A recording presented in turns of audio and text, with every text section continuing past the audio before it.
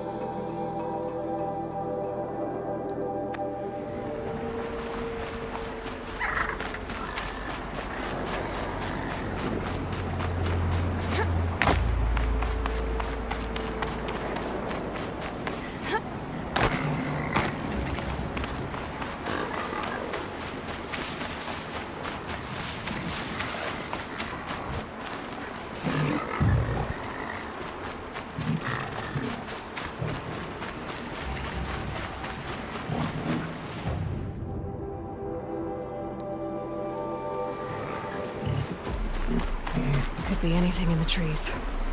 Ears sharp, Aloy.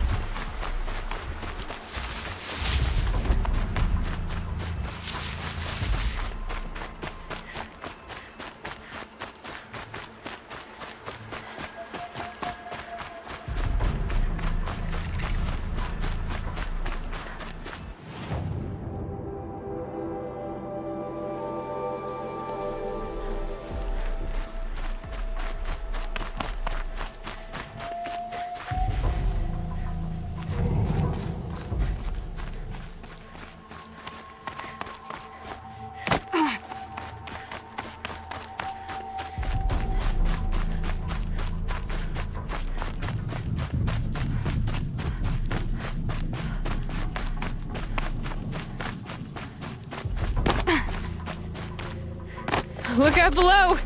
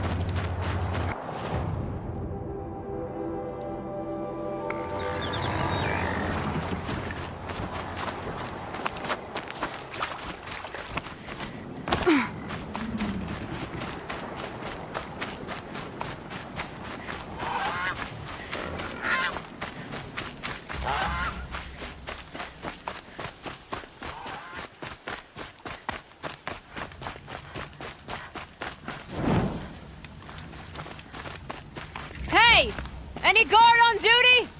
Is that a Norris Savage out here? I seek passage to Meridian. Then you've sought passage at the wrong time. You'll have to speak to Captain Ballon at Day Tower Fort. They set up a signal, so we closed. When they signal again, we'll open.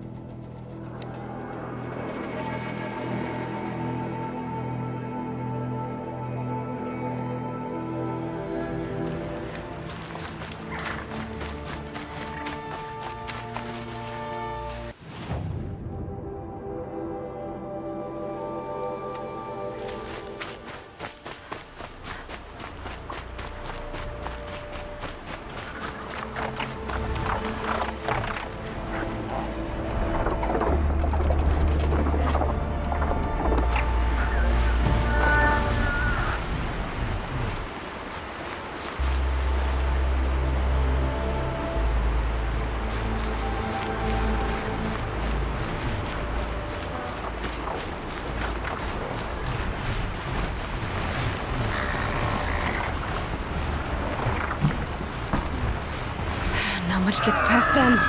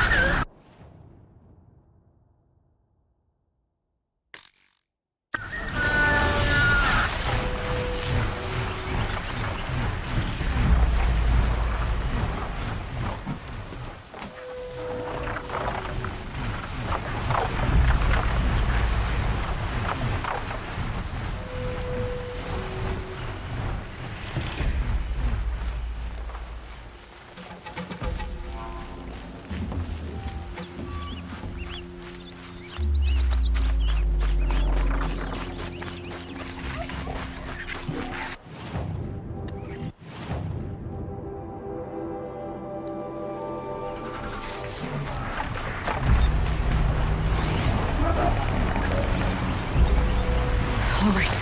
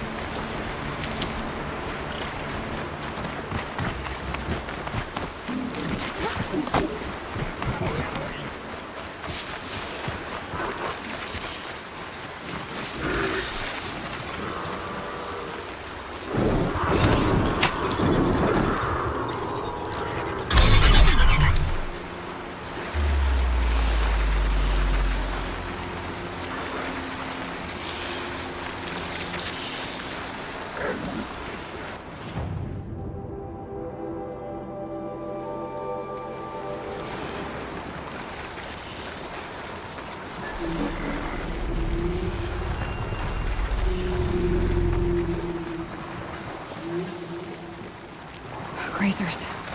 Can override them if I don't split them.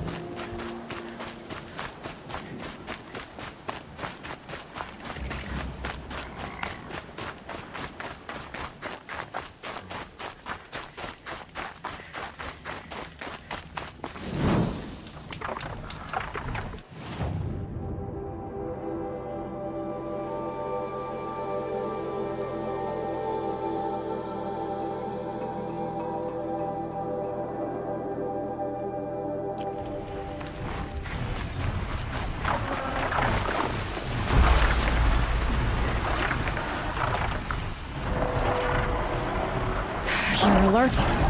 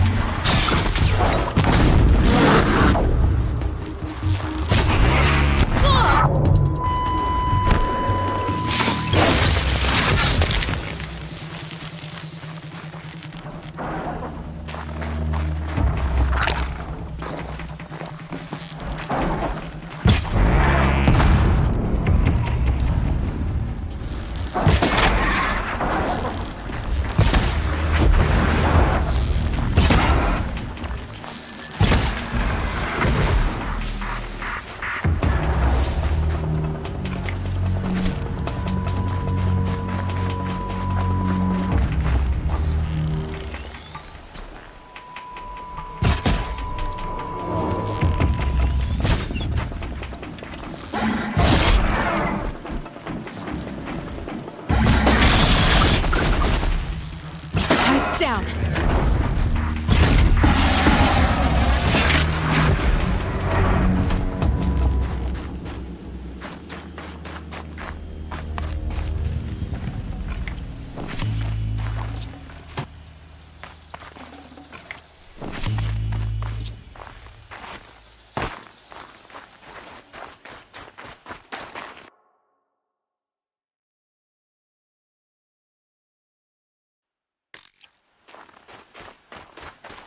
Woods. Roots and trunks.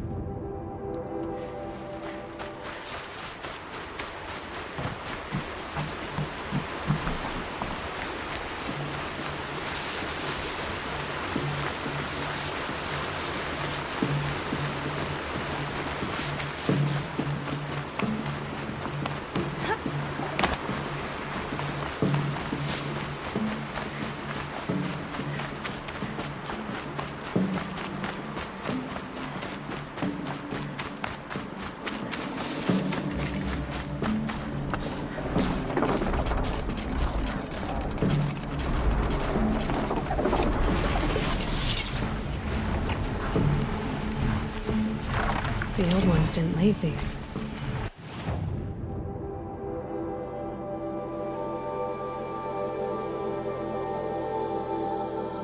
They're new growth.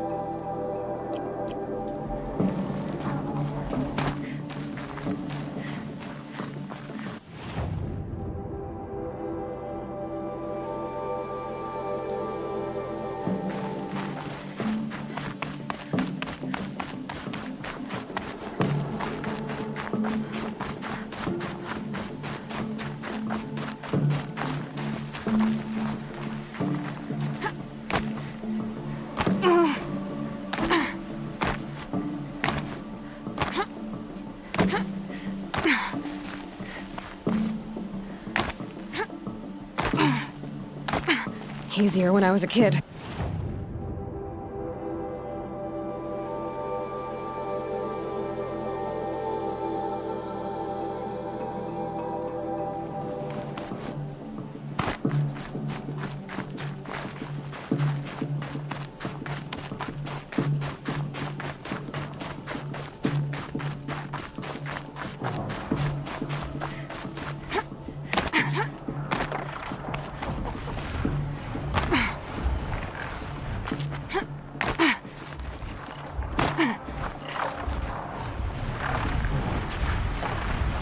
Let's do this.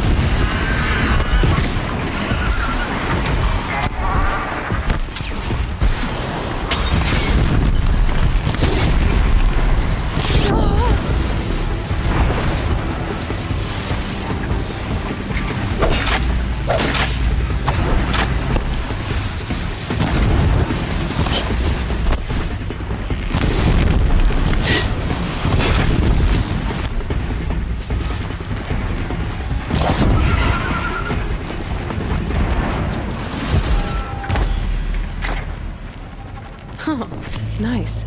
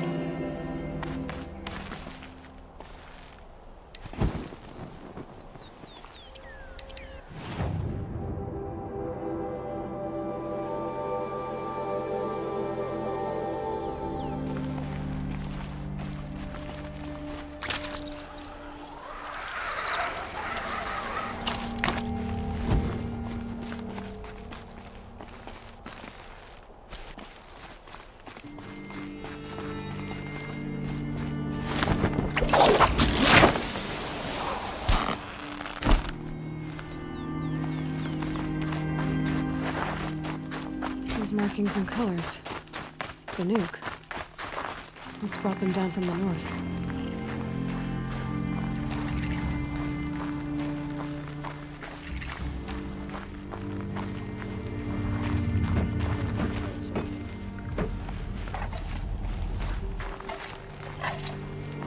The spoils of the hunt have been a little light lately. We should find a few machines, earn the spirit's favor.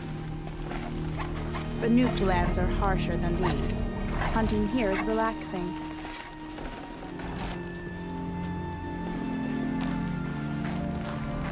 The machines are docile. It's like they've already been overridden.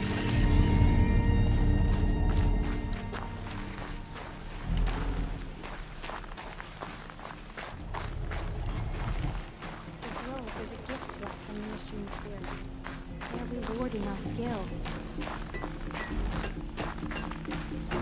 Interesting. Nora is so far from the embrace. What brought her here?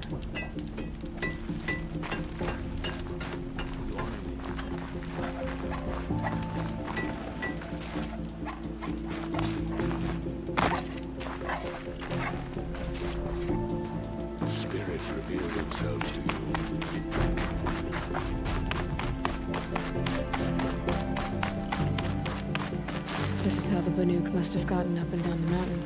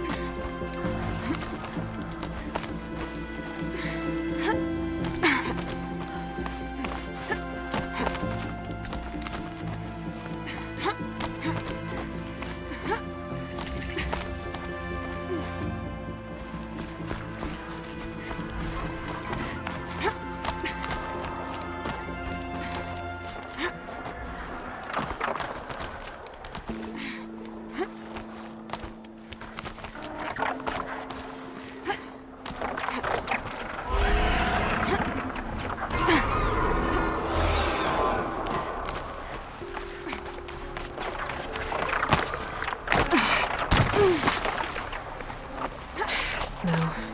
It's not getting any warmer out here.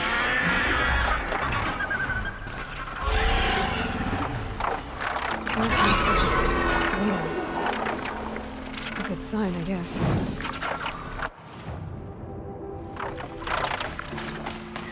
We are your jumping shark person.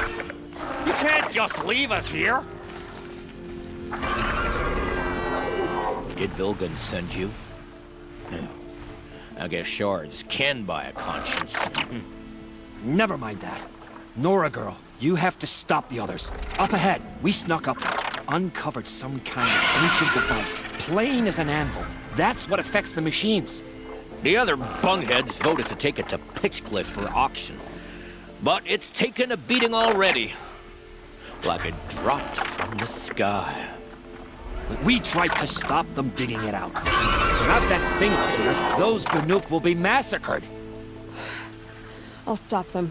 You two get out of here. It sounds like you've already done enough damage. Well, that's a fair appraisal.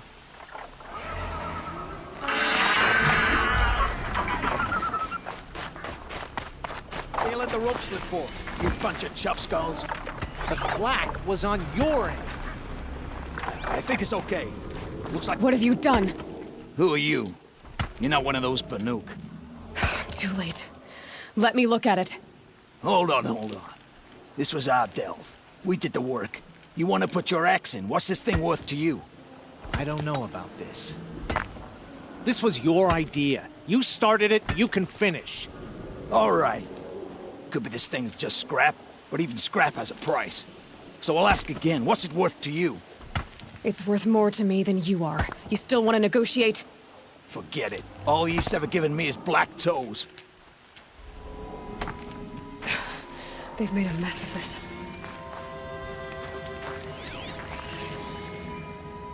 Catastrophic malfunction. This is from long ago. And it's been sending a signal all this time. Fading out. I have to get back to the camp before the machines tear it apart.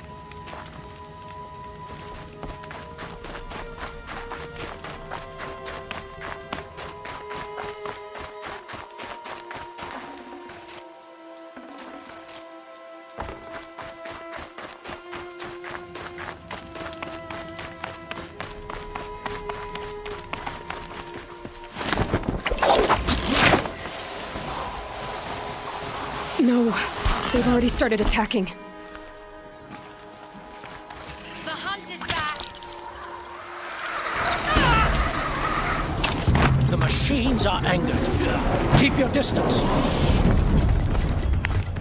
Hunters, defend the camp. Do what you must.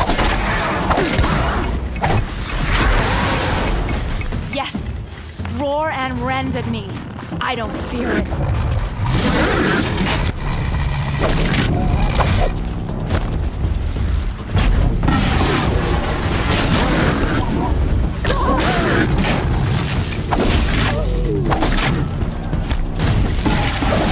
Now you'll hear my song, machine. A sharp song.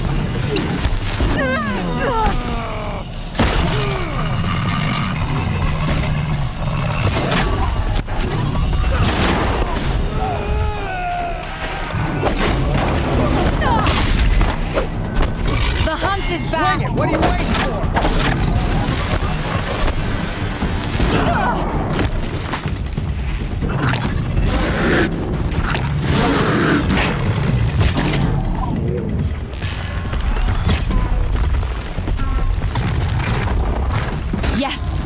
Roar and rend at me. I don't fear it.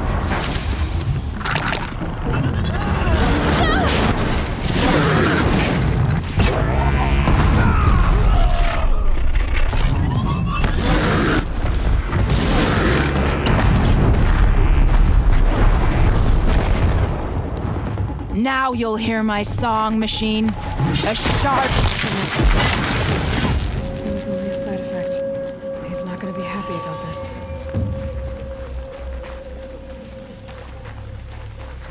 Never any action out here.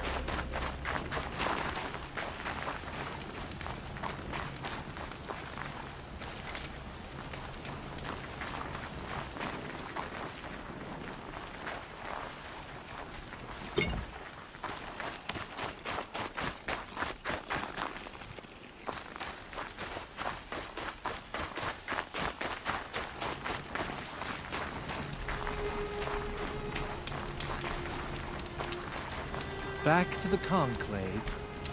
Back to Ban Ur.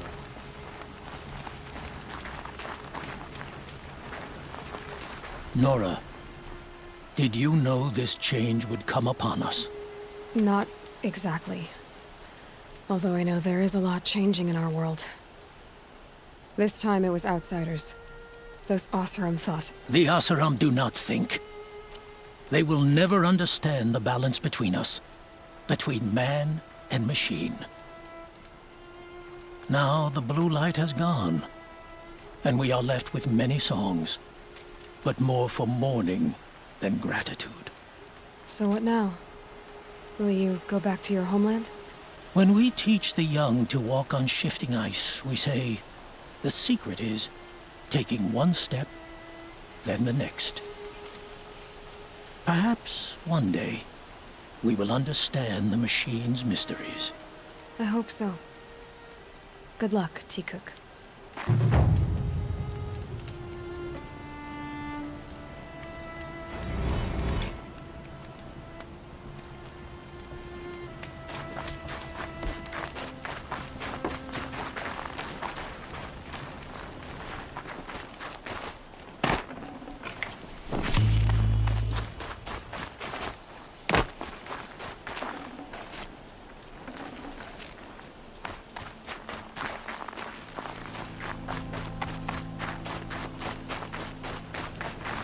This long hunt is over.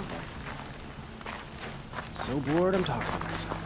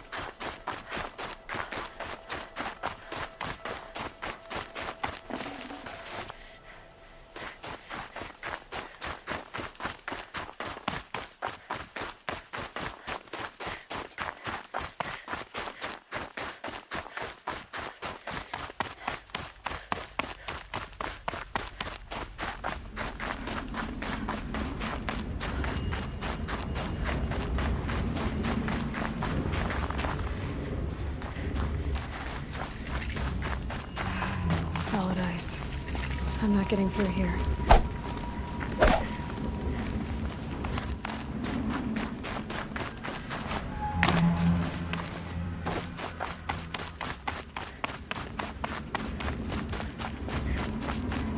These look like Banuk markings.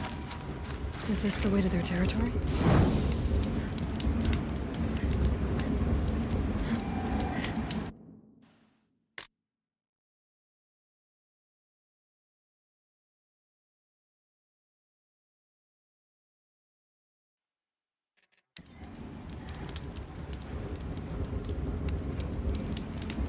Oh boy. Ladies and gentlemen, it has been a while. So I've already explored like, what's that, a third of the map, I guess? Banu territory doesn't look that big, but I don't know. Could be a lot of like mountains and stuff, who knows. Never actually been here. I kinda skipped over it in my first playthrough. But it looks like it's gonna be time for us to delve into this one.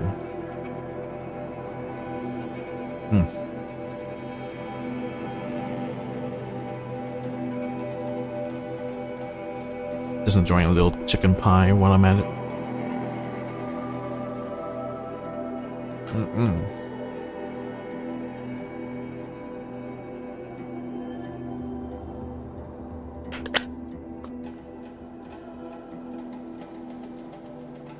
EA delicious.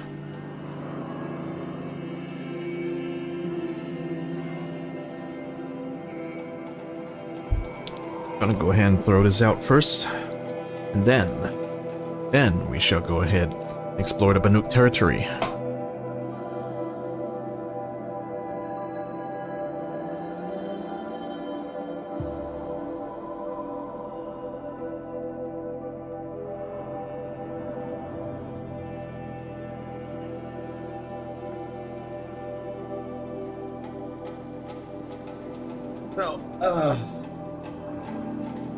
DLC content.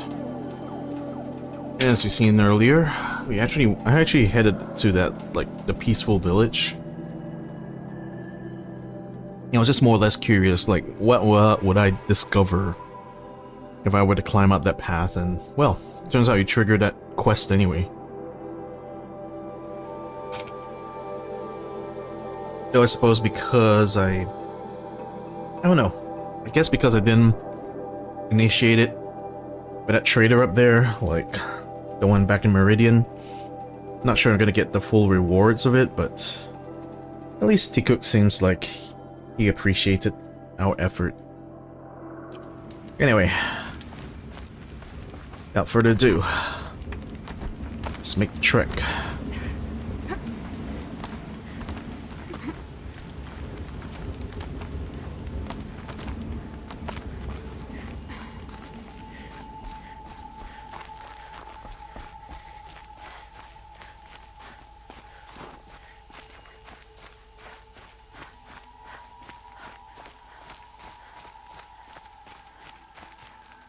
You don't look like you know this path, Hunter.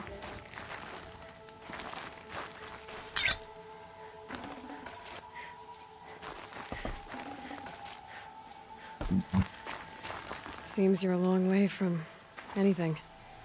Where does this trail lead? For me, it leads south. Away from the Banuk. Through the arms of those wrecked machines. Banukai, watch over me. This is the quickest way out of the cut, instead of going all the way through Oseram territory. And take it from me, you want a quick way out of the cut. I haven't even arrived yet. Why would I want to leave? Strange machine attacks? A curse on the mountain? It's enough to make me look forward to Meridian. What kind of strange machines? And what kind of curse? Machines tougher and crazier than anything in the south, I heard. And smoke comes off the mountain like a funeral pyre all day and night. But like I said, I just passed through now. What sort of place is the cut? It's on the edge of everywhere. The edge of Bon Or, the edge of the mountains, the edge of other tribes' territories. It's suffered in the war with the Karja. But it suffered before that too. Life there is a test to survive out on the edge. Not exactly homey. I can see why you'd want to move on. Home is what you carry in a roll on your back. You're going to Meridian. Yes. I was named an envoy to the Karja King's court. No one else wanted to do it. It's not so bad.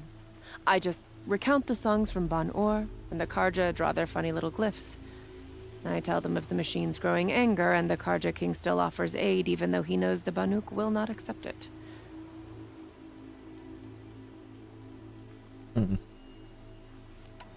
Well, Strange machines and a curse. I'm curious about these machines, though.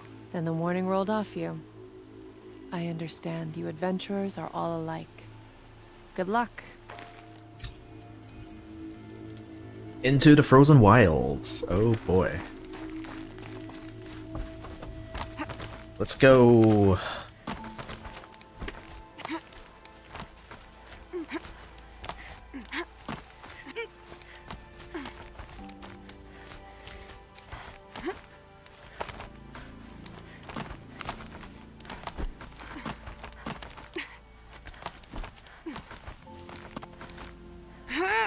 Oh, that's a huge jump.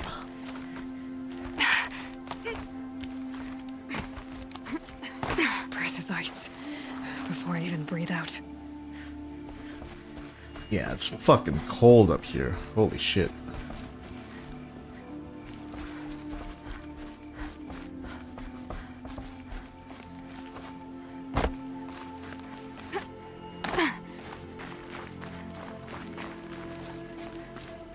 Seems fortuitous that we arrived here Trail. when it's still dark. Oh.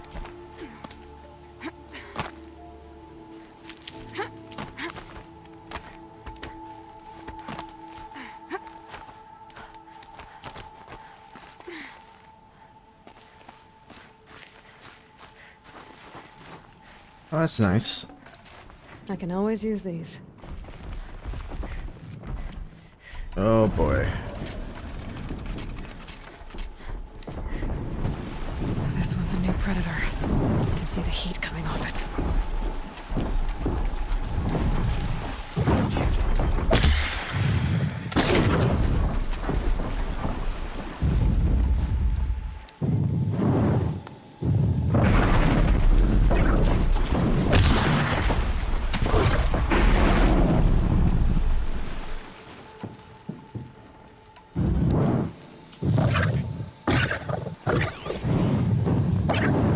Demonic Scorcher.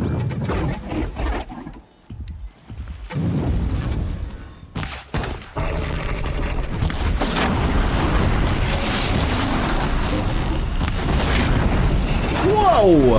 Hello. Son of a bitch.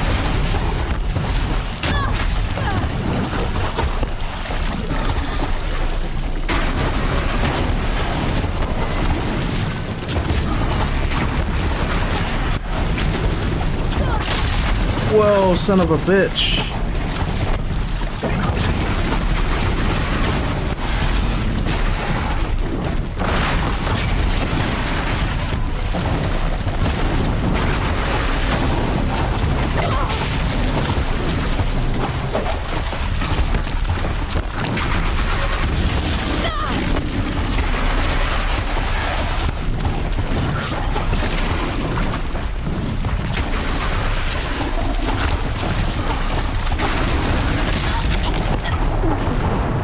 Fucking hell.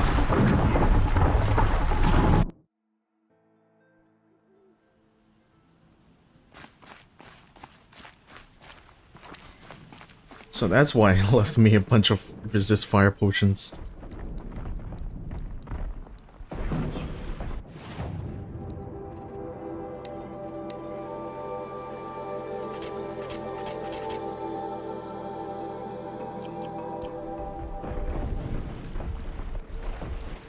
This one's a new predator. I can see the heat coming off it.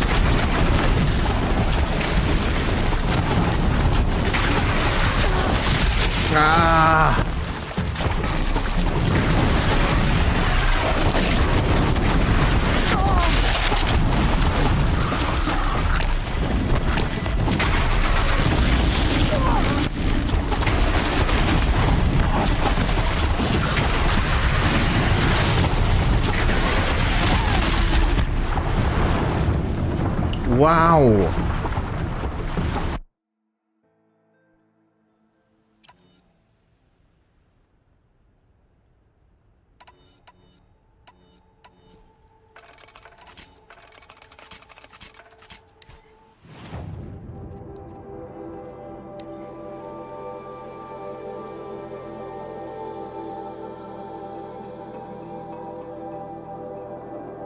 First fight already and it's so fucking bullshit.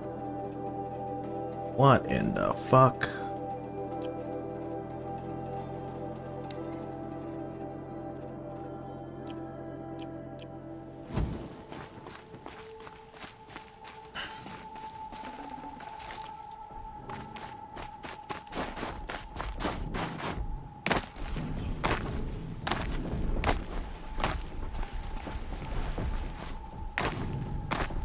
This one's a new predator. I can see the heat coming off it.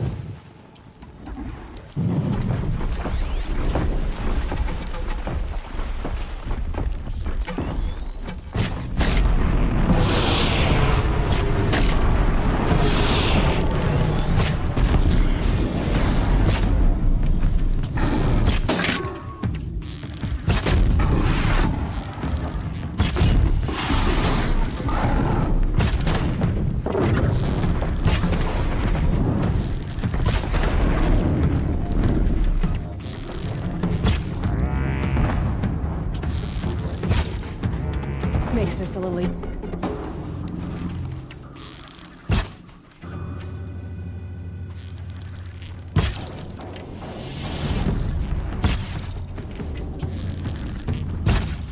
I'm gonna be cheesing it from here.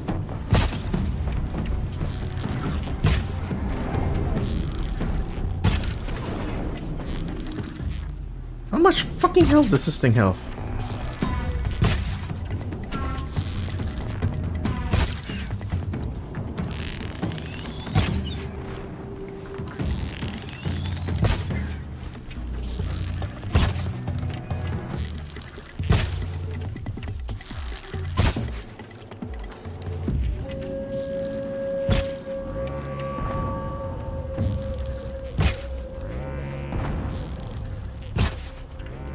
There!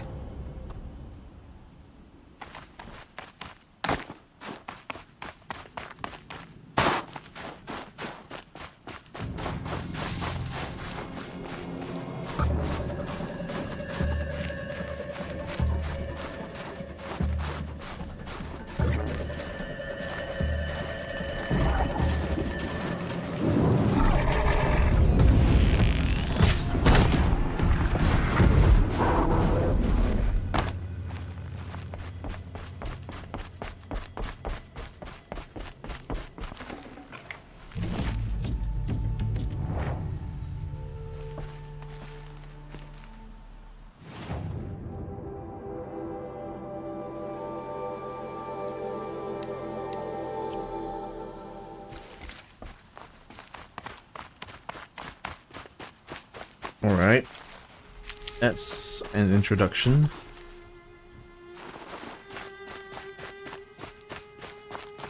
Fucking cheesed it though. That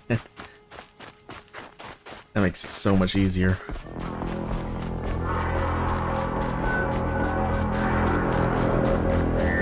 What are them noises? Outlander on the mountain! Okay, that's a welcome, I guess. Oh.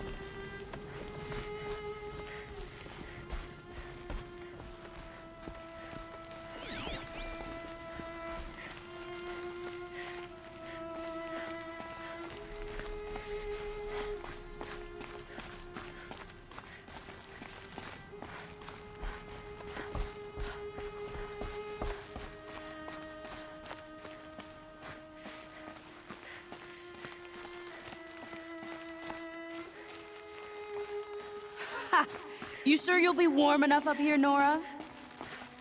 I've worked up a sweat from the climb.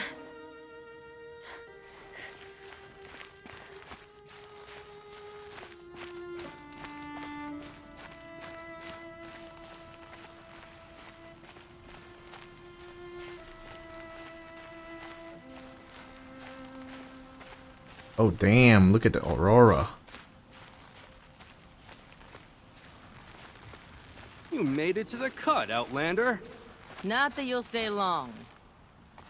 This is Song's Edge, biggest settlement in the cut. These are dangerous lands, Outlander. Deadly, even. Alright, good to know. Oh man. That is a very weird looking cloud. Smoke rising from the mountain. And the village, too. What's it for?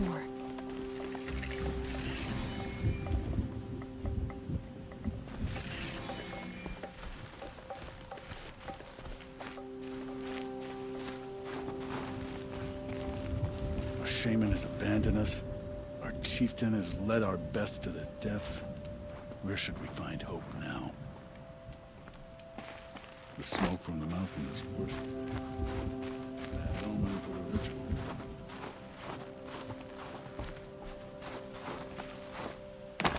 The young hunters have learned a lesson from Thunderstrom. Sometimes, loss is the price of survival. Rhea's been gone a long time, but she will return. I must believe she will return. I do not think that our hunter's blood is on Aratak's hands. He led them to a great challenge. That is all.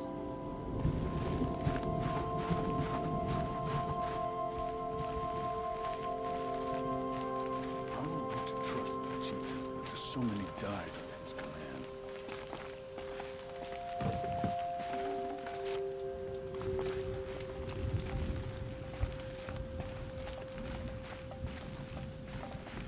Our shaman has abandoned us. Our chieftain has led our best to their deaths. Where should we find hope now? Oh, can't go in.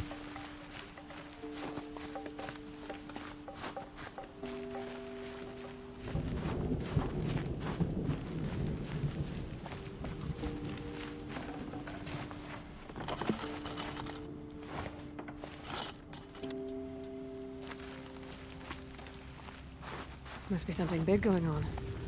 Most of the village is moving towards that smoke. Well, let's go and see what's up. Kind of ritual? Bad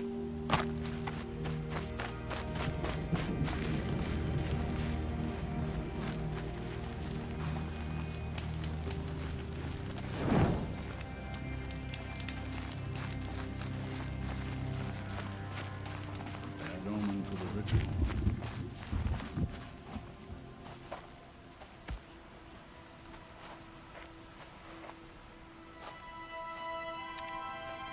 Get ready for a rare sight, Nora. Bergrind, purveyor of necessities. Most of the time, the Banuk burn their dead. But not today.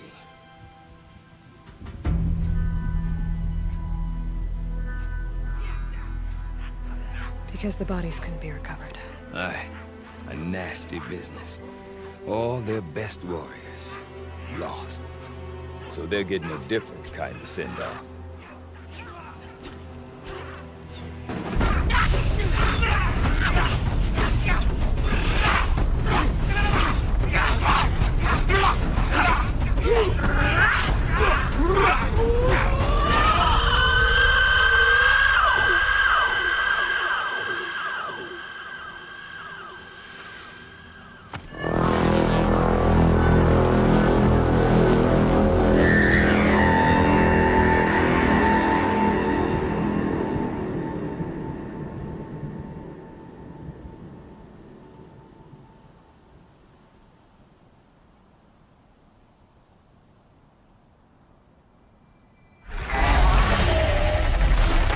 Whoa.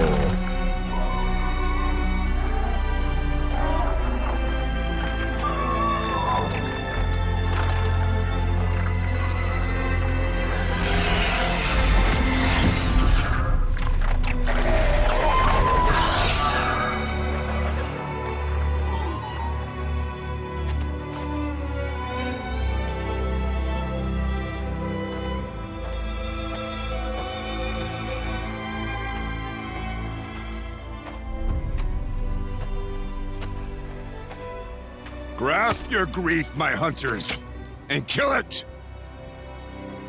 For our kin sees the fate all Banuk long for. Falling with their spears striking steel. Their struggle is over now. You have witnessed their spirits rise up into the blue sky and beyond to the blue light. But our struggle is only beginning. Soon, we will again take up the hunt against the daemon that frenzies the machines against us. And so I ask you, can you summon the courage of our fallen kin? Will you fight and die as well as they did? My courage! My spear! Our blood is in your teeth, Aratak! We are Banuk. Our enemies are prey.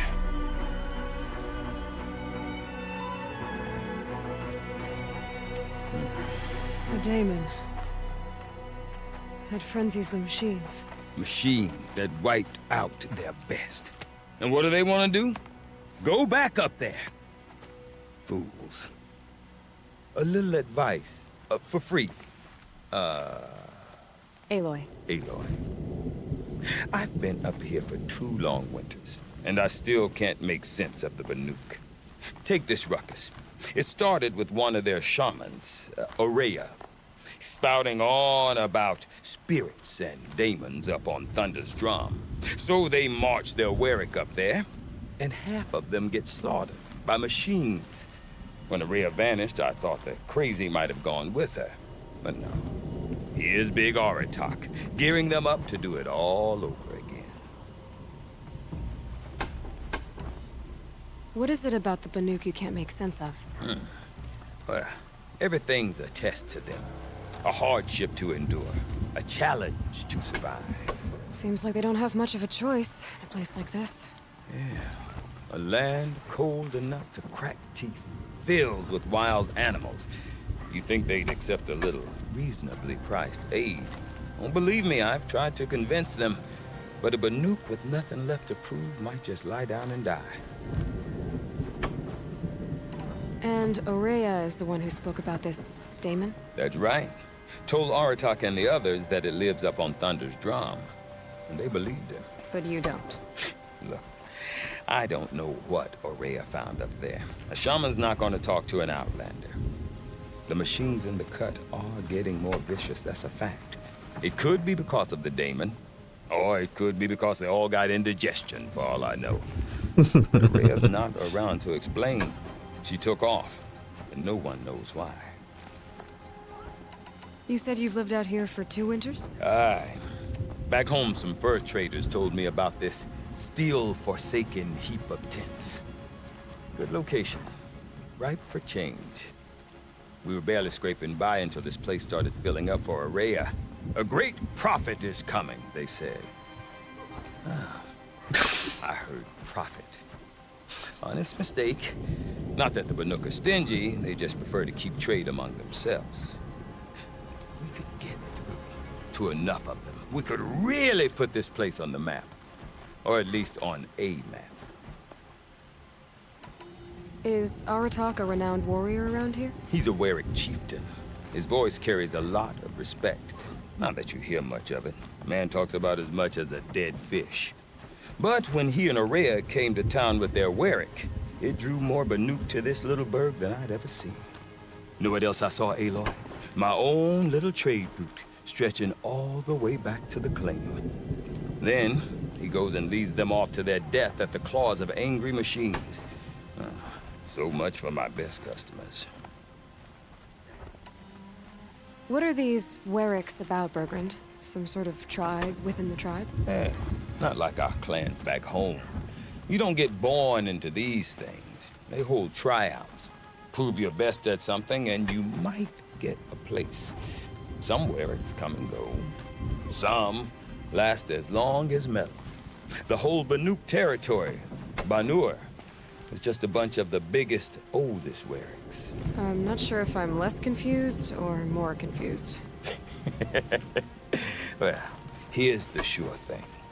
Each Werrick has a chieftain and a shaman. They make the decisions. All well and good, except the chieftains are hard-headed, and the shamans have their heads in the clouds. We? Me and my daughter. My assistant, Varja. My assistant and my daughter. We seem to get along better as business partners. Her mother wanted me to show her a trade. She started tinkering with weapons. Say, when you need a break from this Banuk carry-on, stop in and see her.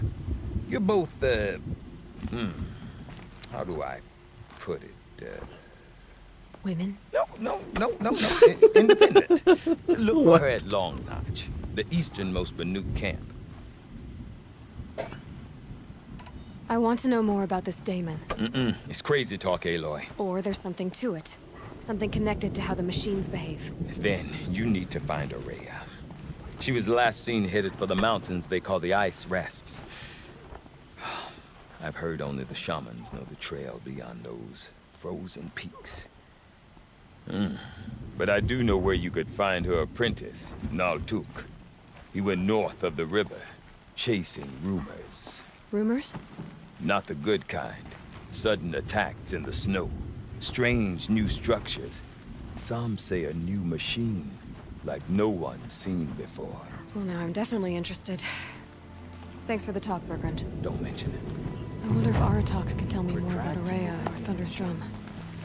Might be worth a shot.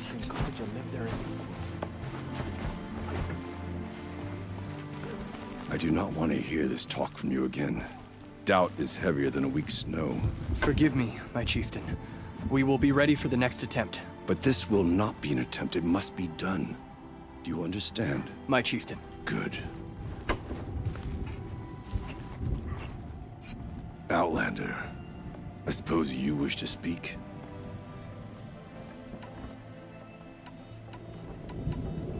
This Damon you talked about. If you are hardy enough, you can venture out and see the signs yourself. It has changed the machines, made them fiercer, stronger. But what is it? A matter for the shamans to debate. Did your Werrick come from this place? No, we rallied most of our hunters from across Banur to face the threat of the demon. But I was born here and stayed to fight the Karja when others retreated into the mountains. A few of my old warriors remained with me, those who survived. Aurea knows about this Damon. Where would I talk to her? She does a shaman's work. That is not for the eyes and ears of others. Certainly not an Outlander's. There are other Werracks in Song's Edge too? Yes. The village has its own life for all Banuk who need trade or shelter. After the war ended, it sprang up from what was once a campsite, quick as the bloom between frosts. Perhaps it will last, until the Karja seek war again.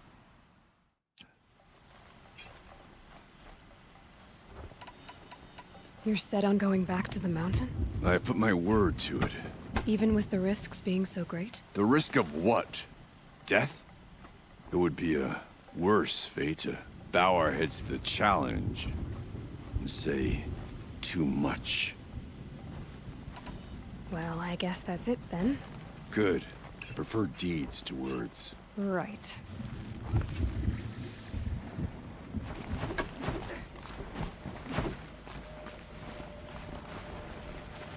Hope you're holding up all right.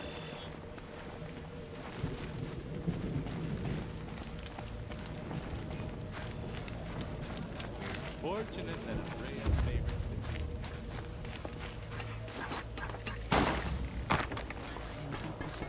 Deep din, silenced by rising waters. You seem sad, stranger. I heard you mention a flood? Yes. A sudden deluge, without rain or melt to explain it. I'm Laolai, the drummer of Deep Din. Or at least I was, until it disappeared under the waters. Deep Din. What's that? A hollow, carved out by the old ones.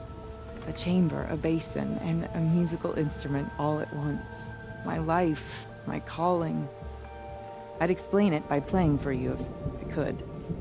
But its pipes are deep under the water now. So Deep Din is a place, and a musical instrument? Yes. Pipes that carry a perfect tone beneath a sonorous basin. A wondrous edifice the old ones used to carry music far and wide. During the war, my father played the pipes to rally the Banuk against the Karja. I'm the drummer now, but our battles are few and far between. Mostly I play for the joy of it, or to remember my family. Of course, if the waters don't recede, what's the point of joy? Or remembering? So the waters came fast. One day it was dry. The next, the nearby river had risen and the entire basin was flooded. I don't understand it. There was no rain, not even any clouds, and yet the river rose higher than I'd ever seen it. And there it remains. A flood without rain. That is strange. Where is this place? I'll have a look if I'm in the area. Just northwest of here. Look all you like, but I don't see what good it'll do. The floodwaters aren't going anywhere. How does one ask a river to relent?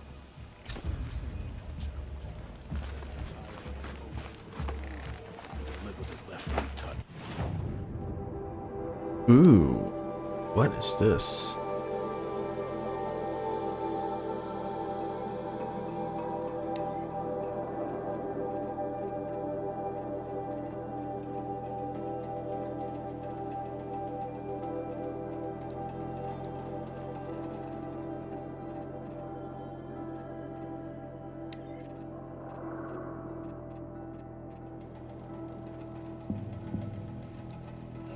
Oh man, more stuff to go and discover and find. When the old ones were fresh in their graves and our numbers were still small, it was she who led us through the frozen wastes.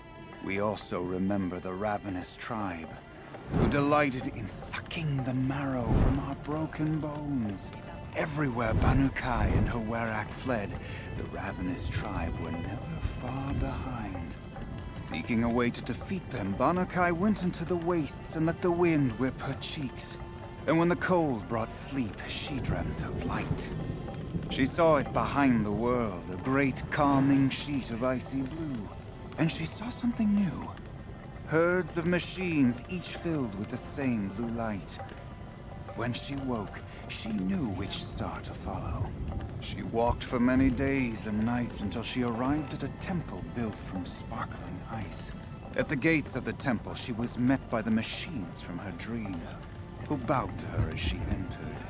Inside, Banu Kai discovered the blue light bubbling from a hole in the snowy earth like a spring. "You bid me come," she said. "My people need aid. Will you provide it?" The machines whispered to Banu Kai. "We go where the light goes, for we are its chosen vessels. There is darkness in your heart. It cannot hold the light for long. Carry it to your people if you must, but the cost will be great." Banu Kai waded into the pool. The light reared like a nest of snakes and struck Banu Kai, piercing her skin, filling her up. Banu Kai did not scream, though she was in agony. Banu Kai did not collapse, though her limbs shook. She climbed from the pool and carried the light inside her. She marched toward home and the machines marched behind her. As she walked, the light struggled to push its way out of her, but the machines were there to aid her. She sewed her body shut with their cables, patched herself with their metal, and kept the light within. When she arrived, the forces of the ravenous tribe had surrounded the camp. Although the light had left her with 1,000 wounds, Banu Kai charged. And because she held the light, the machines followed. The ravenous tribe killed many, but those in camp rushed to join the battle. They gathered pieces of the fallen machines and from them fashioned weapons. And it was with these that Banukai's people repaid the suffering the ravenous tribe had wrought upon them. When quiet descended, Banukai finally fell. The machines bowed their heads, and her Werak wept. The light she'd held within her drifted from her knees and rose to the sky. And for just a moment, before life left her, Banukai knew the truth of the blue light. And she felt peace. We remember Banukai, the first to crawl from the cave beneath the world, brought the machines to us. When we speak the name of our tribe, we remember her. And we will not forget.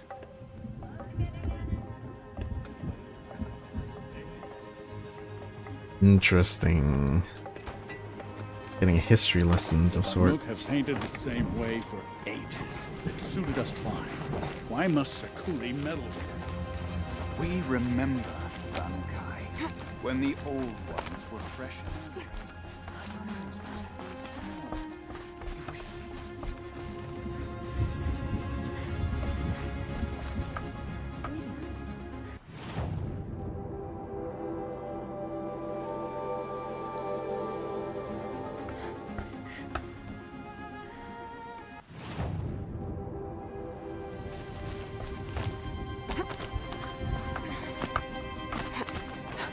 I remember the Red Raids, Outlander.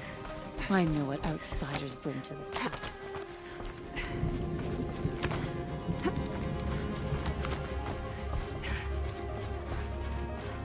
All the winters coming at once.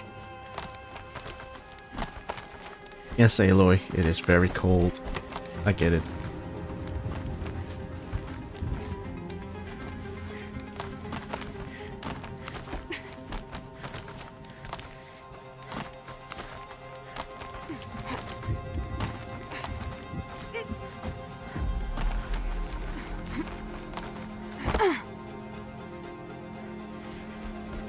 Quite a view you've got up here. It's a useful perspective. How fleeting we are when the world is so wide. From up here, you can see how the light paints across the land. Ever changing. That's a lesson. All our marks will pass. That outlook sounds a little depressing for a painter. Haven't met many artists, have you? Song's Edge needs new stories. I scrubbed its past off this rock to start anew. But a new start needs new colors. Fresh pigments. Like none have seen. Have you always been a painter? I've always painted. But I wasn't a painter until I was driven out of Banur. Up there, the markings are eternal. They paint over the same lines, the same colors, over and over. As a child, I learned from copying them.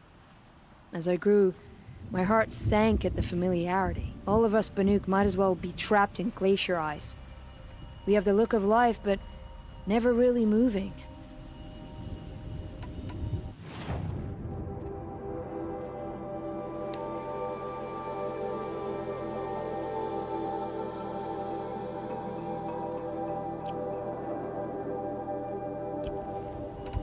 These pigments you want.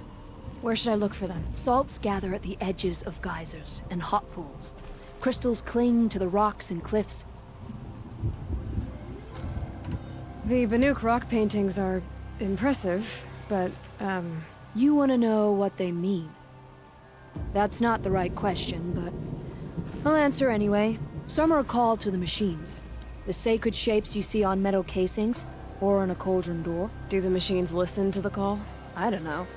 Others, like mine, are a call to the tribe.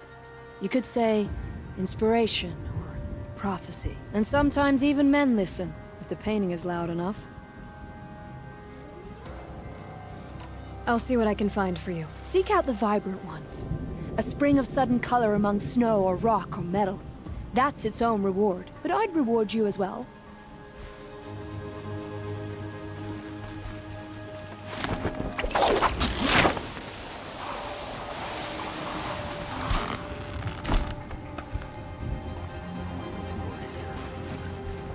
Cold to death.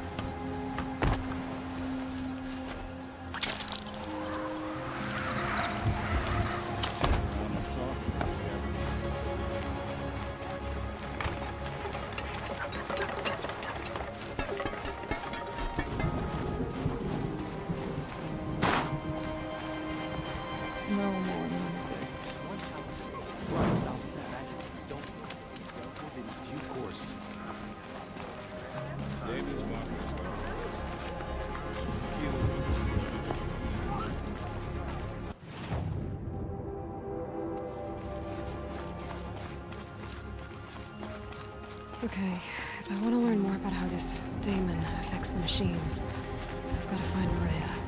And to do that, I need to talk to her apprentice, who followed the river north. Outlander, wait a moment. That weapon of yours, Outlander, that spear. I can see the blue light upon it. This? It was made by an acquaintance of mine. Ah, a shaman. No. More of a tinker? A tinker does not understand the spark in the metal, the song in the metal like this. But it could be improved upon, modified with the help of the old ones. Far north of here, there is a cave, a shaft in the snow. Within it is a nest of metal birds. Find a bird that hasn't been stripped by shamans past. Look for a rail inside it, the length of your spear. That's all I can tell you. Get a rail from some metal birds in a cave. Sounds perfectly normal.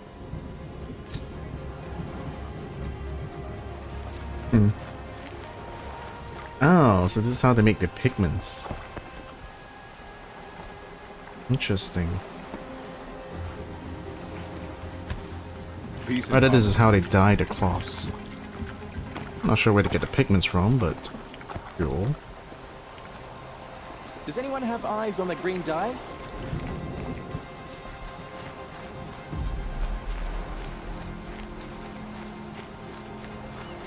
Any news from the hunt? The herd isn't roaming far from the camp. Keeping together this time. Then we wait. But I bet we'll see a stray. All right, I'll keep watch tonight.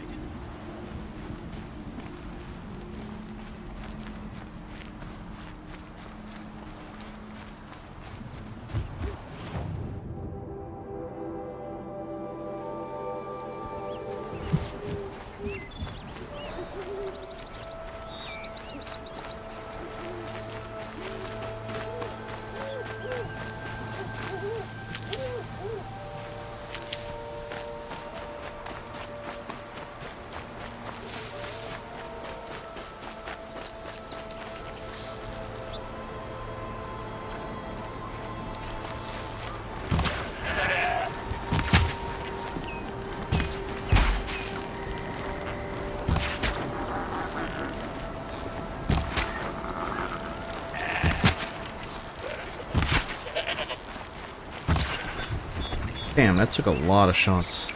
This'll last.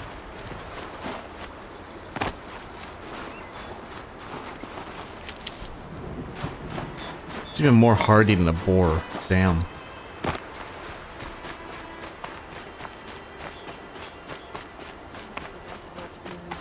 Outlanders. Large outlanders.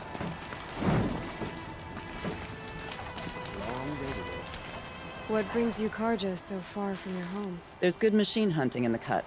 Danger, too. Some have a taste for both, and they pay people like me well to guide them. We've had a bad run this time, even after I brought this priest along to read the signs. I did say the sun's light was cast quite red the night of the... Not your concern, though, Huntress. May your arrows find their mark. May the sun grant you a portion of its wisdom, young Huntress.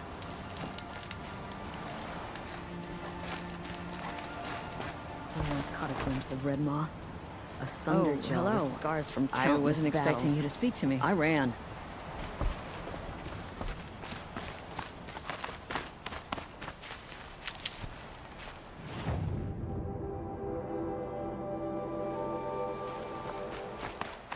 Bergren said Araya's apprentice went north of the river.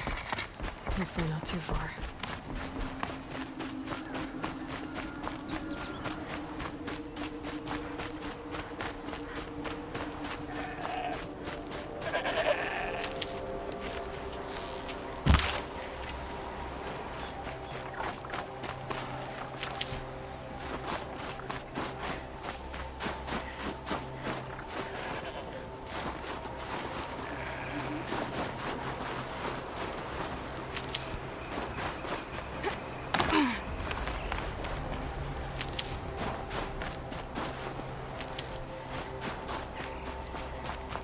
That must be Naltuk, looking out at that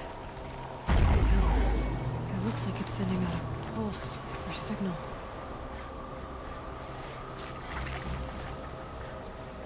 Naltuk? Who are you? How did you find me? Bergrand told me you'd be out here. He's persistent. I've told that Oseram 1,000 times. I don't need to buy anything. And I'm not selling. I just need to find Araya. Well, you won't. She's gone where only shamans can tread. She seeks guidance from the voice in the blue light. That is her task. And the task she gave me is to observe the daemon's work. To stop it spreading, if I can.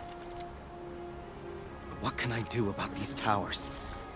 In only a few weeks, they've sprouted throughout the cut. The daemon's energy pulses from them. Rallies the machines, even repairs them. Aratak said this daemon was frenzying machines. Look there. Those with the purple markings. They belong to the daemon. They're stronger, more dangerous. I've seen something like this before. The corruption. But it wasn't from your daemon. You have? Then you know more than I do. These towers, are they part of your corruption? Those are new to me too. Like I said, they empower the daemon's machines.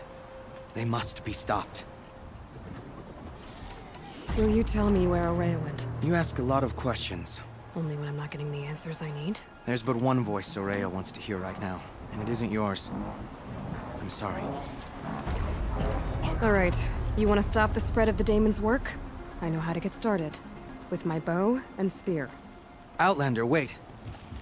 Won't you tell me your name? Aloy. Good. If you fall to the daemon's machines, at least I can properly recount your efforts to Araya. He's not even gonna help. Well, I won't fall. And when I'm done, you're gonna tell me where she is.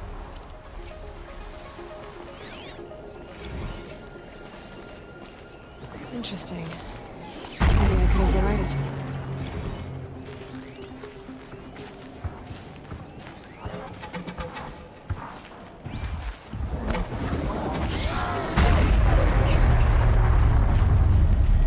I can kill the machines. What about the tower? I might be able to destroy it. Override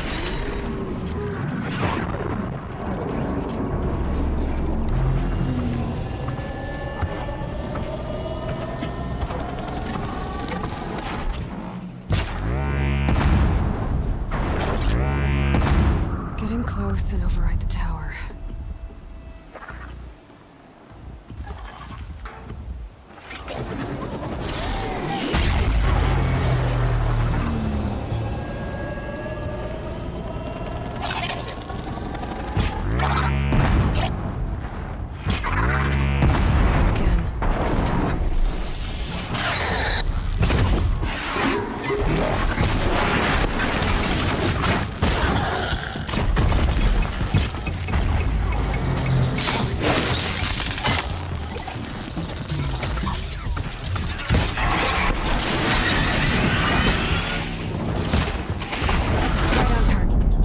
Oh, fuck.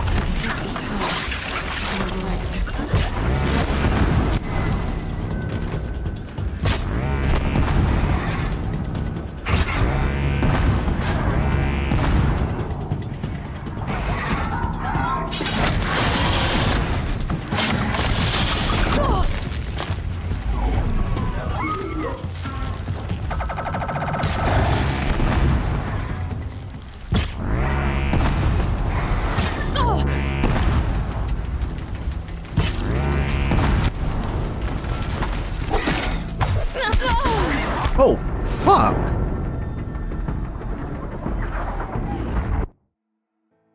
Well.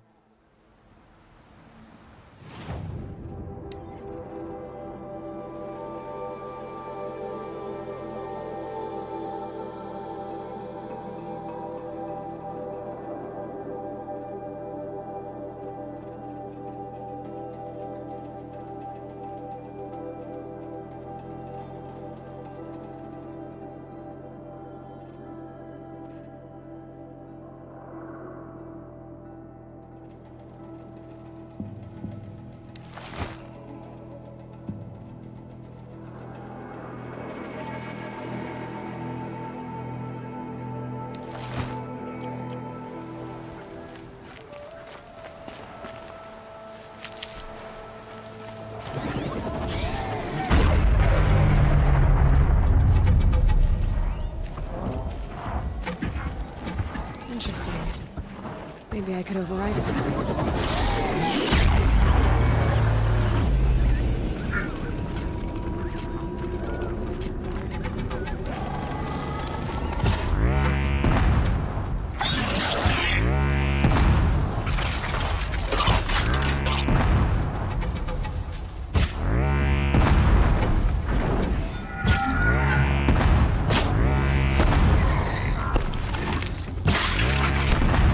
The pulse gives them energy, repairs them. We can kill the machines.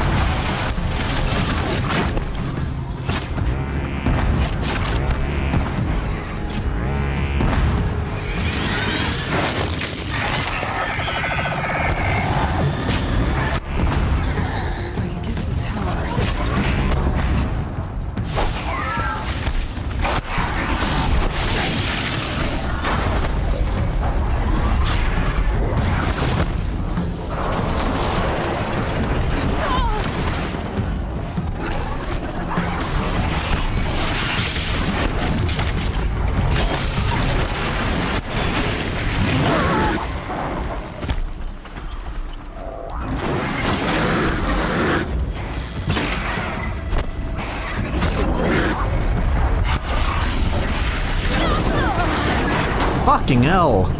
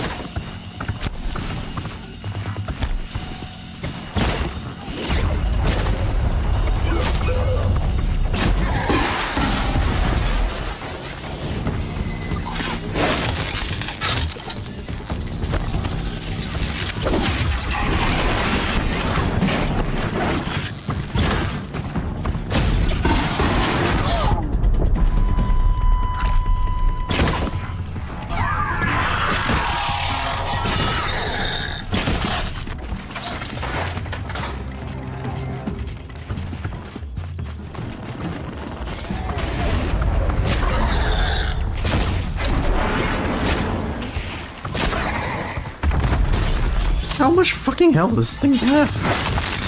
Finally.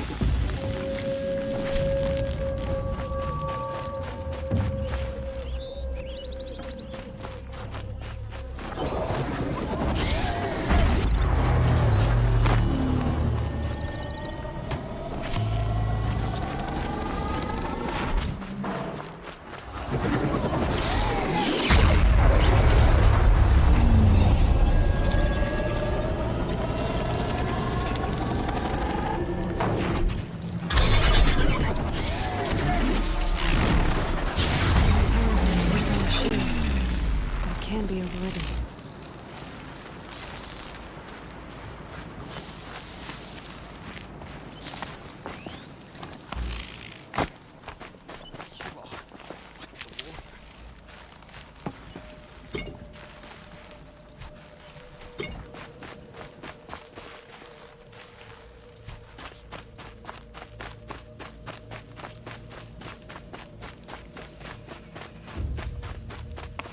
We should speak.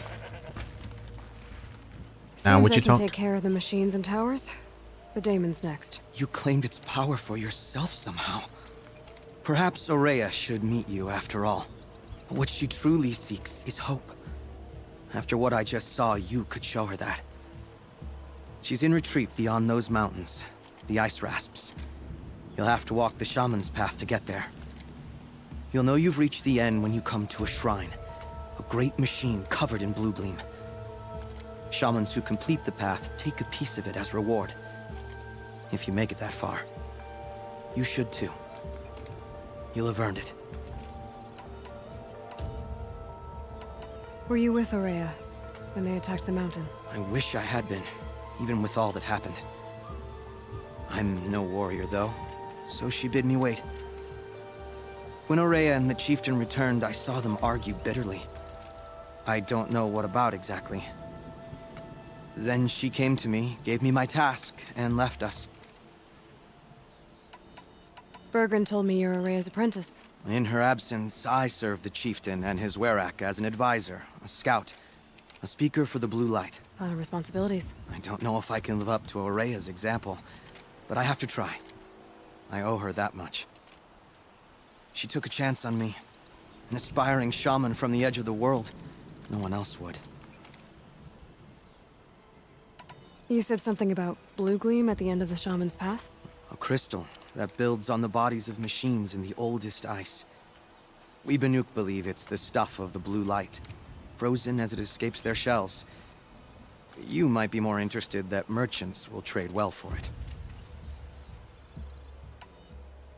How do I cross this shaman's path? Go to the ice rasps. Then follow the markers through the ice caves and the waterfalls, and make the climb to the shrine. But be careful. The path is meant to be an ordeal, the final trial of a young shaman's training. And I'll find Aurea at the end of it? No. She goes further up, somewhere inside the mountain. If you see her, would you tell her, I have faith she will hear the voice again.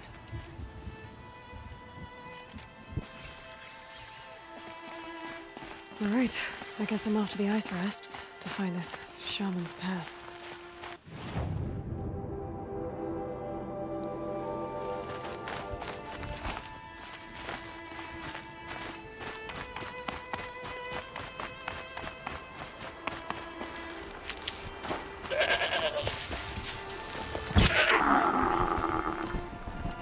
Oh.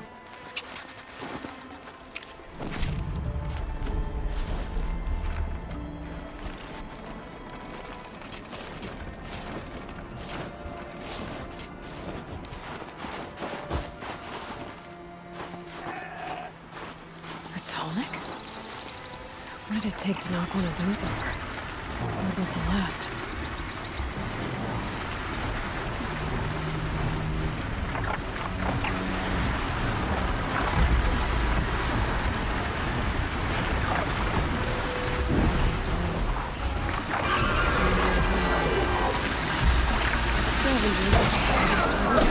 Ah, fuck. I thought I could strike it.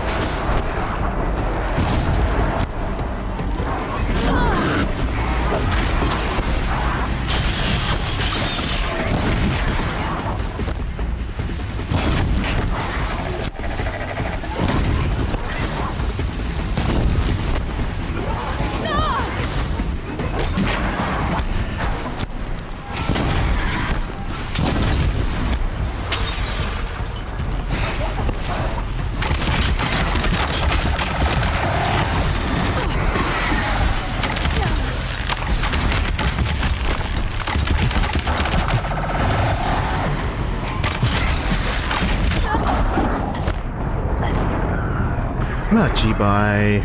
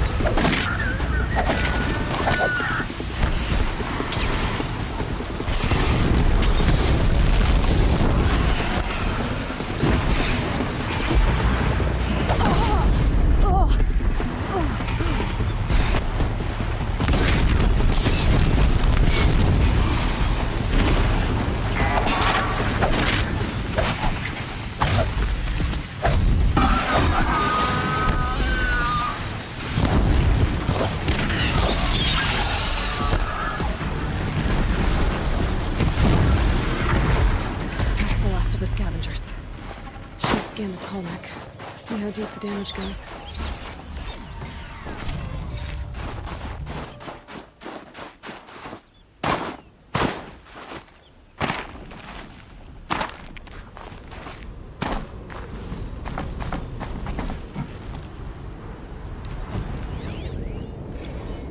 Looks like the scavengers ripped out 3 major parts.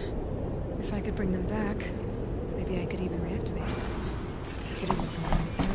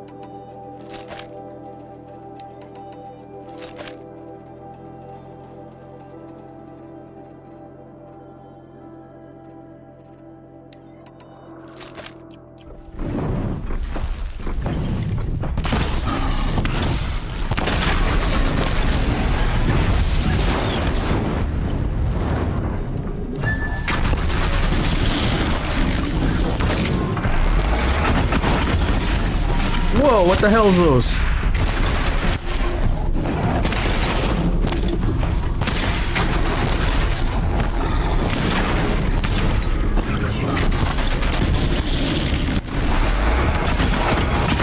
Woohoo! Woohoo!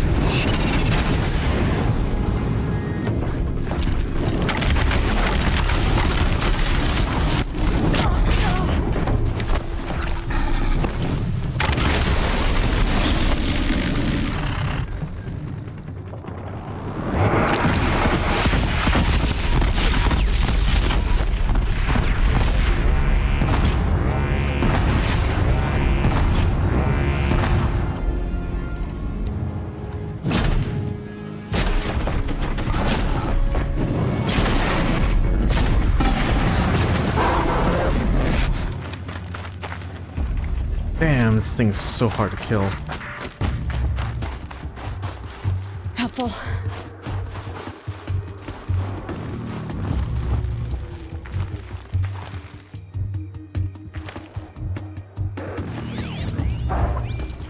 It's just a scrapper.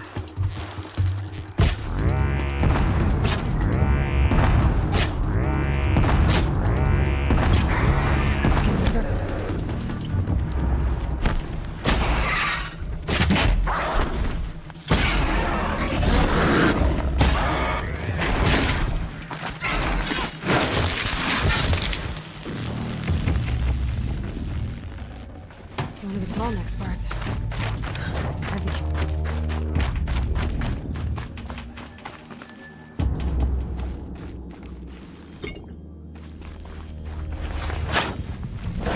Blue gleam.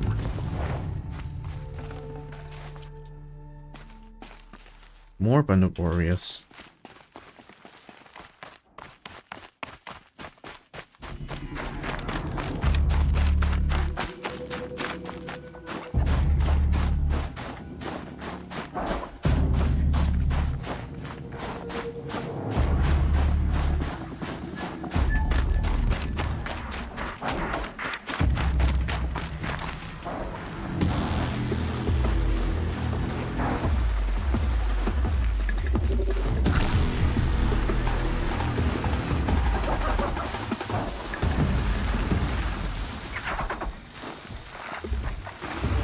Gonna need this.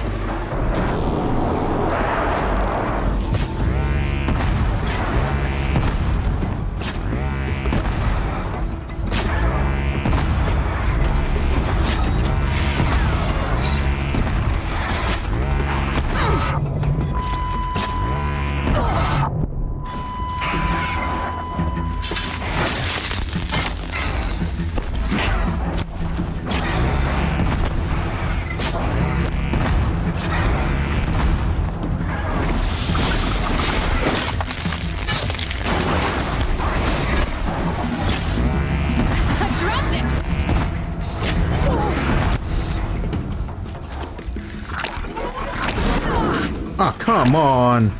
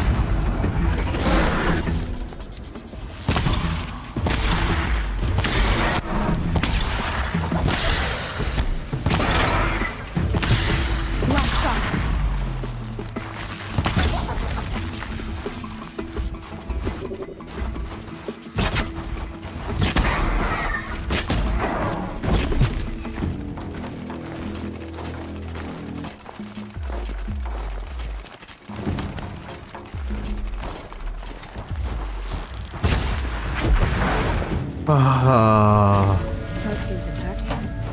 Telemax are built tough.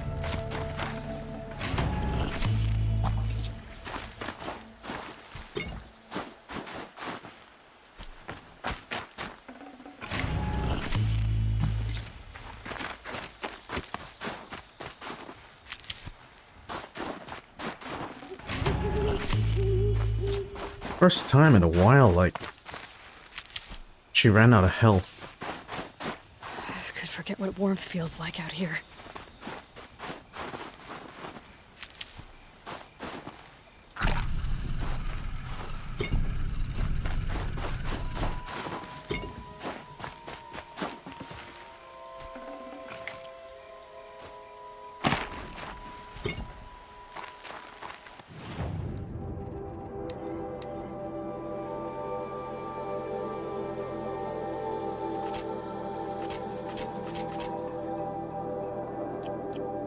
Useful later.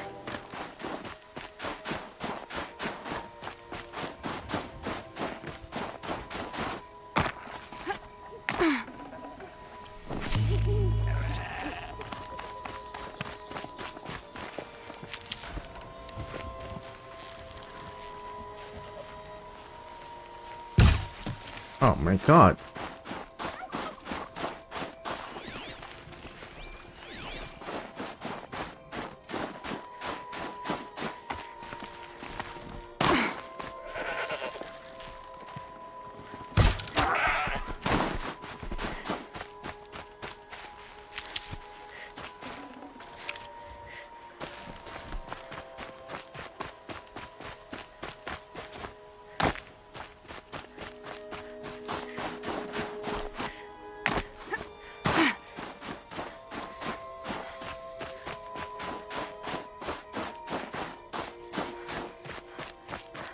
Alright.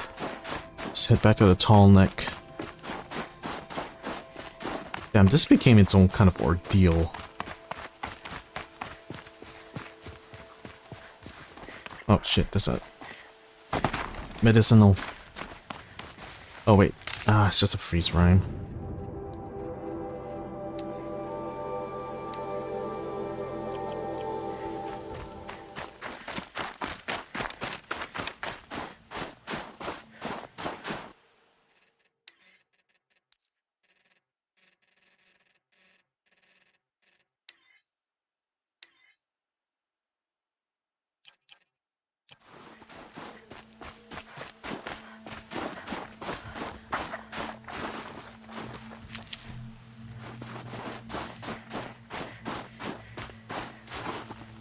Save these for the trail.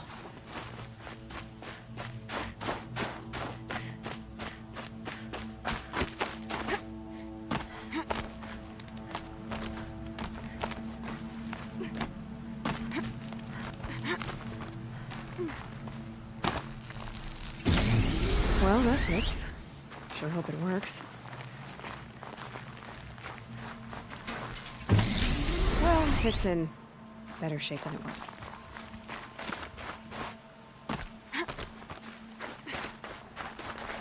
Okay, I'm right. I just need to get the power flowing through here. If I'm wrong, any place no one's watching. That should wake you up. Easy now. Easy!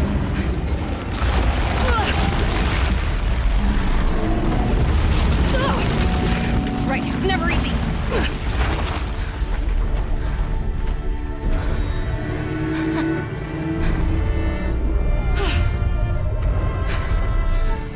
Oh my god, it's back alive. Now I need to climb that tall rock again. I'll need to find higher ground. This should be a good spot for jumping onto the tall neck.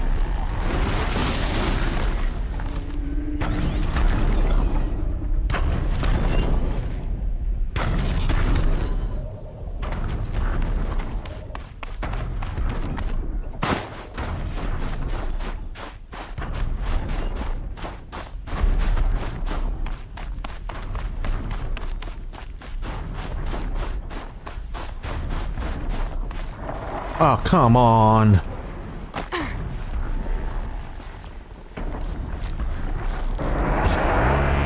This is where it ends.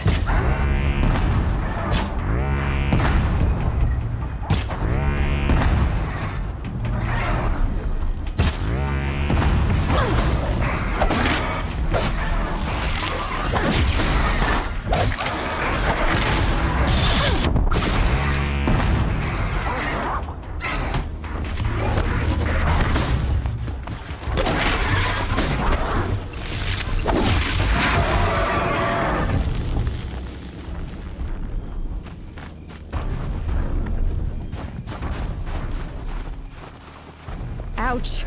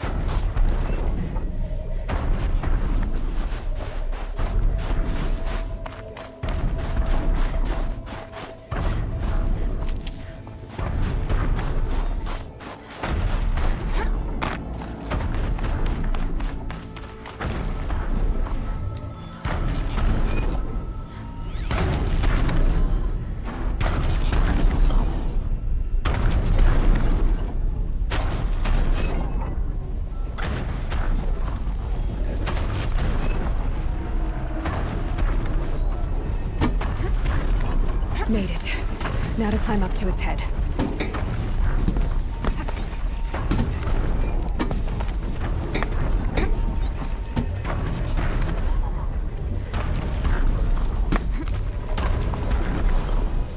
Finally!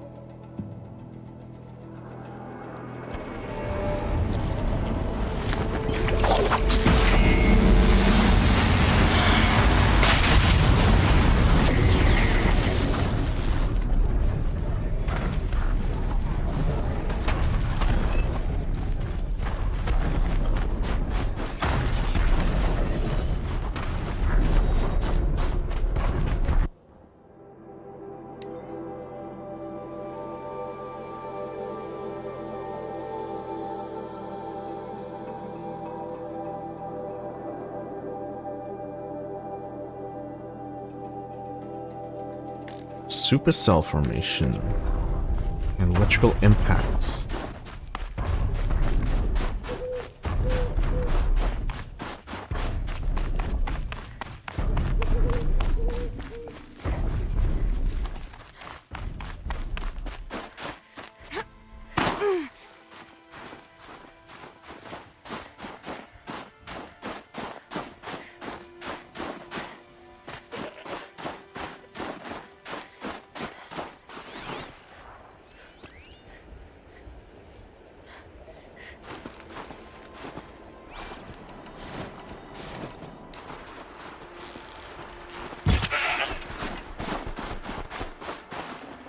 Tasty.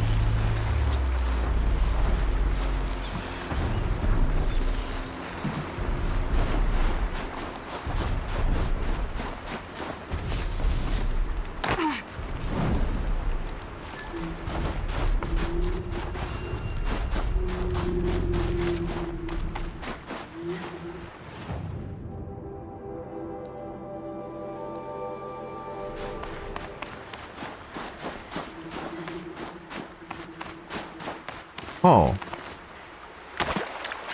Canal. Or facility. What remains of a facility.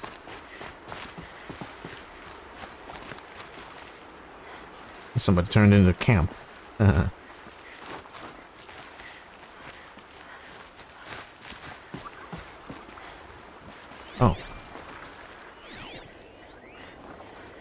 Return to Singapore. As the waters recede, the people return. A large pink tinted rock marks the summit of Bukit Timah Hill, Singapore's highest point, at one time 164 meters above sea level. Charmaine Lowe records a self-hollow next to the rock, her bright smile contradicted by nervous fidgeting of her prismatic fake nails and 30s-style subdermal jewelry. Thought I'd never see this place again. I still can't believe it's real, she marvels. Proud Bukit Timah has stood firm against time and weather, but the rest of Singapore has fared less well. Approximately a third of the island nation at less than 5 meters above sea level, Singaporeans like Charmaine were forced to abandon their homes as inexorable waters leached away their foundations throughout the snoring 20s. Now, the surviving members of Charmaine's family are returning, alongside many others, as global temperatures and sea levels stabilized. People come by air or by water. Some seek refuge from the delirious effects of the Citarum River tragedy, whose costs still reverberate today. All hope to build new lives atop the collapse of the once stable and prosperous country. Singapore represents one of many states abandoned by their citizens in the aftermath of the heavy coastal flooding. Questions surrounding ownership are difficult to answer. Government and law enforcement personnel fled far in advance of the country's devastation, and documentation of title is scattered at best. The plot of land in which Charmaine's childhood home once sat had belonged to the Lowe family for almost a data corrupted.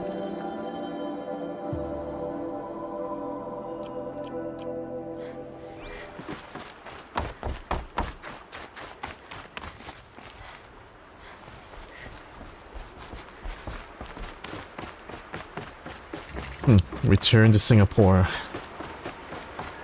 These mountains must be the ice rasps. The shaman's path begins somewhere up above.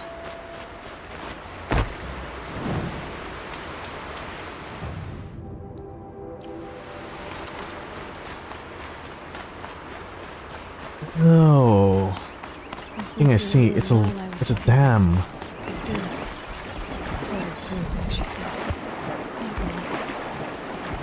Came from somewhere upriver. Follow the river, find its source. Seems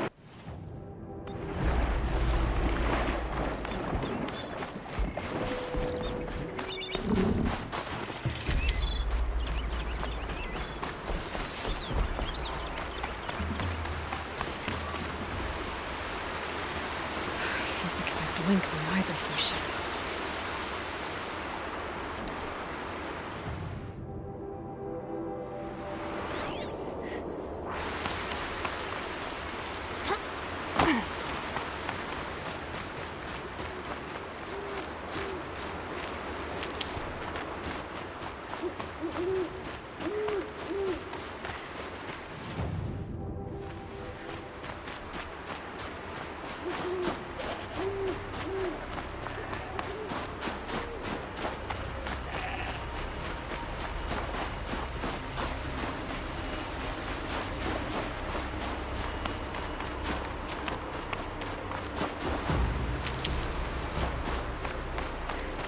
Crazy has been able to stand for more than 10,000. Sorry, more than 1,000.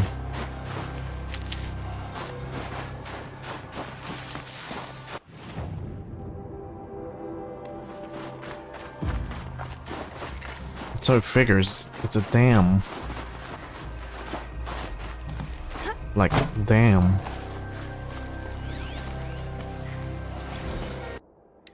Missions Joyride. Girl, you're never gonna guess what happened on my way home last night. First thing, I heard this sound like a herd of killer bees escaping out of a tin can. Then there was this weird light through the trees. I was totally hoping it was aliens, but nah, it was one of those old blue spectrum LEDs. Looks super creepy on the snow. As I got closer, I heard some yahoo letting out this weird guttural man shriek as if he was doing some macho primal scream therapy. You know, with 1000 RPMs between his legs. Said Yahoo was none other than Dot Blevins, our new director of security or whatever his $20 title is.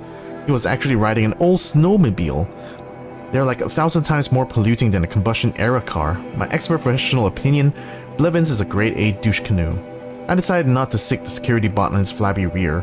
After all, he's practically our boss for the next 2 weeks. But Shells, you might want to take a bathroom break now because you're going to lose it when you find out what I did instead. I was standing right near one of the trail signs and could tell Blevins was headed for me, so I reprogrammed the sign to swap directions between Fairy Falls and Purple Mountain. Wicked, right? You never get a snowmobile up there. I hope he bailed out hard and had to walk back to the lodge. Guess I'll be filing my very first incident report right before this whole thing shuts down forever. I could let it slide like usual, but then where's the fun? Shells? Where is the fun? Lamau.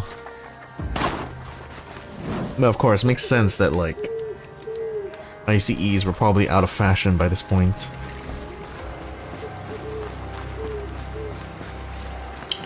Grey Catch is what they call this place.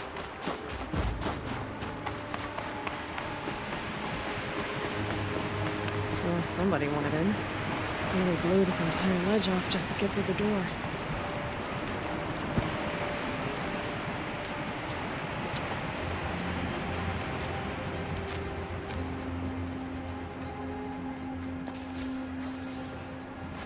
Flooding detected. Evacuation recommended. Overflow basin compromised. The overflow basin. Is that the den?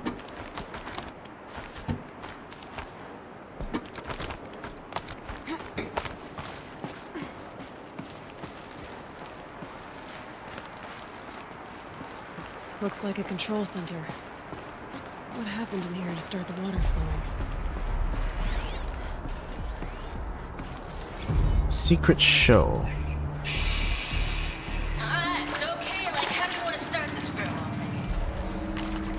We might be the last Saturn people who's never seen this place. Yeah. Hence, you know, song.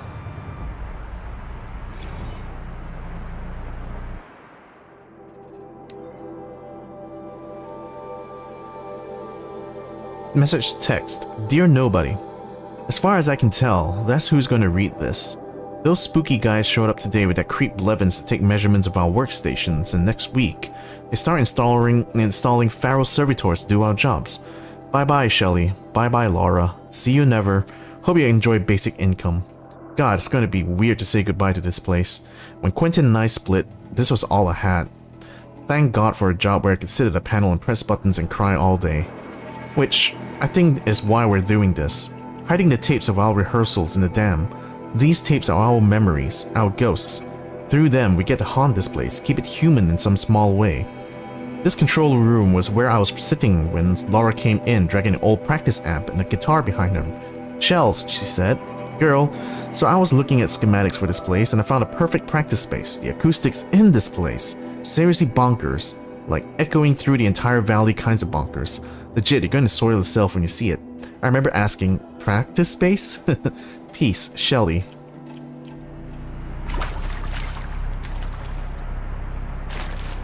Tower malfunction. Another holographic interface. There must be some kind of code. Maybe I should block positions. Helpful. One of them is missing. Piece is missing. Not getting in here without it. Hard to see anything, but this room looks like it's packed with old stuff. Might be something useful. I can't scan it through the window. It also appears there's someone inside here. And there's our troublemaker. Doesn't seem to be as good at getting out as he is at getting in. That Oseron must have forced his way.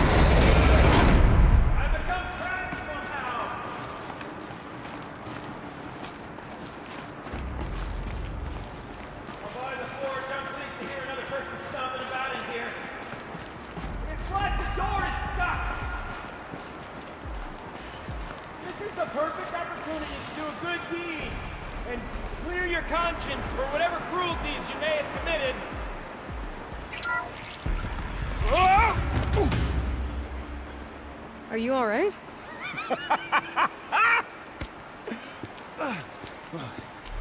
You don't know how happy you just made me.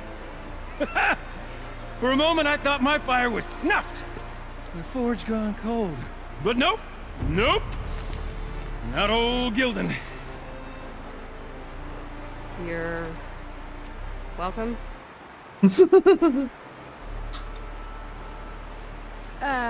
Wait. Start from the beginning. What are you doing down here? Ow! My apologies.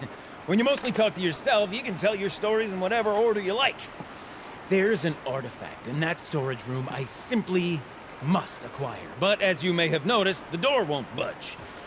I took one of those roundish, ringy what's-its from the wall beside the door. No luck. So I had to go with that panel with the button. Even less luck. My gentle experimentation caused the chamber to... flood. So I pushed the button again, perhaps a little too enthusiastically. Sparks and smoke. Now, obviously, the fuckers flooded the whole village. Investigate. My cautious footsteps may have contributed slightly to the collapse of a bridge. And when the bridge began to collapse, I may have, for the sake of expedience, abandoned the cumbersome ringy what's-it to the waves. By the time I thought to give up the endeavor, the door had closed behind me. And thusly do we come to the present moment.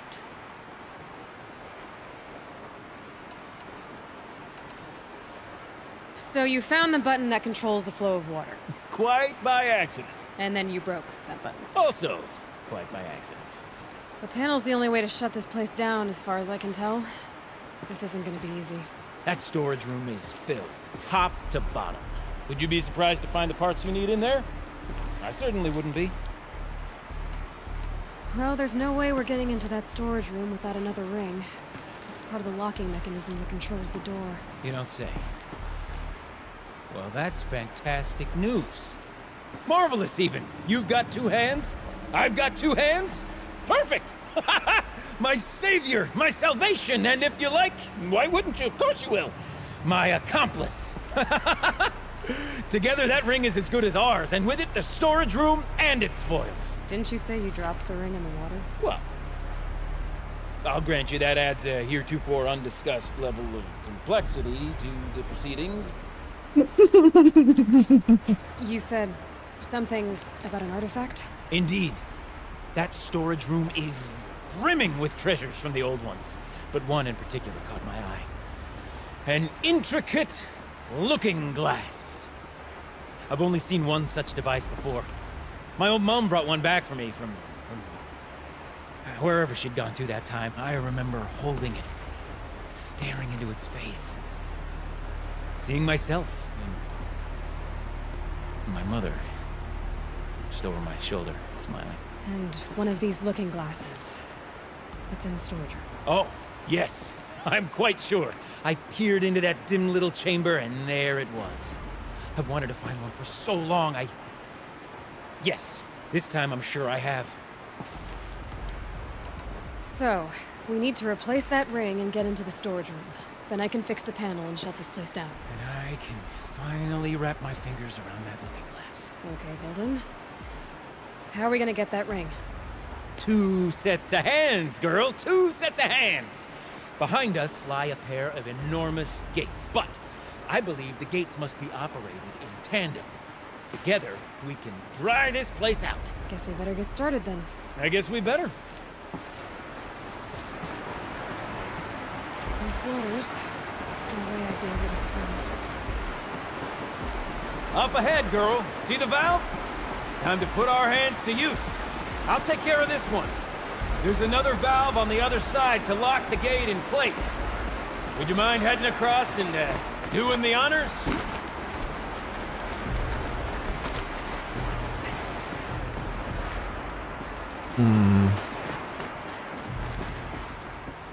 You know, I'm reminded of a delve I undertook out here to Plain. Stone ruin, wild tunnel, woodfire. I've been 13 levels. No wall. Great stone column bearing the weight of the level above. Filled out with all upon row of those. Damn, he does not shut up.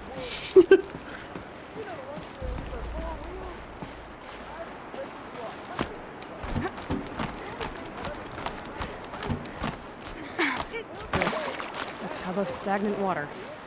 Charming.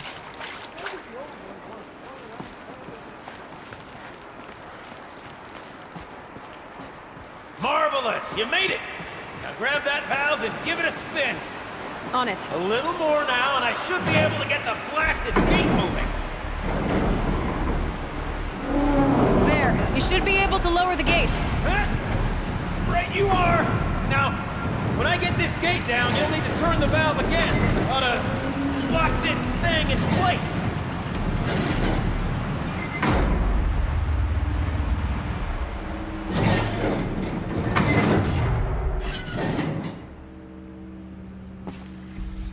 One gate down. Halfway through then, aren't we? To the second gate! Oh my god.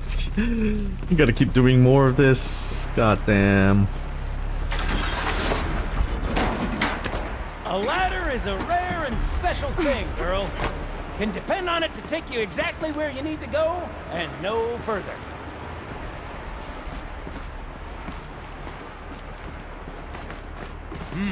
I'd wager the valves for the second sluice gate are somewhere above us. How are we gonna get up there? Let me look around. Looks like I could jump across on that rickety rusting platform. Never knew that.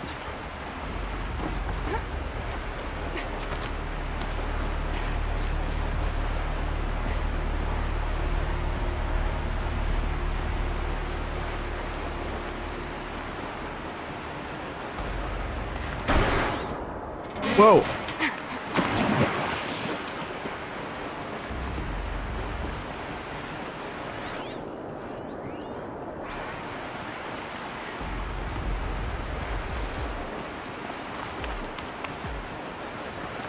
Nice jump! Nice! What am I saying? That was stupendous! Never seen such absolute disregard for personal safety. Thanks, I think.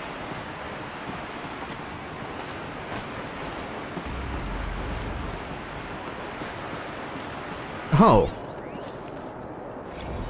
Ready? 1, 2, 3, 4! Come on, sellouts and runaway cows! We see you! Cut it.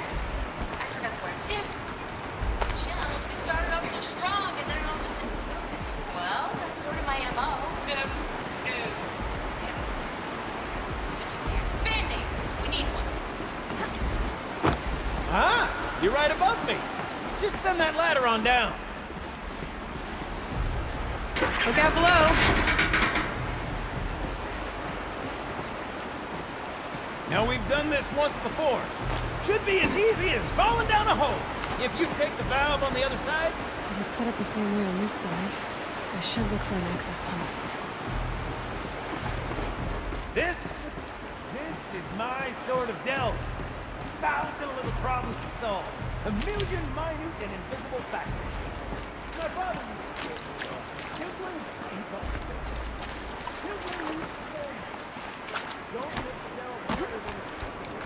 The best delve Guy does not fucking shut up. My god. Oh, what's inside here?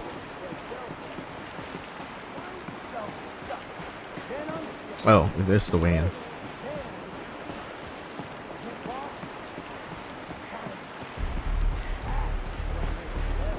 Uh-huh, Gildan. You fucker. Does he not realize what level of fucking chaos and destruction he had wrought from doing this shit? He made the poor drummer sad. What an asswipe. That was refreshing. Okay, Gildan, turn the valve. It's not working! Damn thing's too heavy. Glance behind me, would you? See anything big and, broken?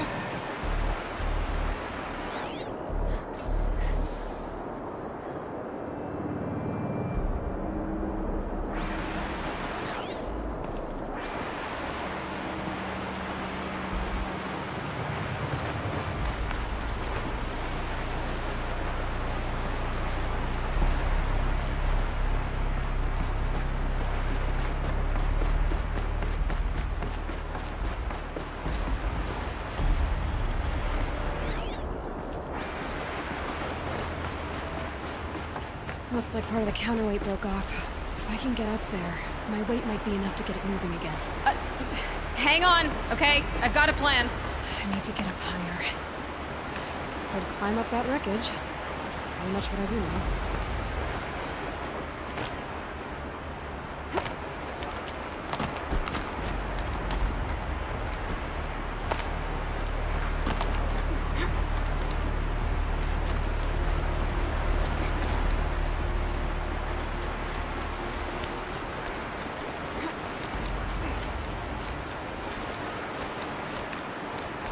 Jump straight to the counterweight from here.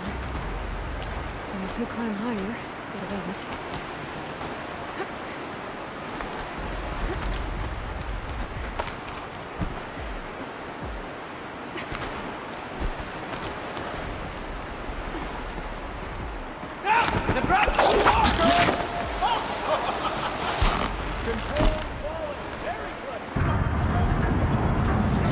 Going down.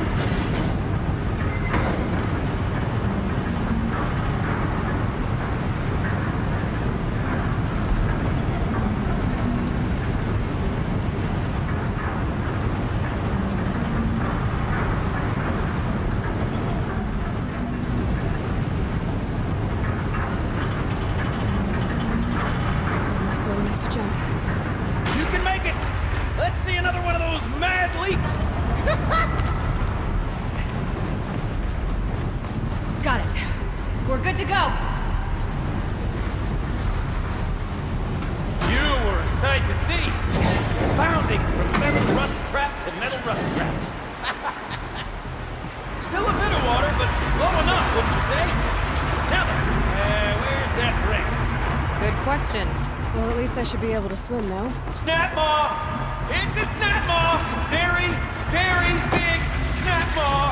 I see it, Gildan. Very big, very, very big! Just stay out of the way.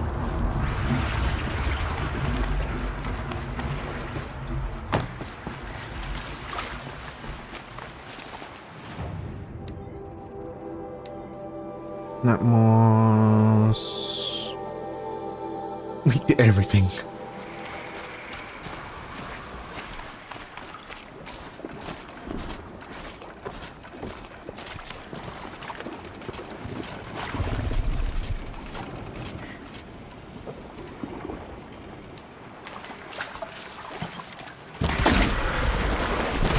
Okay, you're sleeping.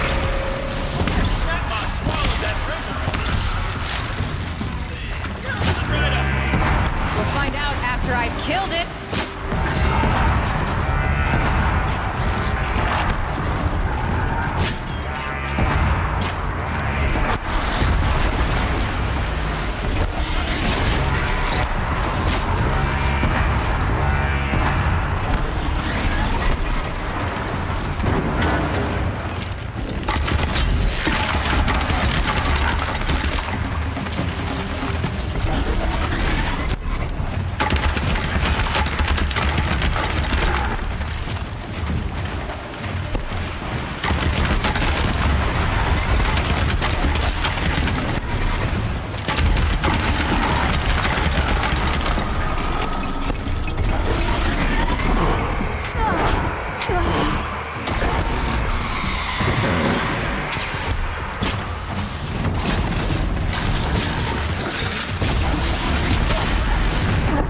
Fuck.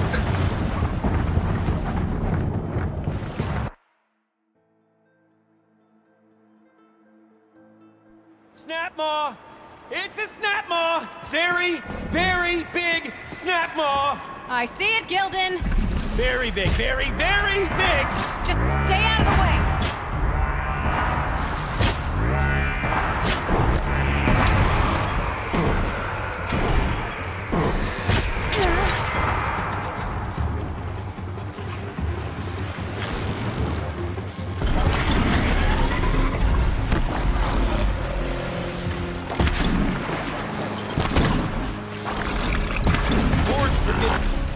What if that snap maw swallowed that ring we're at? Just... gobbled it right up. We'll find out after I've killed it.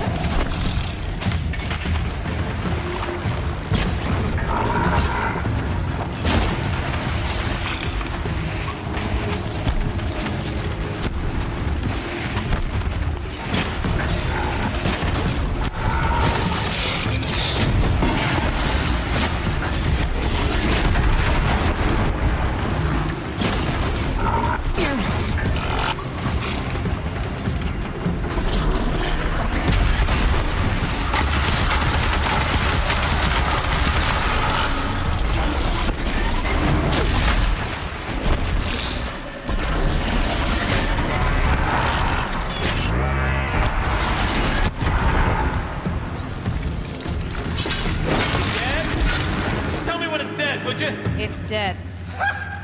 Marvelous. So, the ring.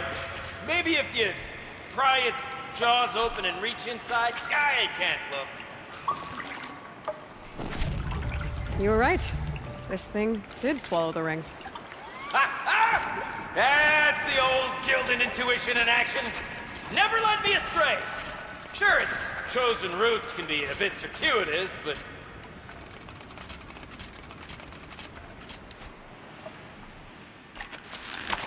Never mind. To the storage room. To the spoils.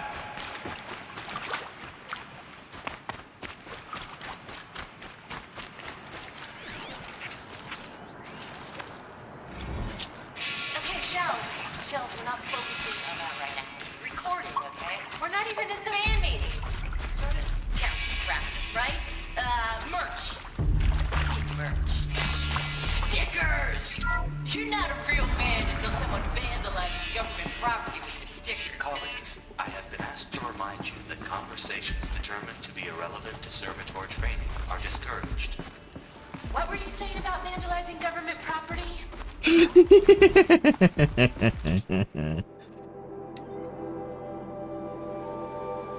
Dear Nobody, when I took this job, I had to watch this training holo, and I remember probably 2% of the actual holo. At some point, the holo welcomed me to the Damn family, and it felt like A, that was such a missed opportunity because they have called it a Damily and chose not to, and B, the idea that I'll ever think any of my coworkers as family was pretty ridiculous. But then, one day, I looked up, and the automation had whittled 6 people down to just Laura and I was signing papers to dissolve the family I thought I had. And suddenly my last coworker, with her faded tattoos and perpetually arched eyebrows, was telling me jokes, making me listen to bands I'd never heard of, and cheering me up when I cried. Things were really good when it was just the 2 of us. We used to have these theme days. One time, the sluice gates were open, and we set up beach blankets on one of the catwalks in the intake tower and batted around this inflatable beach ball I had in my apartment for some reason. Laura messed around with the emergency PA and patched a bunch of classical surf rock songs. We even put sunscreen on the bridges of our noses.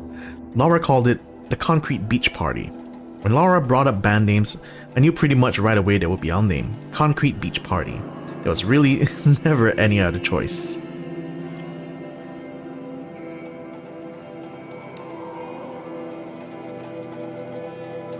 Dear Nobody, we spent an hour plastering our stickers all over that servitor. Well, I say stickers, they were sticky notes from my desk.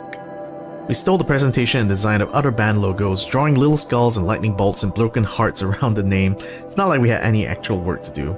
When this began, we were told we'd be on-site advisors, going through the motions of our duties so the servitors could mimic our actions. But the government creeps, corporate creeps, same difference I guess, mostly ignore us or yell at us for getting in their way. The roboscap's weird oval head kept swiveling towards us, and it kept asking, "Hello, is this relevant to my training?" As we tried to duck out of his line of sight, ruining its chrome finish with sticky notes and slushing each other's giggles. Afterward, Laura stood in front of the thing and goes, "Servitor, this is very important. This is how you greet Blevins, okay? It's a sign of immense respect." I mean, will a servitor give Blevins the finger? Probably not, right? But a girl can dream. Screw the man. Shelley. Aww. Pipes, valves. Maybe I can drain the rest of the water from here. Sure are a lot of valves. I should check my focus first. Valves 101. Yo, Shelley, I'm trapped in servitor hell over here. Got in this morning, and as usual, that one half-baked chrome dolt was bumping up against the locked entry door in the reservoir room, moaning about requiring entry into the totality of the facility. Between its robot voice and those weird grindy sounds its limbs make, the acoustics reminded me of a track from one of the less accessible German post-punk bands. I've told them and told them, every night the pipe network decouples so that the reservoir can refill, and every morning it has to be reset manually. All you have to do is turn the valve thingies so that the water flows directly to the pump. The rest of the servitors seem to get it, but this guy won't stop bugging out. I mean, I know we're supposed to be on-site advisors, but this is getting ridiculous. Do I have to scratch the instructions to their stupid shiny faces? Well, thanks for the instruction. Can help me.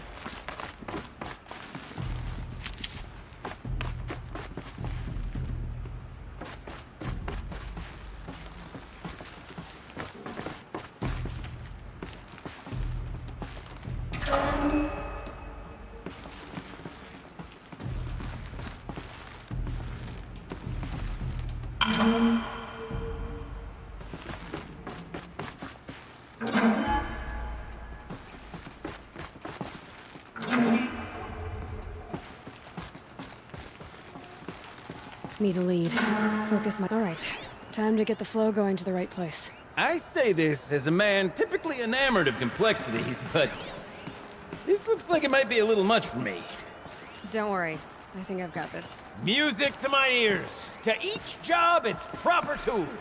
Toothpicks make horrible arrows, as the saying goes.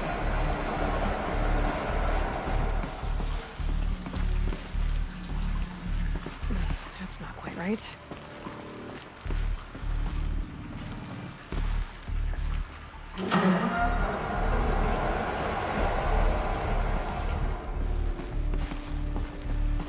Looks like I'm on the right track.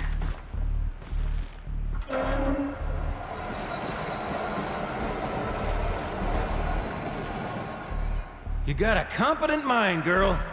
A mind for nuance and finesse. Not I. No, indeed. Not old Gildan.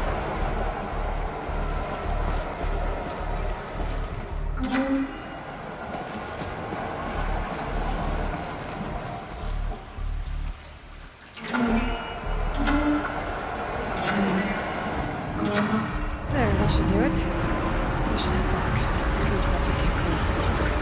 Got it working, did you? Of course you did. Never met a conundrum you couldn't unconundrum, have you? The door's open. Guess it's sealed because of the flooding.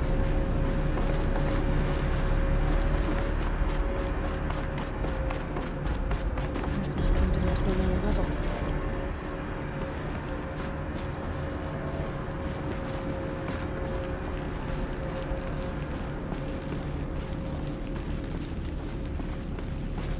Ugh, it stinks down here.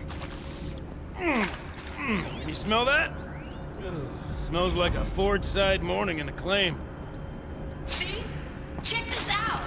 We could just bang on this pipe, you know? Could we sample that or? Totally. Like, what about after the... Oh, sorry. Just a sec. Laura? I need to take a break. Laura? Hey! Laura!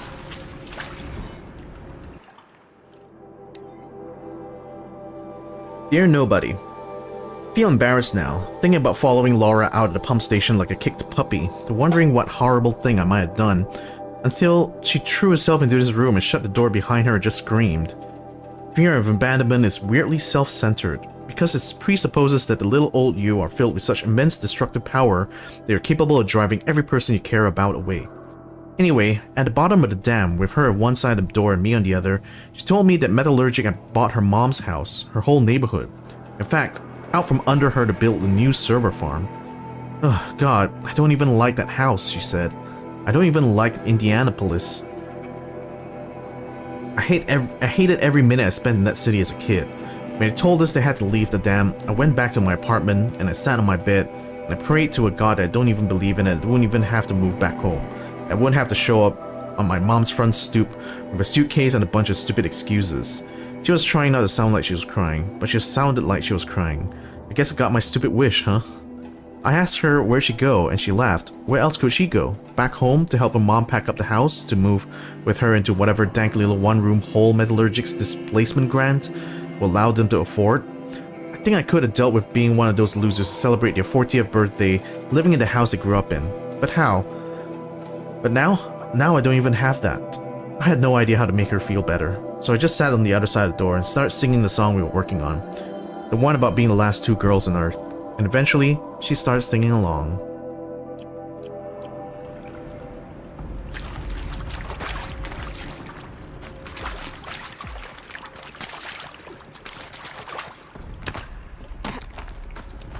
So, as we circle back around to the matter of the supply room,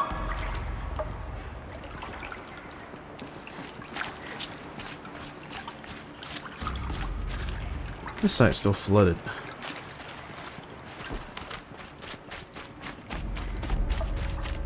Would you look at that? Ha! You've drained this place completely. Could be that this old ruin is hiding a few more secrets down below. Of course, that storage room still awaits our perusal.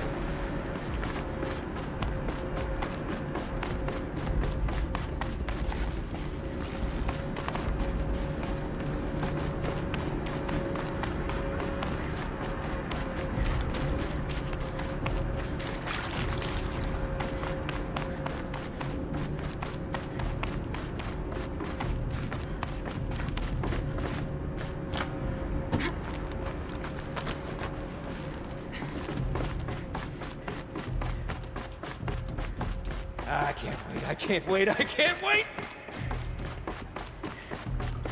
Almost there! The guy never shuts up. I'll hold the looking glass in my hand, just like Mom and I used to. Alright, here we go.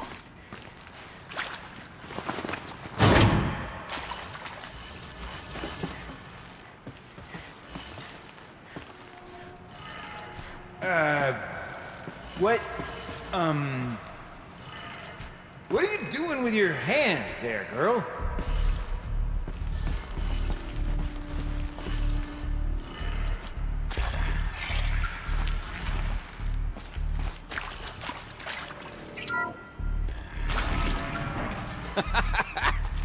I can't believe that worked.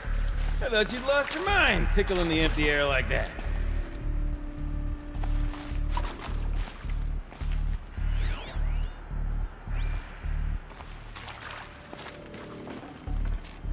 Where is it? Where did it go?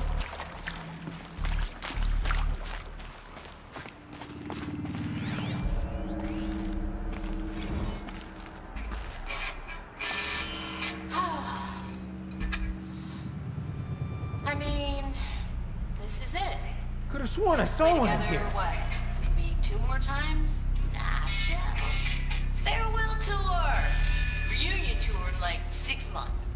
Fans do it all the time. For our adoring fan, it's not that hard to stay in touch, Shelley. We could practice in holospace. Can't have imagined it. One doesn't imagine such things. Not 2 delves in a row. Dear Nobody, we got in a fight, Laura and I. After practice, we went out for drinks. There's this row bar in downtown Cody, so we called an autocar and shuttled over. We were the only people there. With the park closing, Cody's become a ghost town.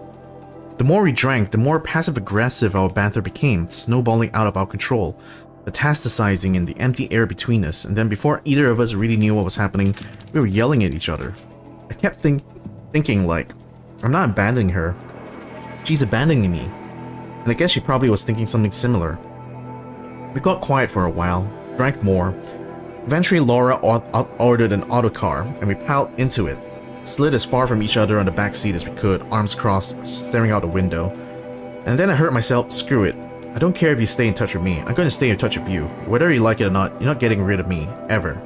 Laura looked at me at what felt like ages. I thought she was going to start yelling. But then a hand crept over to mine, and we just sat there together. Bottoms up, Shelley. Aww. I finally fell in love. Okay, let's fix the panel and shut this place down. Gilden? Everything okay? I was so sure I saw it. The looking glass. I was so sure. Right there in the window. I would... Of course. Trick of the light. Nothing at all. I'm sorry, Gilden. It must have meant a lot to you. Oh, well. Much as any artifact of the old ones would mean to me, really. It's fine. I'm fine. Besides, what are the spoils compared to the delve? That's why we do it, girl. The delve, not the treasure. And what a delve it was! Ugh. By the great blazing forge, I'll never forget that. Now then, I believe we have some repairs to make. Oh my god. Oh, I didn't find it after all. What a shame.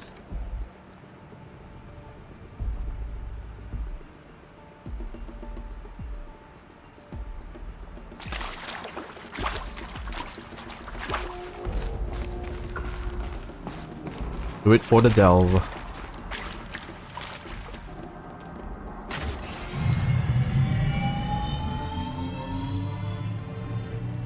Punch it.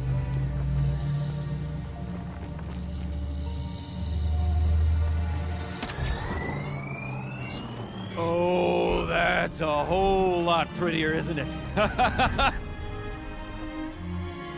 What does it mean? It means it worked. By the forge. Ha! You are a wonder! Do you hear that often? I'll hazard a guess you do. I've heard something like that once or twice. Oh, she's modest now. A master of the arts of the old ones, a delver to shame the entire claim, and she wants to be modest. Ha!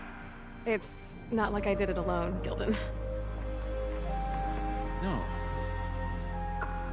No, I suppose not. So what's next for you? On your way back to the claim? And deprive the people of Song's Edge the story of this encounter? Perish the thought! I'll stay there a while longer. But a story is best told by all who encountered it. Come and lend a hand, won't you?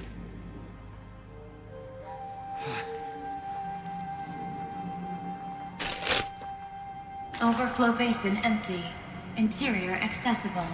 Minimal flood damage. Sounds like the basin is dried out too. Maybe I'll take a look. Another adventure so soon? Whew, you're braver than me. But there was no question of that. You go on ahead. I'm gonna stand right here and bask in our victory for a while longer.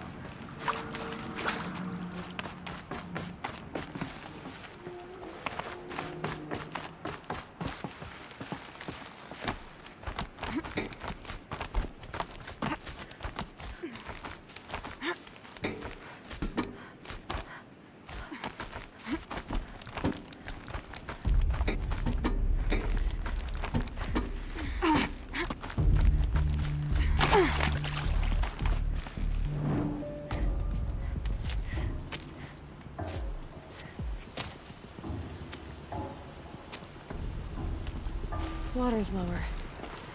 And going by that sound, I think Lao Lai's already at the den.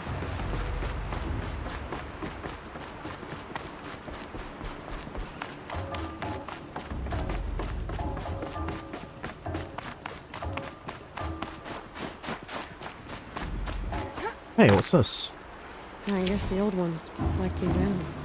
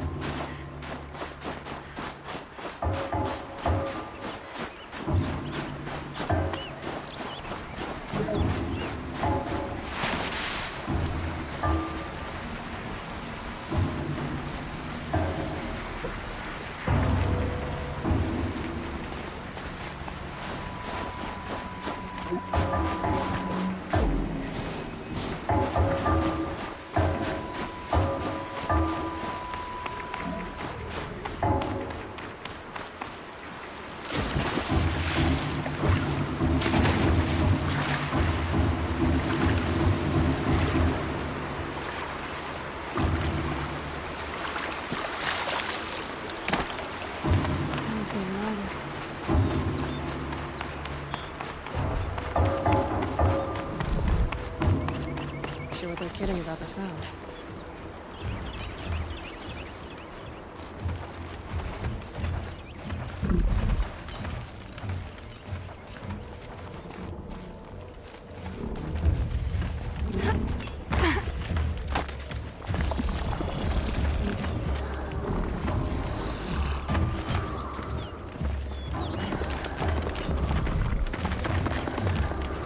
Must be the entrance to this den.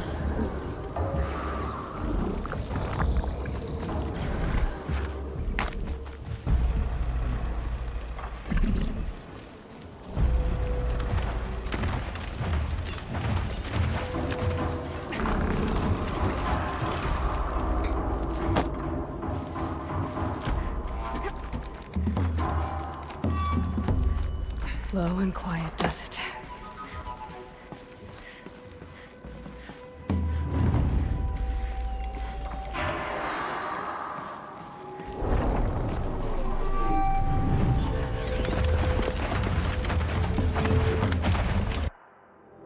Last girls on Earth.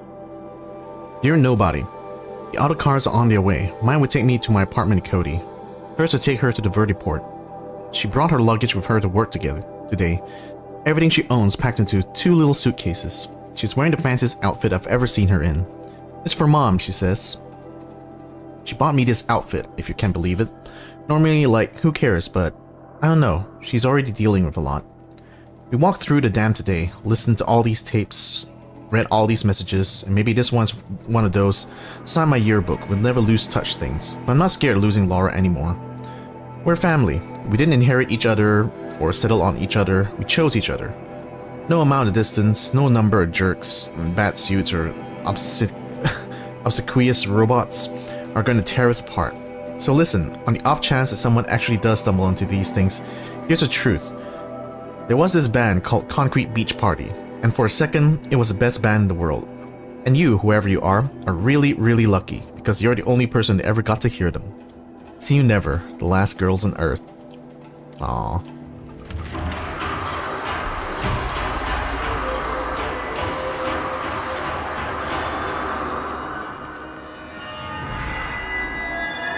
You look happy to be playing again. I don't know what you did, but the water drained in the snap of a short song. What do you think of the music? I've never heard anything else like it. That's because there's no other place with such resonance, such intonation that rattles your ribs with its power. And of course, no one else knows these pipes like I do. I learned them by ear before I could walk, strapped to my father's back. Thank you for draining the waters. Not just for myself, but for my ancestors and their songs. Please, take this as a token of our gratitude.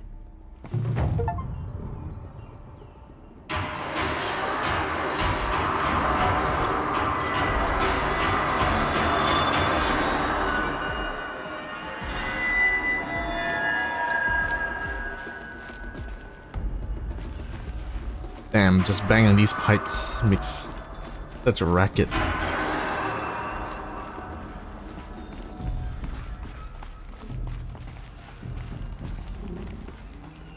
I gotta sneak out where the fucking snap maws are.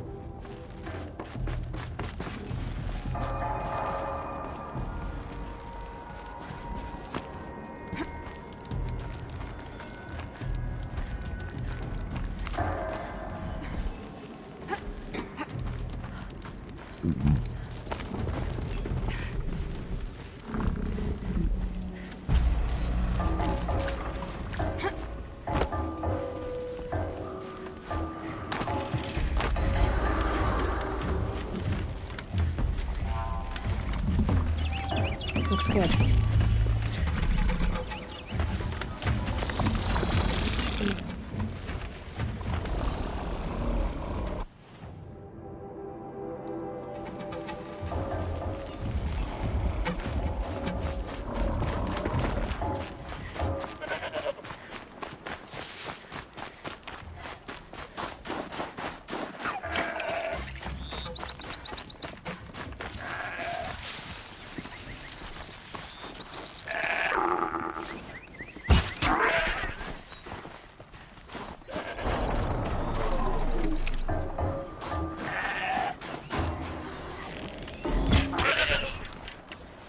Stocking up.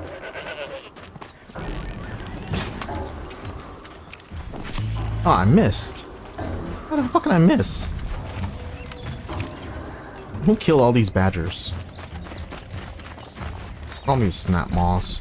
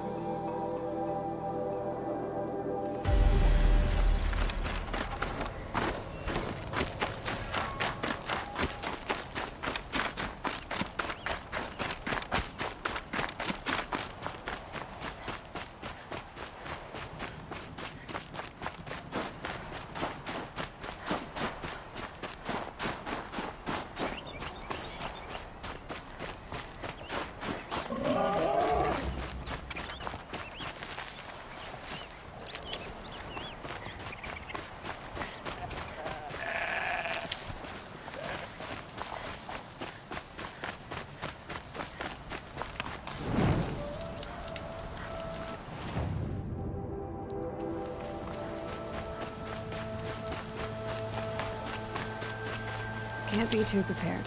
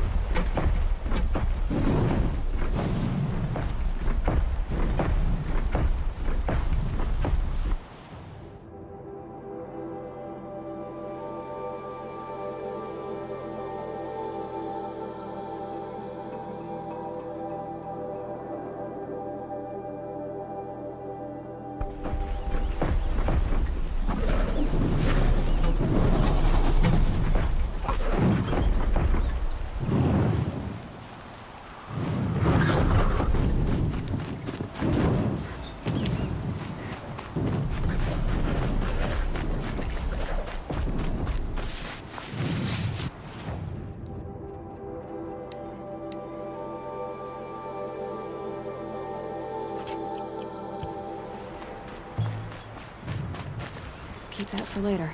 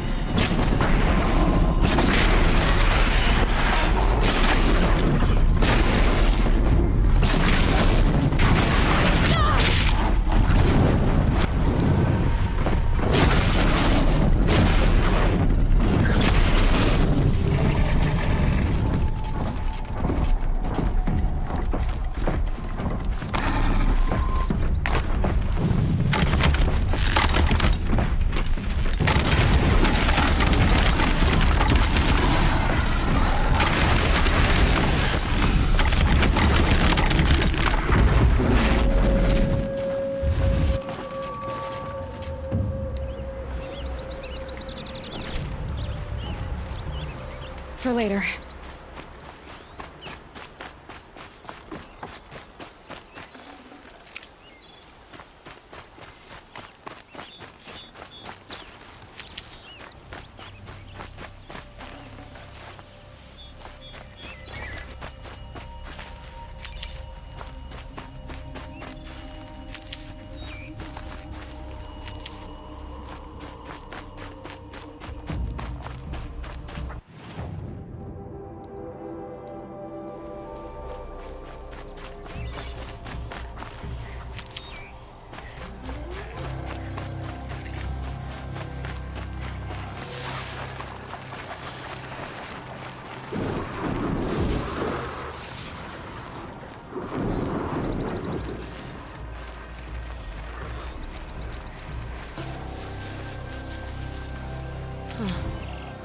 Figure of some strange animal.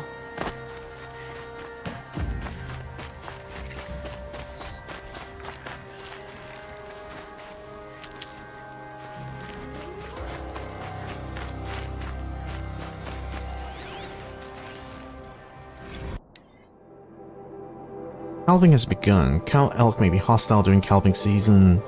Do not approach within 25 yards of elk at this time. Fire security. Fire danger downgraded to moderate low. No restrictions on campfire. Robot activity. 7 additional complaints were logged regarding behavior of Smokey, SDA class firefighting robot, to its campers in the park. Despite being programmed to reflect current weather conditions, Smokey snuffed several campfires lit within designated fire rings while playing back the recorded message intended for condition of severe fire danger. On Friday, Smokey did not return to the robot storage shed at the time of park closure.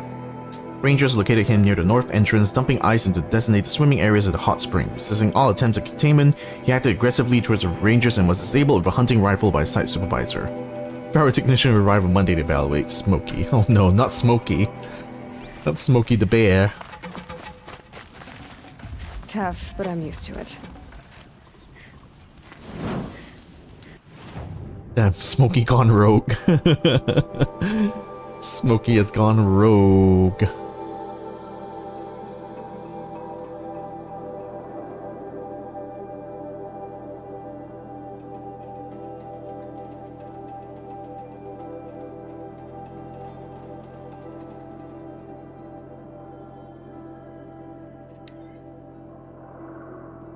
Okay, I need to take a quick piss.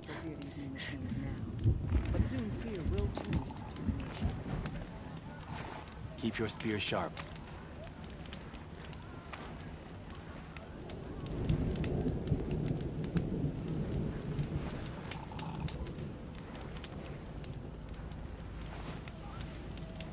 You have come too far north, girl. Head back and mind your business.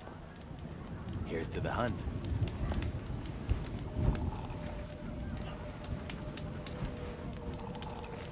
What do you think Sakuli's painting will look like when she's finished it?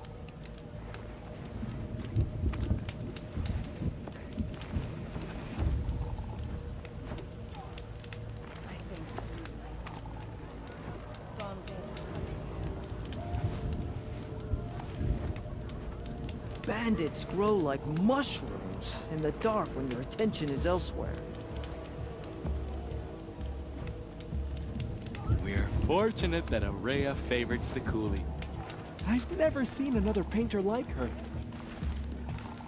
Remaining strong.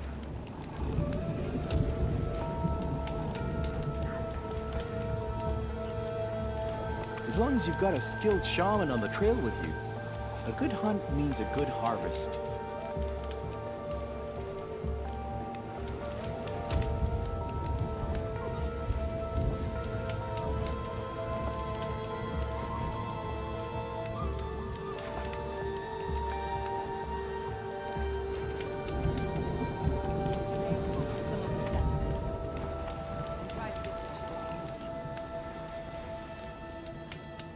It's good to see a fresh face in these lands. We see precious few. Someone has to do something about those bandits at Stone Yield. All I hope for is a song that echoes on after I'm gone.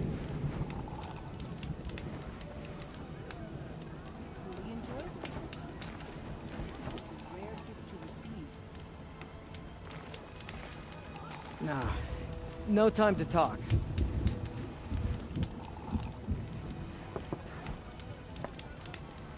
No one hunts like the Banuk, but I've heard the Nora can handle their bows. Hello.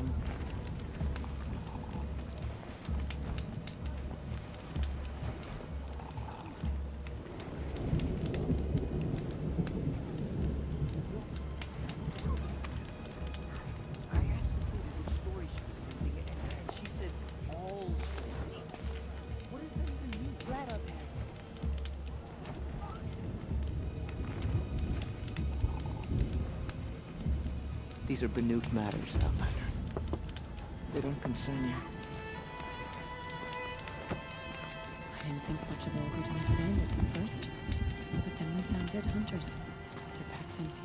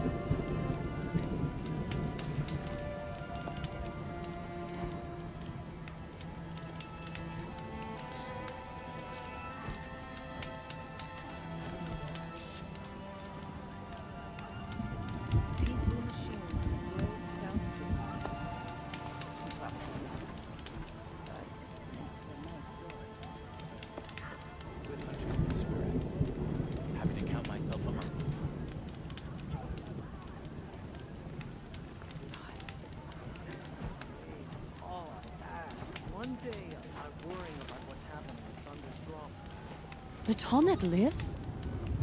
I thought it was frozen and dead. The blue light gone from its carcass.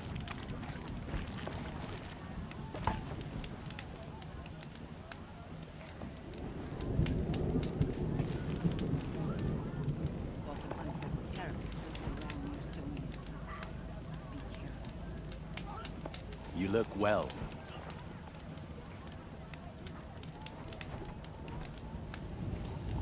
I don't see what's wrong with the traditional paintings. So clearly overcomplicates things.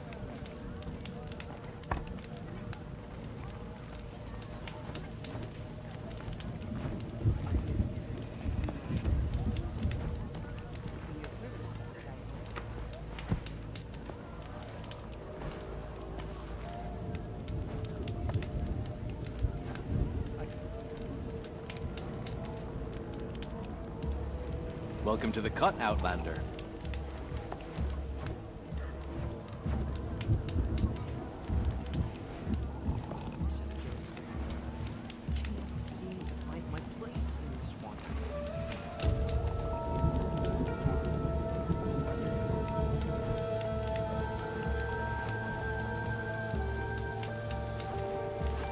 Some say Sakuli's paintings tell the future, but I don't believe it myself.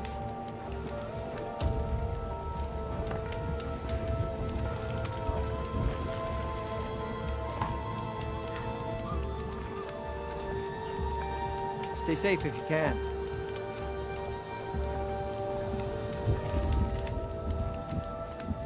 Don't get yourself killed.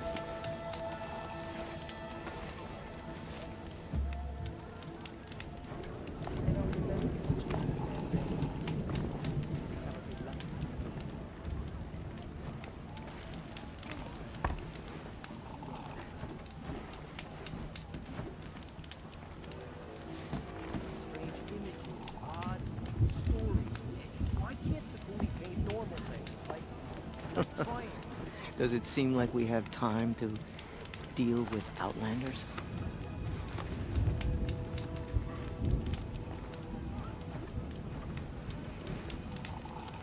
These cities of the south sound like wonders, but I prefer a tent I can take.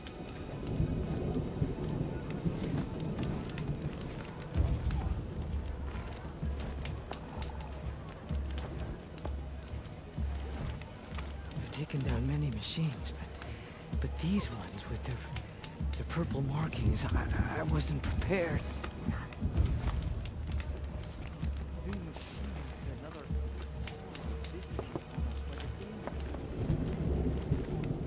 These cities of the south sound like wonders, but I prefer a tent I can take.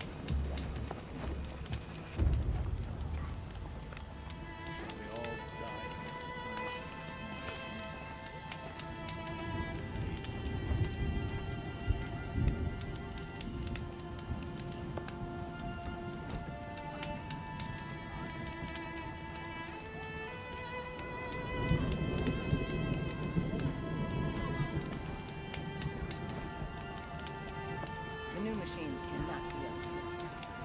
It'll not be easy, but we'll need to care a little.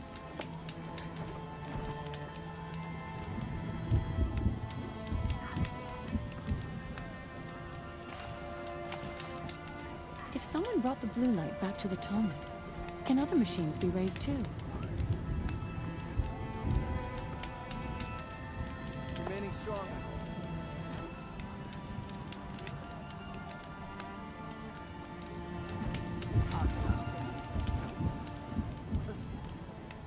I'm not afraid of bandits.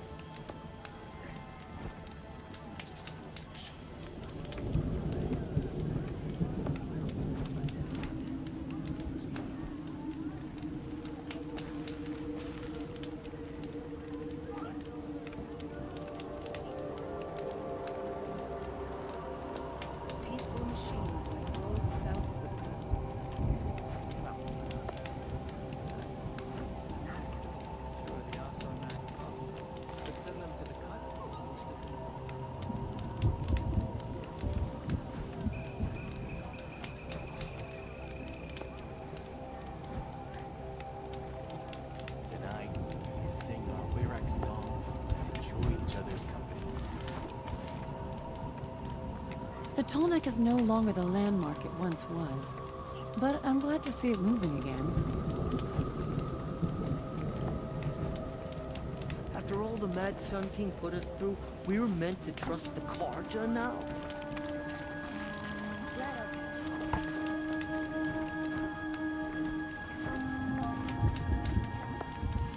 Bandits and Stony. We'll survive them. We've survived worse.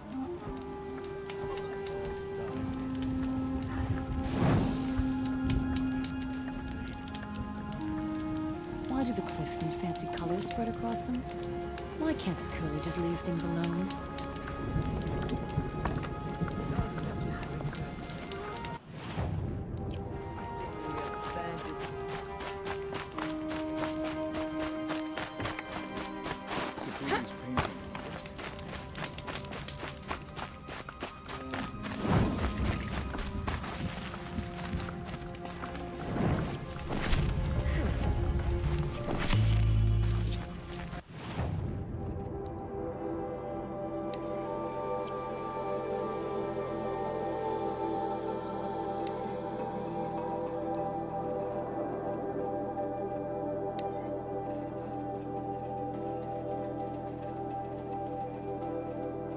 Damn, still not enough.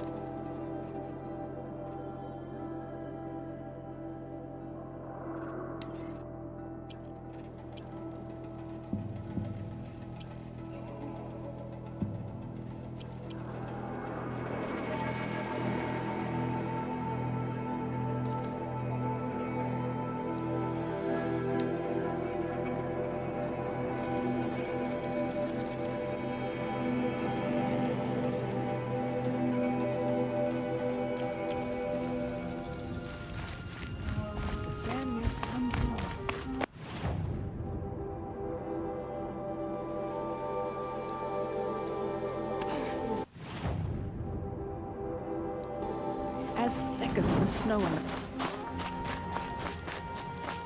It would be...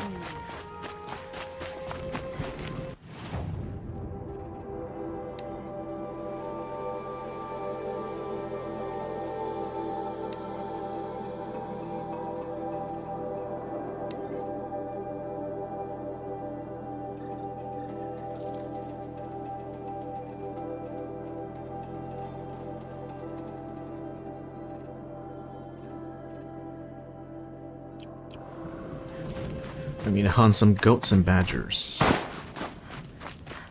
Sounds about right.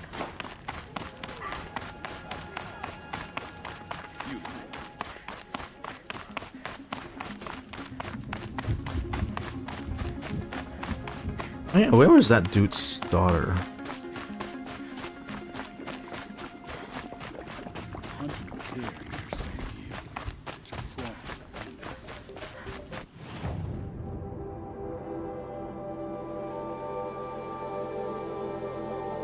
Said she was in the northeast. At least northeast. Maybe it's this way.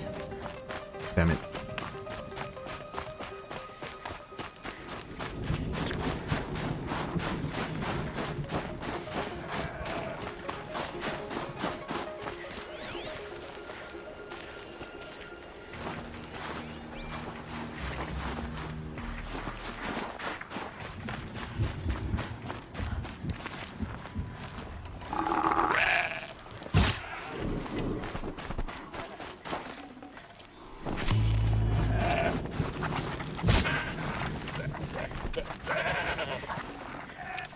That'll keep my stomach quiet.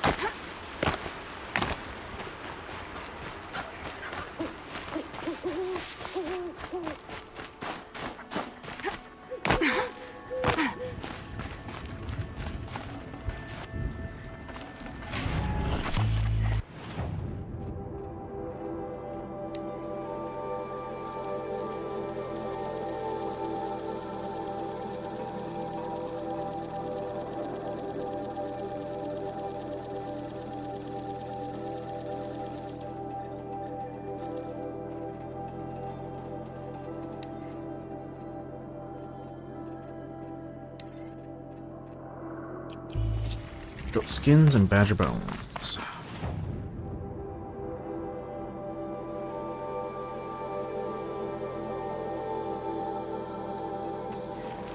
Oh, there's a pigment around there.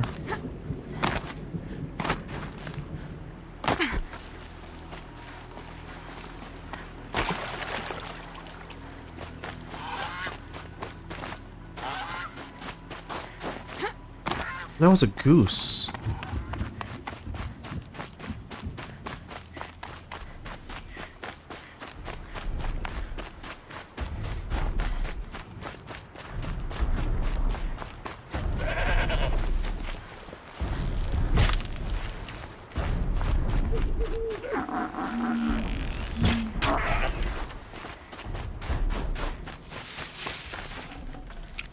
Damn it, it's still only bone.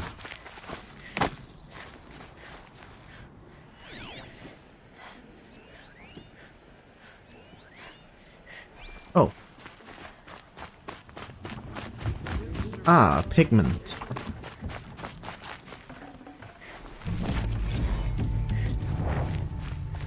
Stone yield is always below me.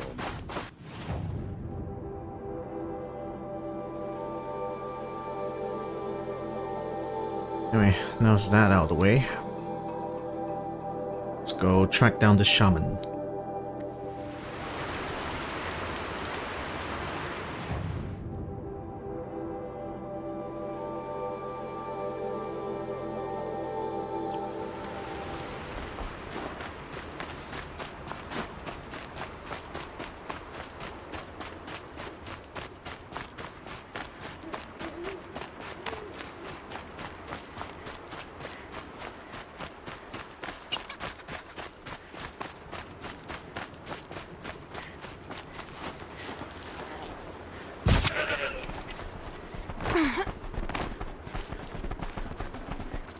Save this for later.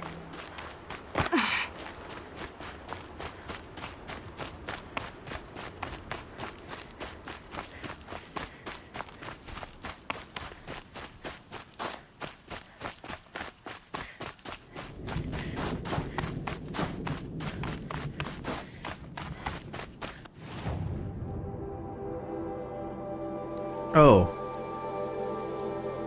Lol.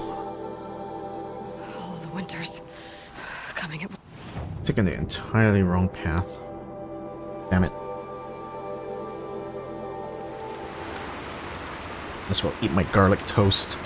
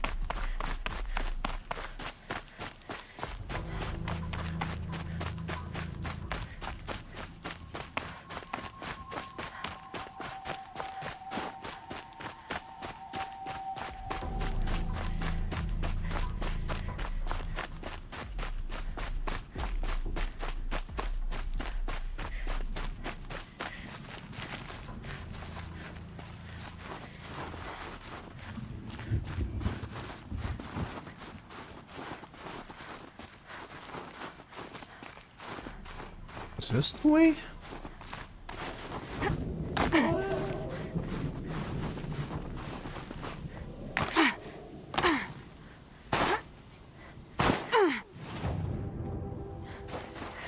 Oh lol.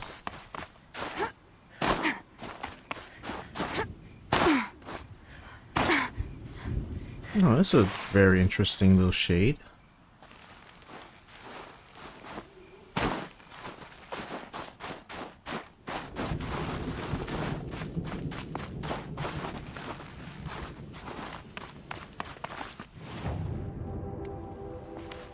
Also, what? Oh. Damn, color is so desaturated. Couldn't even tell I was supposed to climb up that.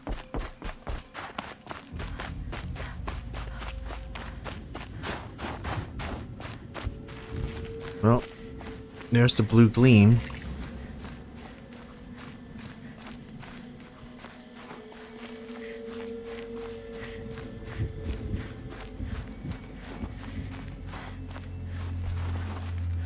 So we'll warm up at the fire.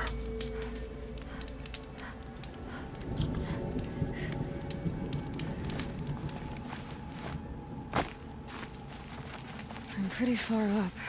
The shaman's path must be around here somewhere. This must be one of the markers Naltuk told me about.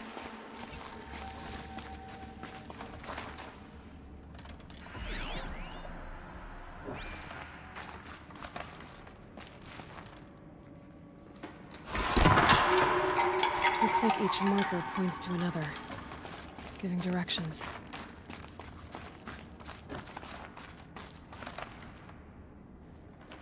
Guess I'm heading deeper into the cold, creepy ice cave. Better go back after I grab this loot.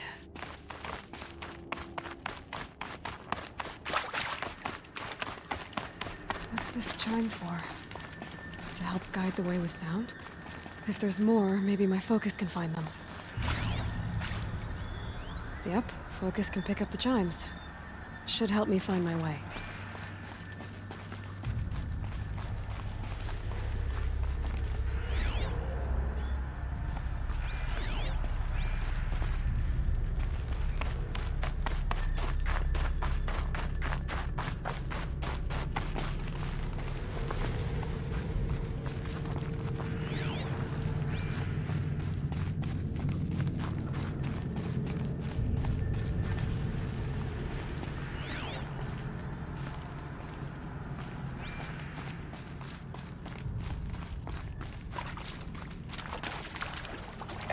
Another marker. Good.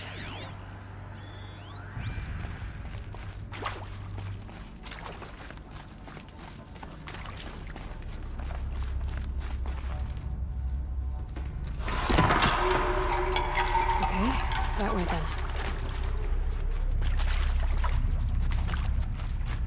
Wrong way.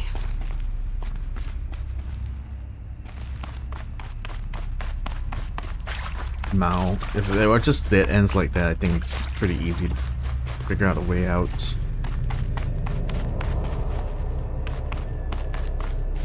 Oh, I guess I'm supposed to come this way.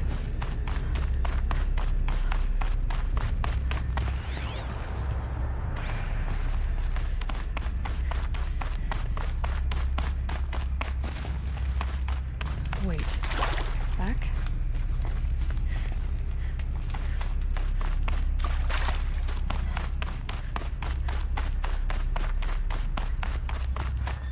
A chime. Not sure I saw this fork before. I mean, I did. It's okay, Aloy. It's okay. Not this way. But then, where?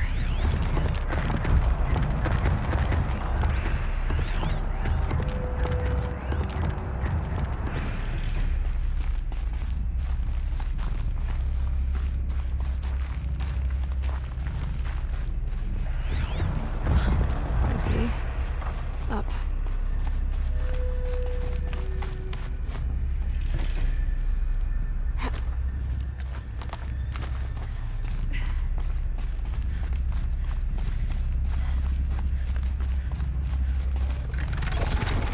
Stalkers. Gotta be careful. Okay. Through here.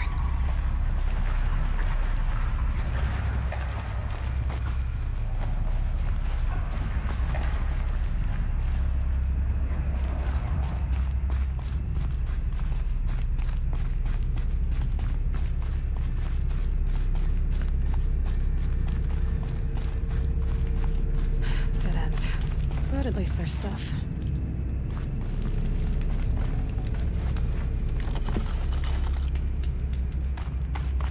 Damn it, the one time I need, like... Gotta get past these stalkers, one way or another.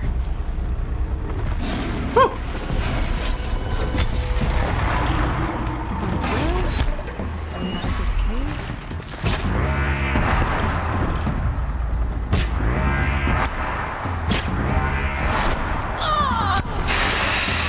What the fuck?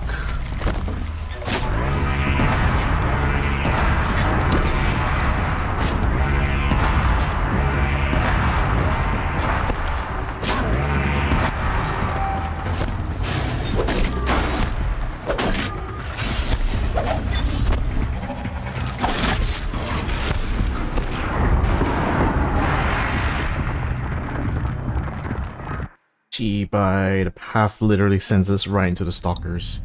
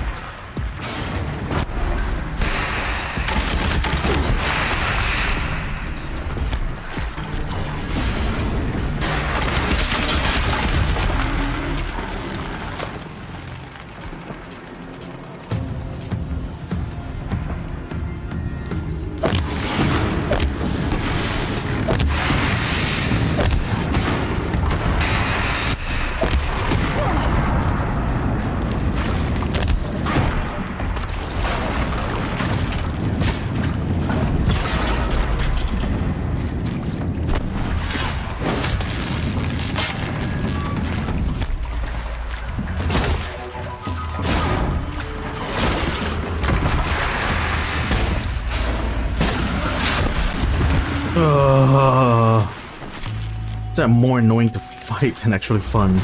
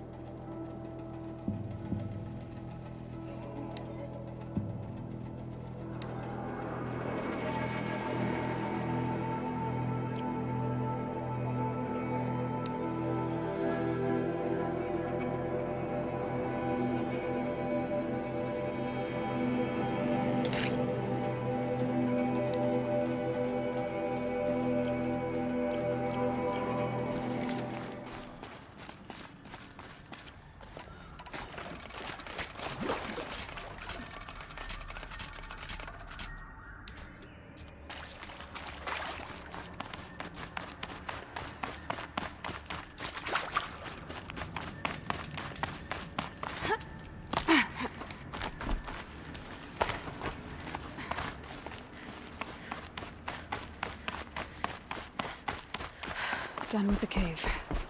So what's next on this path?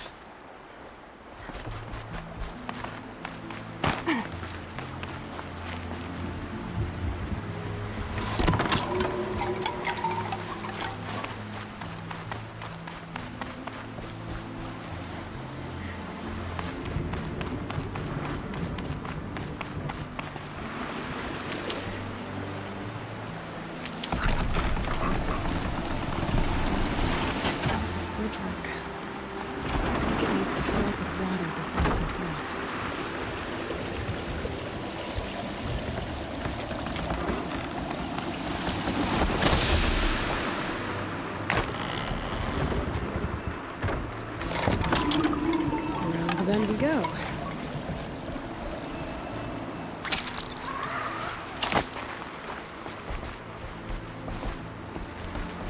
how do I cross this one? Down it is. Down, then up. Oh, I need to go and... It's another one of those water bridge. Water bridge.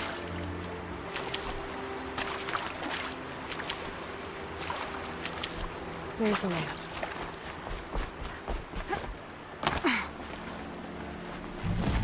Hey, another pigment.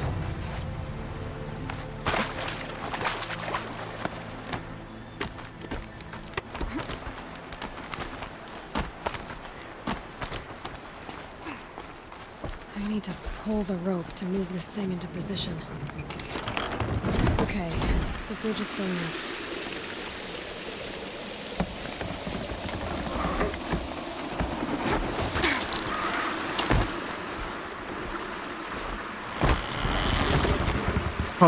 How goes it getting Gaia back online?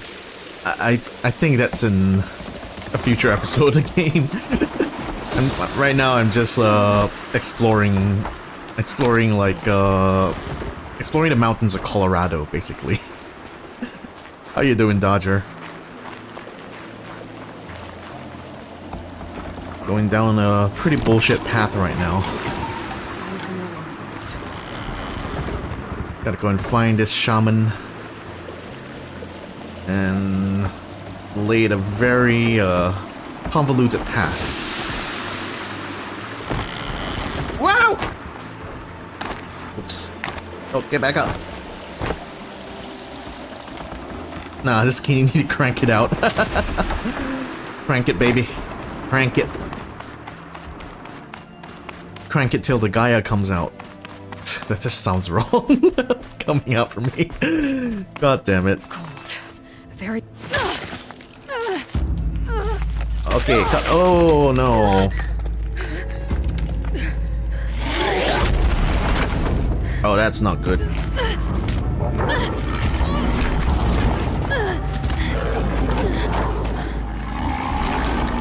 Hell is that? I've never seen that one before. Urban wasn't exaggerating. There's definitely something new out here. And I don't think it's friendly. No, it is not. What the hell was that?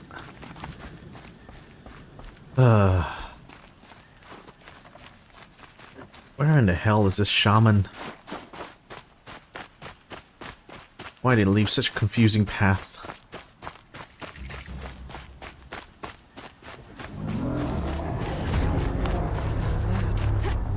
We're gonna have to fight that, aren't we?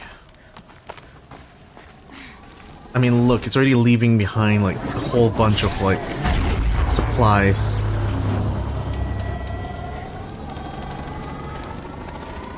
Yep. It's definitely baiting us for a fight.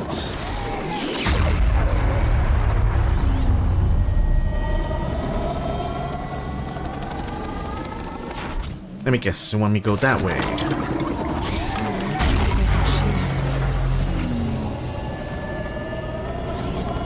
Also, here's a control tower, but I don't see any, like... Oh, probably the machines that are protecting it will appear once I get there.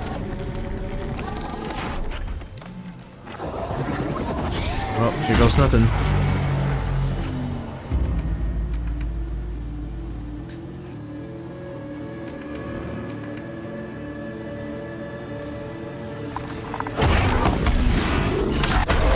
Oh my god. That is huge.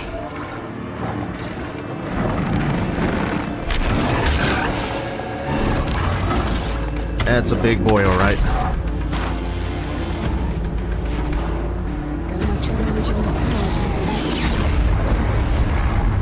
Frost Claw. Weakness Fire.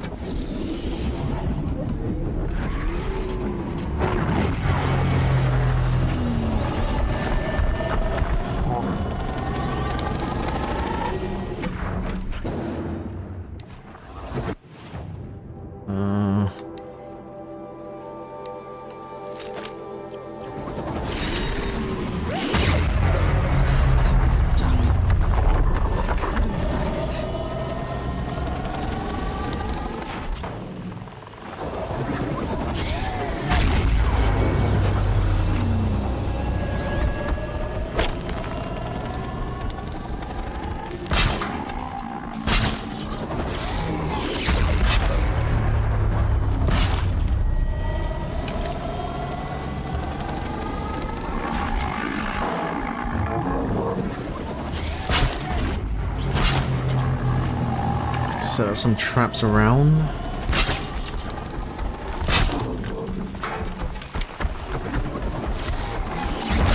Better shut it down for good.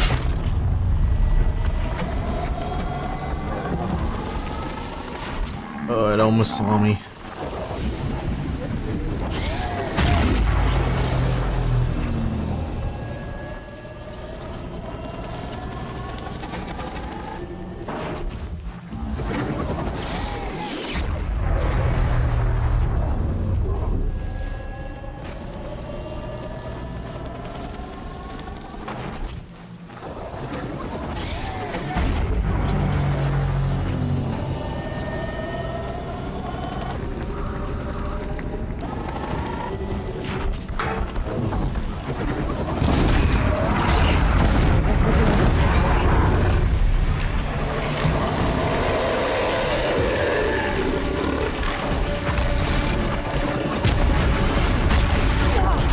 Whoa, what the fuck?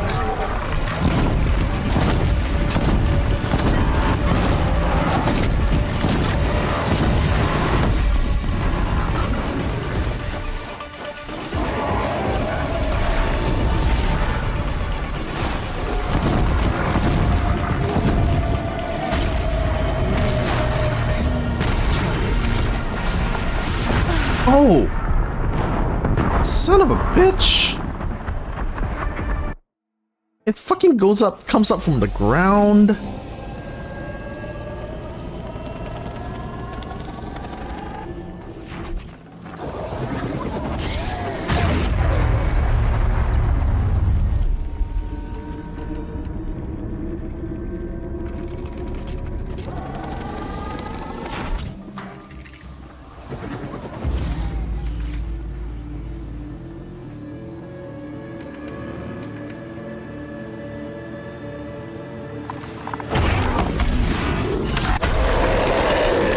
But it's basically a bear.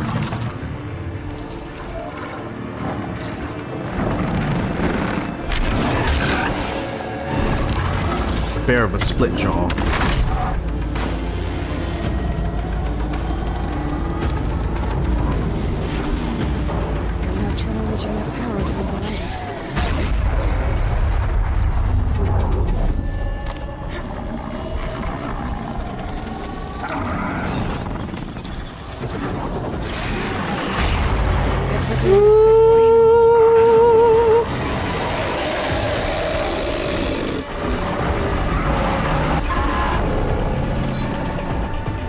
Oh, I forgot to go and switch the arrow. Lamau.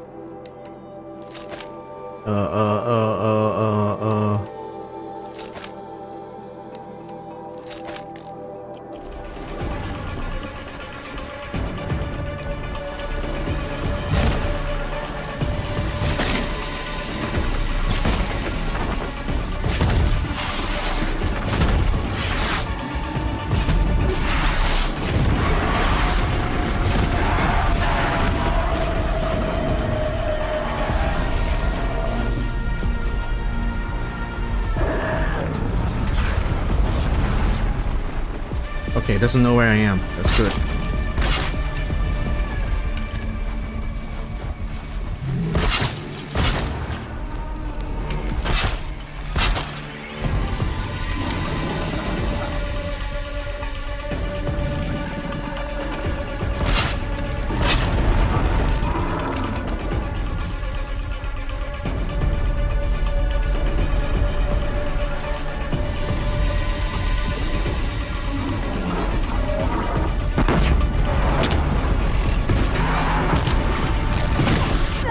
What the fuck?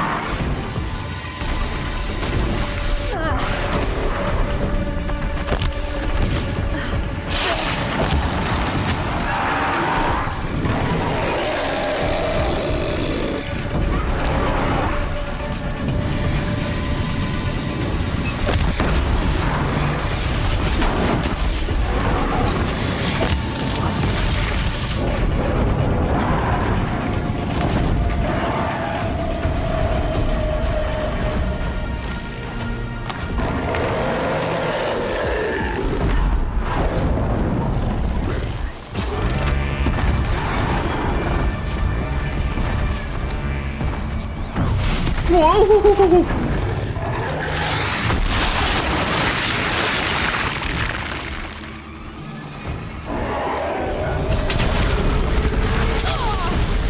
What the fuck? I did dodge.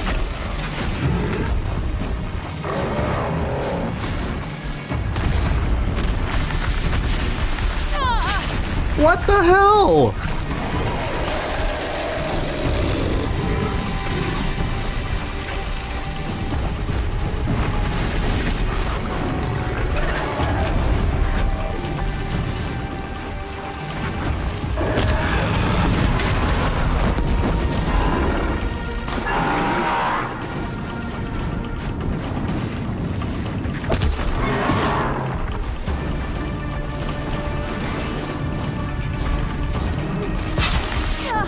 Ah!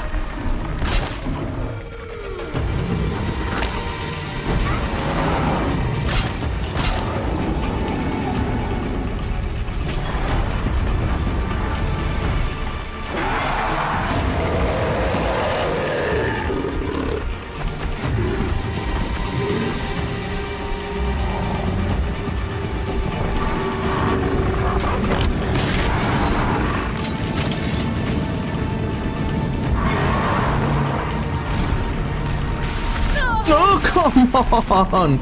How does it know I'm there?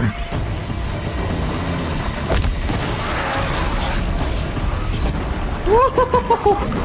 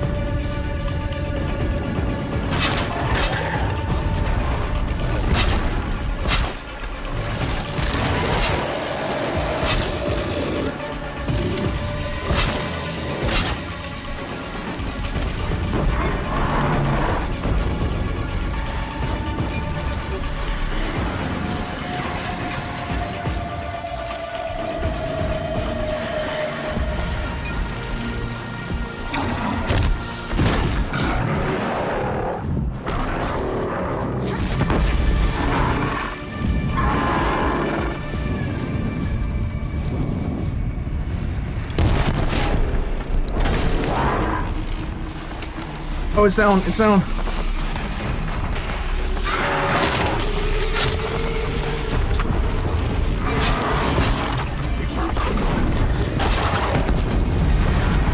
Oh, it's dead. Scary Fucking hell. machine down. Now back to finding Araya.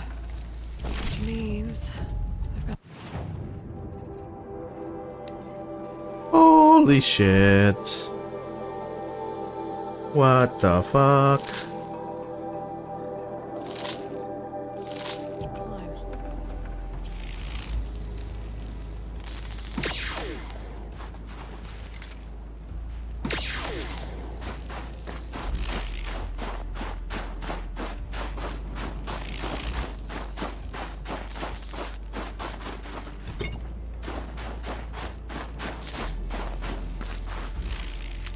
Yeah, I guess the fight was actually optional, but whatevs. Should be able to get up there. We did it.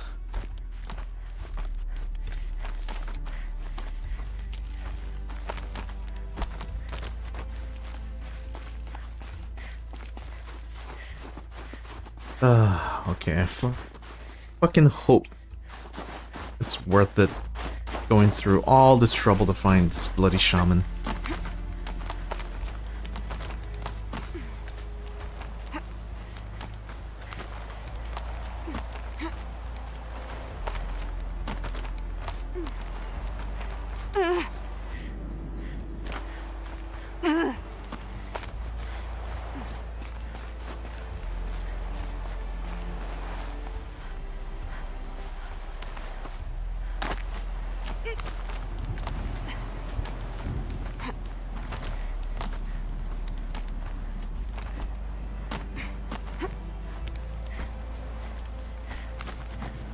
Everything's freezing. The ground. This must be the shrine Neltuk was talking about. Guess I should take some blue gleam. Sparkles. I can see why it's worth a lot.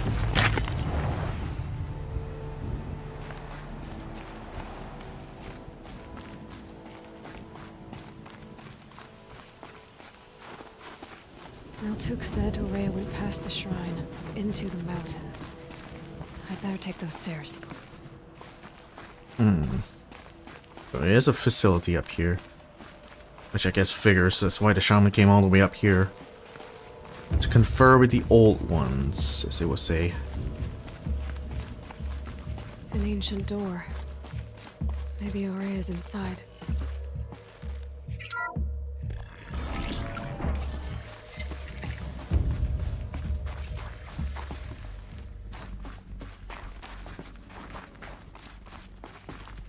Huh.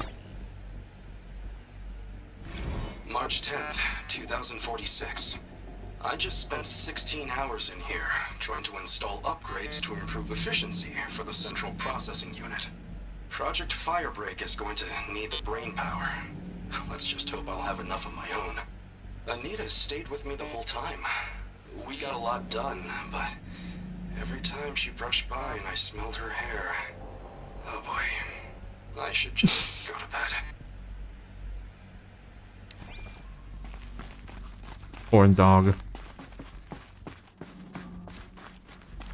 Lots of strange equipment. What was this place?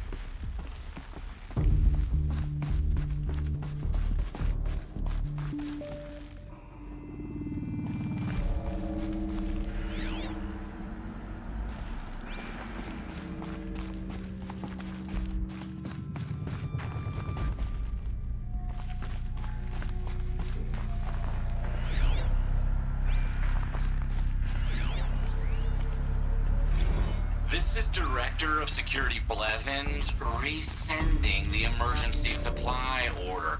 Try reading it this time, okay? You weasels don't want me calling my people in SLC.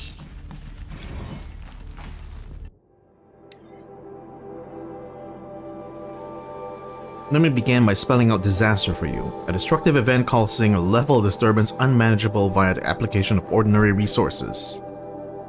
Okay. What you have given us is distinctly ordinary. Dummies version. Give me what I need or you'll be an autocar to Layoff City quicker than you can say code red. The list. 3,000 MREs, no lasagna. military-grade flashlights, portable water plums, a fungicide. Spores happen. Oh, indeed. Hydraulic jacks, replacement drone propulsion units, holographic microdrives. In a disaster, see definition above, it's absolutely critical to try all ingresses and egresses of the facility. 50 almond-scented extra soft... What? Almond-scented what? Director of Security Blevins is writing us like a petty tyrant. I can't even sneeze without triggering his control issues.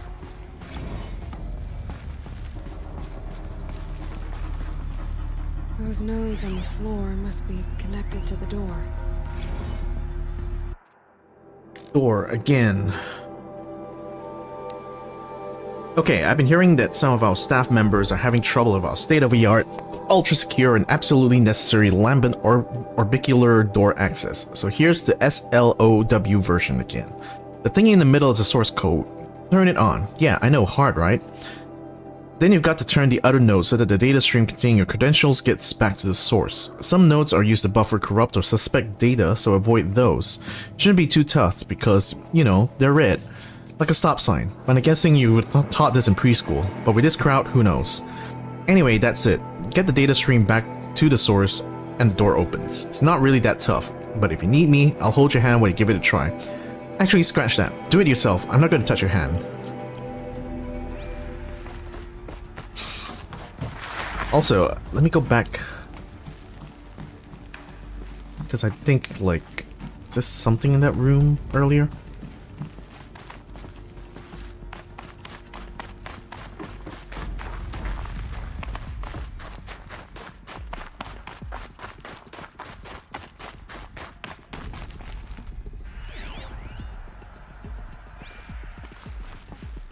Oh, okay, so the door here is locked.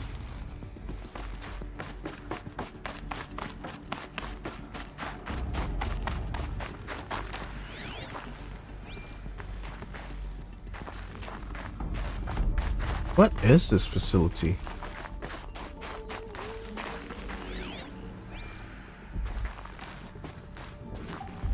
Oh. What's the data pad? 0.6. How am I going to explain to Kenny that Firebreak is doomed? Without a guiding intelligence advanced enough not only to think, but to feel.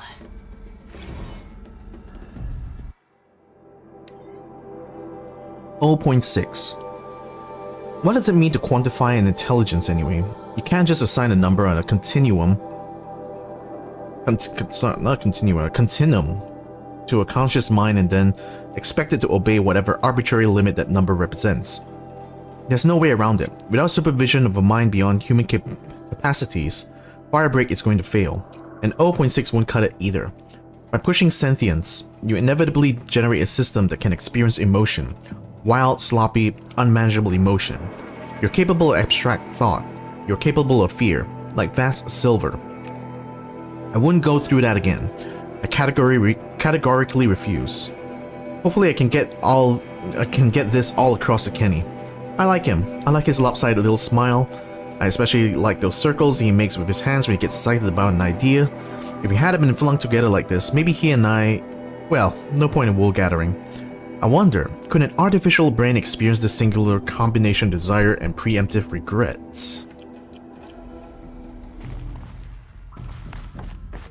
Firebreak. So what is Firebreak?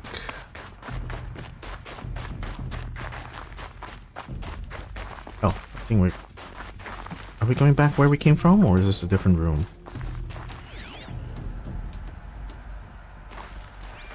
Oh, I think it's a different room. Thanksgiving. Another email from my sister. I haven't got time to think, let alone reply. Oh, that photo of the girl she sent didn't do much for my conscience. Jenny looks pretty proud of her pilgrim costume. Crap. I've never missed Thanksgiving before. And chances for Christmas? Near zero. I can't even tell them that all the work I'm doing is to keep them safe.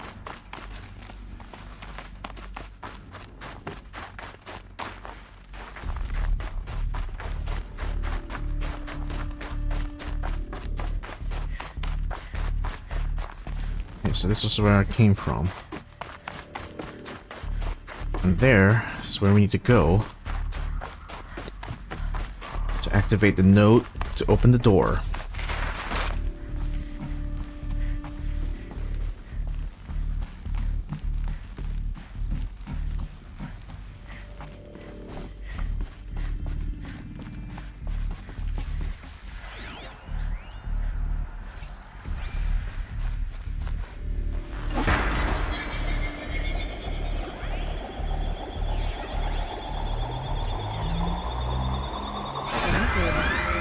Something. What am I supposed to do with these lights? Oh, is this dang puzzle again? These things turn, changing the flow of light.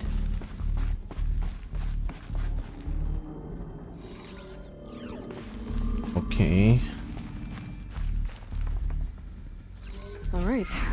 Let's see if the door's open. Yep, door's open.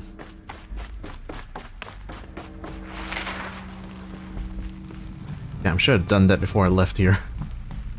Oh well.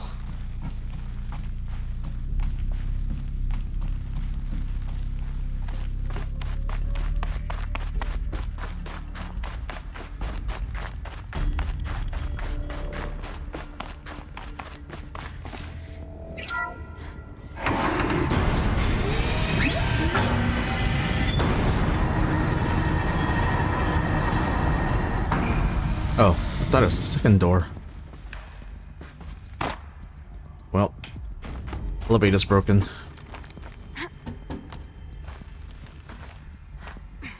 Oh, just no notes.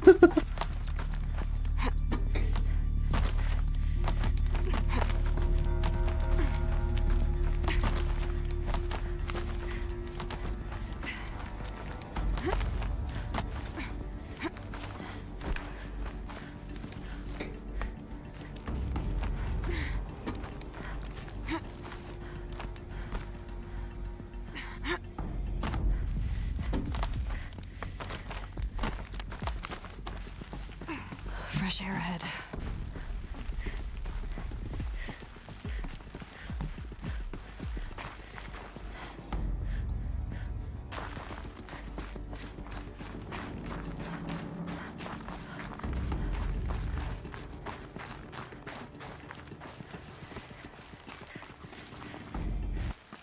Out again.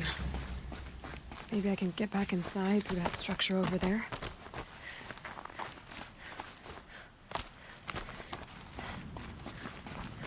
Campfire. Where's campfire? Looks like I need to get to those stairs.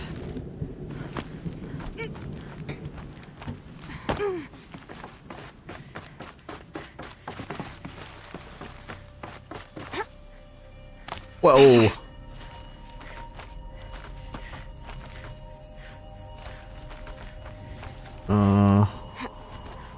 Oh.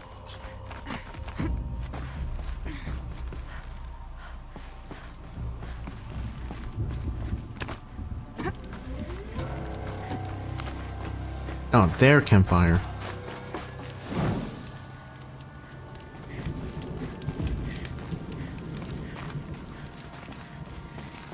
That's a helipad. This must be the main facility then. Not much higher to climb. Maria must be close.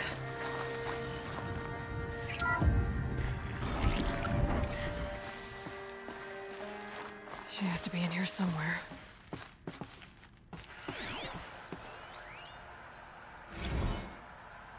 Stage 2 complete. Attention all staff. It's with pride I announce the completion of the first level of infrastructure on our primary facility. This compound will be the nerve center for our project, and will require the team's continued best efforts realized by the deadline. But even though there is much more to be done, you should be pleased with all you accomplished so far. Please find attached detailed plan for mustering out of the auxiliary space, which will serve as a contingency site as we proceed with the main facility. 90% of our personnel must be relocated by 5 PM Wednesday. If your name does not appear on the assignment list, please email Marissa with me in CC. Your dedication, talent, and intelligence remain daily sources of inspiration. Dr. Kenny Chow.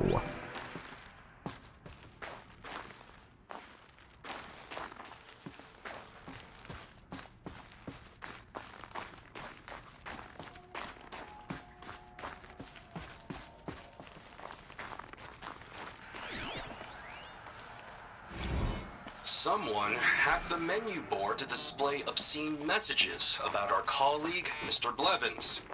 Is this the most advanced geological project ever undertaken, or a junior high locker room? Come on, people.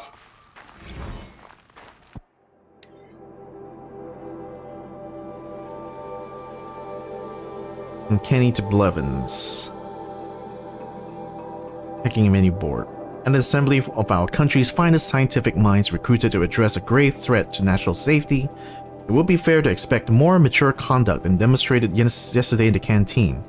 Mr. Blevins plays a crucial role in the successful execution of Firebreak, and is due the respect from both of his title and of his many contributions to the project.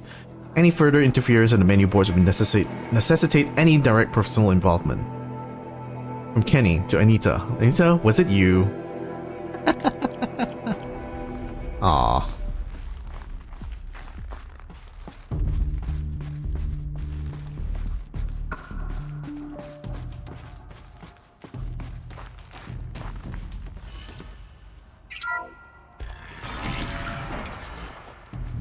Finally. You know how much trouble it took to fucking find you? I ask again, as I've asked 1,000 times. Speak to me. What more would you have me do? Is there no prayer that will reach you? No mark that will break your bonds?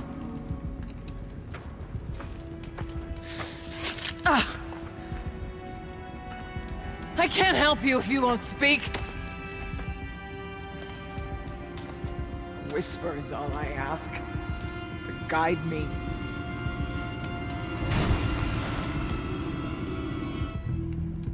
Who? No. How? How did you get here? The way was sealed by the spirit herself. I used one of these. I could show you. Yes, show me. Please.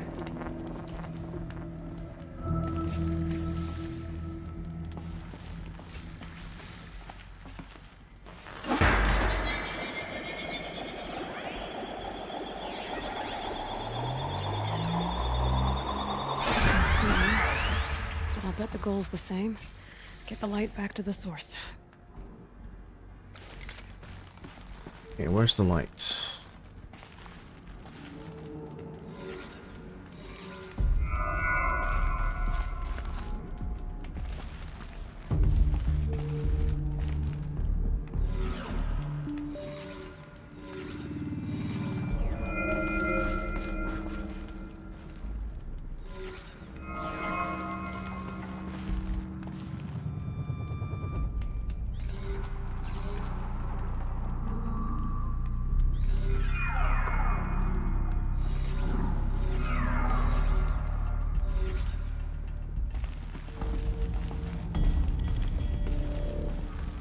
Oh, what's this? Security measures. Anita, as much as I hate the fact that Blevins installed lambent orbicular technology on the lower security door, I admit that for the auxiliary data center, it makes sense. Especially given our goals with the central processing unit. I'm sure you're painfully familiar with the process by now. But just in case you need to forward instructions to your team. To access the system, activate the source node in the middle, then manipulate the other nodes to direct the data stream with your credentials back to the center. Make sure to avoid the red nodes, they're used to isolate any corrupt or suspect data. I'm sure someday you'll thank Blevins for making our work so very, very secure. Avoid the red nodes, okay.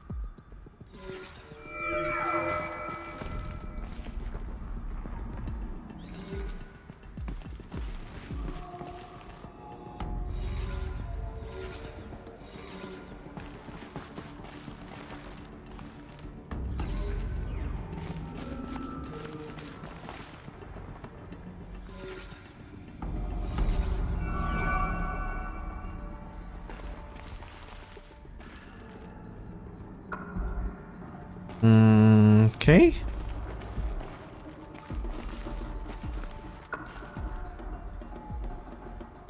Oh, I still need to do more.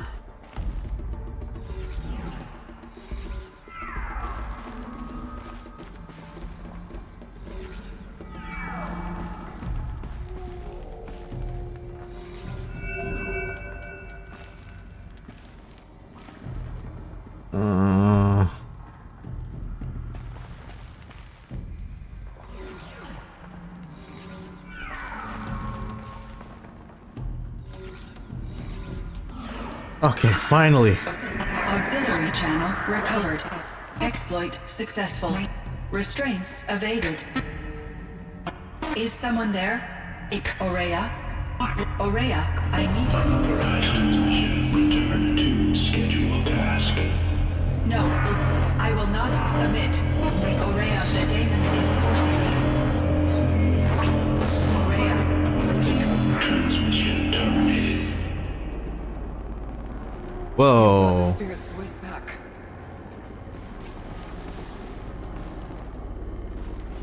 Okay, so they successfully made an AI then. You heard it. The voice of the spirit calling to me from the heights of Thunder's drum. She was able to throw off the bonds of the daemon for a moment. Because of what you did.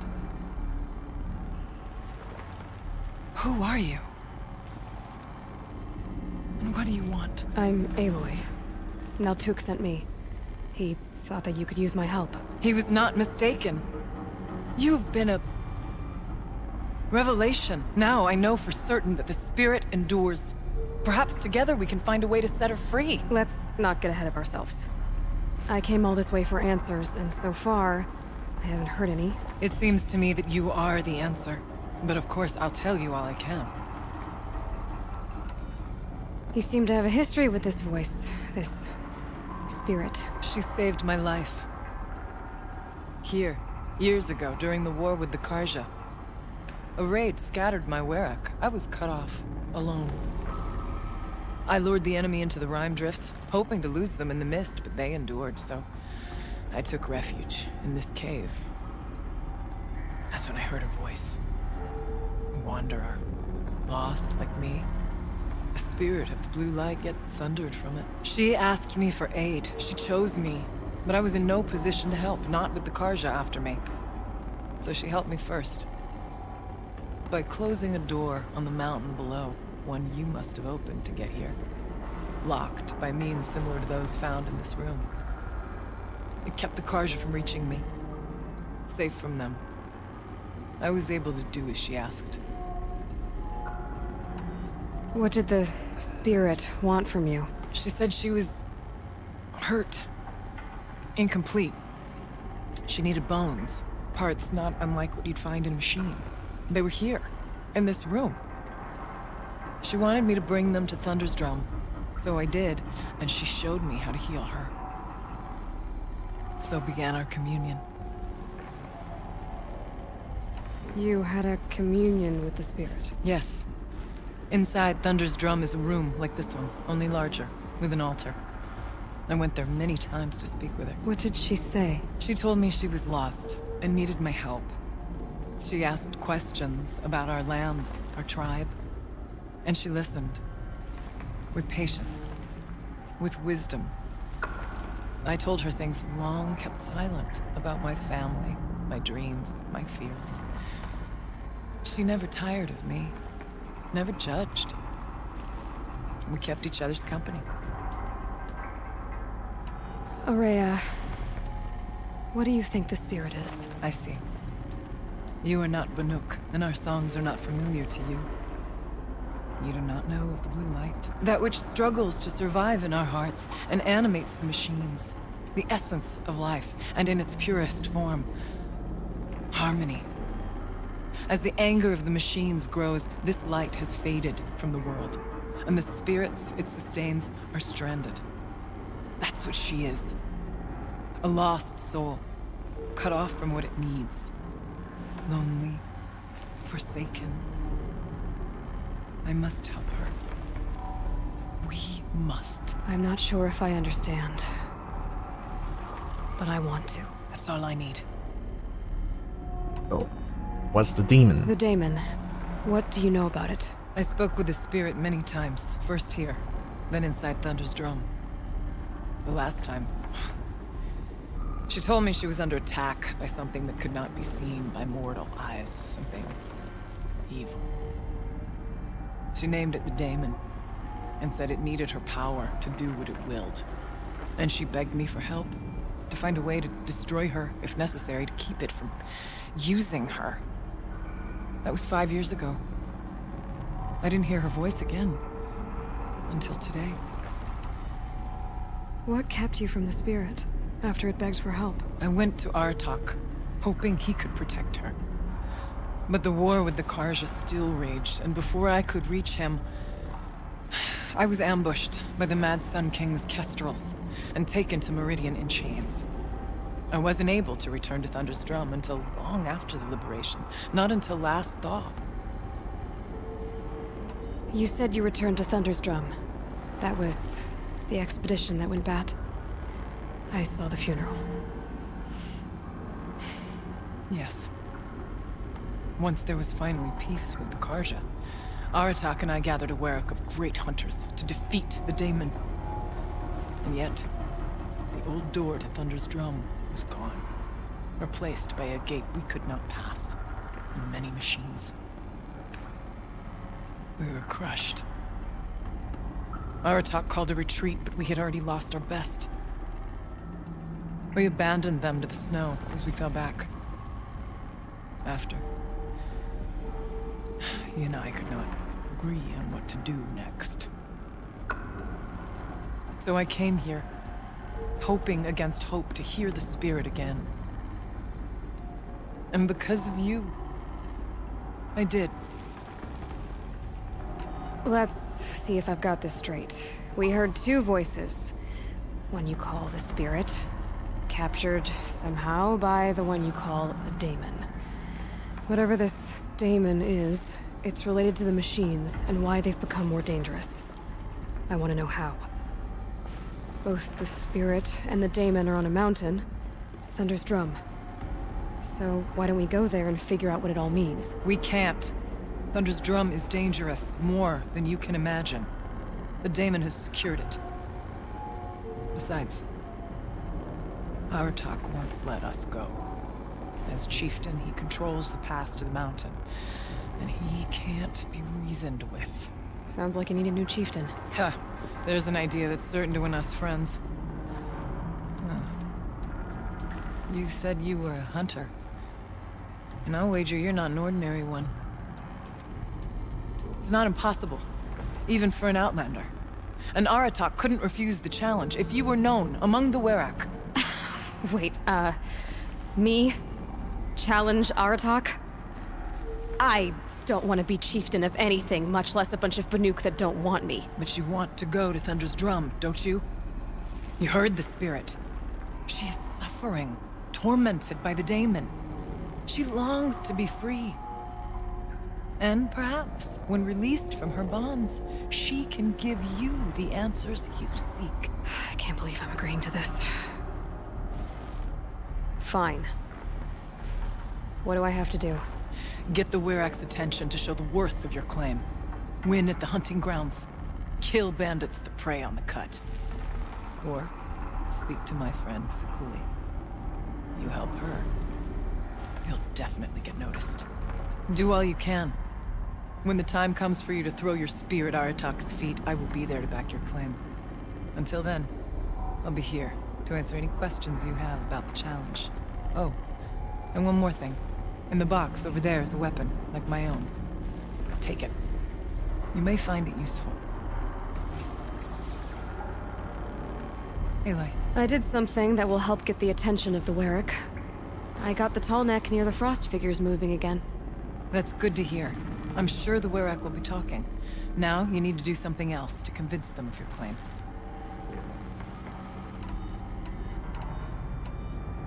How's Aratak gonna react to being challenged by an outlander? About as well as you'd expect. But let me handle that. You mentioned your friend, Sakuli. Who is she? A rock painter. One who makes my own Oh, the scrawling painter. seem meager. Find her, in Song's Edge, and help her gather the materials she needs. Her work will no doubt stand the test of time, and any aid you give her will be remembered. You said I should try to help the Werak by taking out bandits. Yes. They don't dare taunt the great Weraks of Banur to the north. But the Cut is easier prey. A rogue Oseram has equipped a gang in the Plumelands with strange new gear. Just the kind of thing you seem to make sense of. Winning at the hunting grounds will impress the Werak? All Banuk strive to be the best. For our harsh lands will bury pretenders in the ice. And so the hunting grounds and the snow chance is a great boon.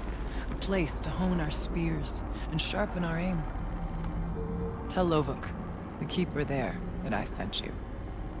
If you best the mark of one of the champions she trained, it will impress the Werak indeed. I need to get going. There is much to be done.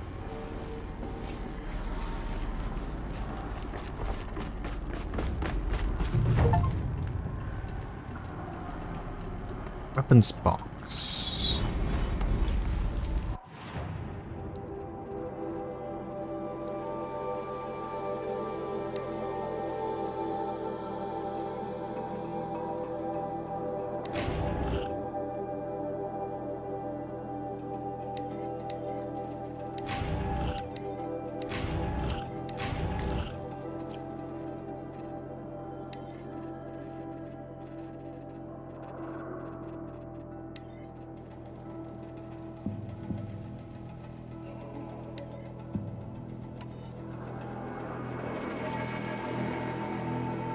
Fires charge bolts. Huh.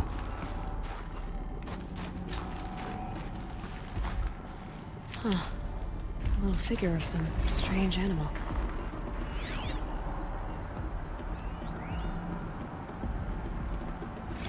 Kenny and I don't need to fight about the laundry, so instead we fight about incommensurability and restrictions on machine intelligence.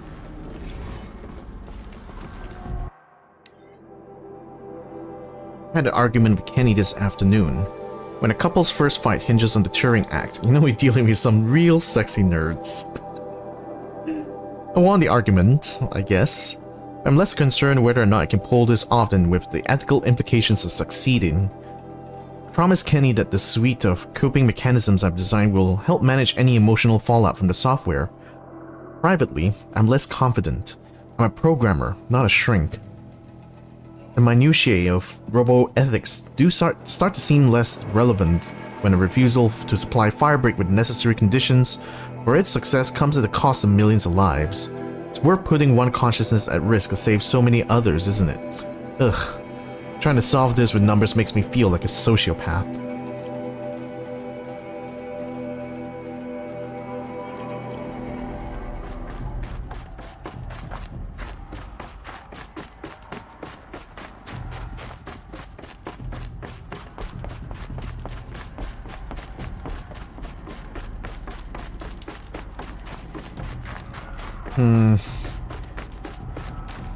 For the Werak.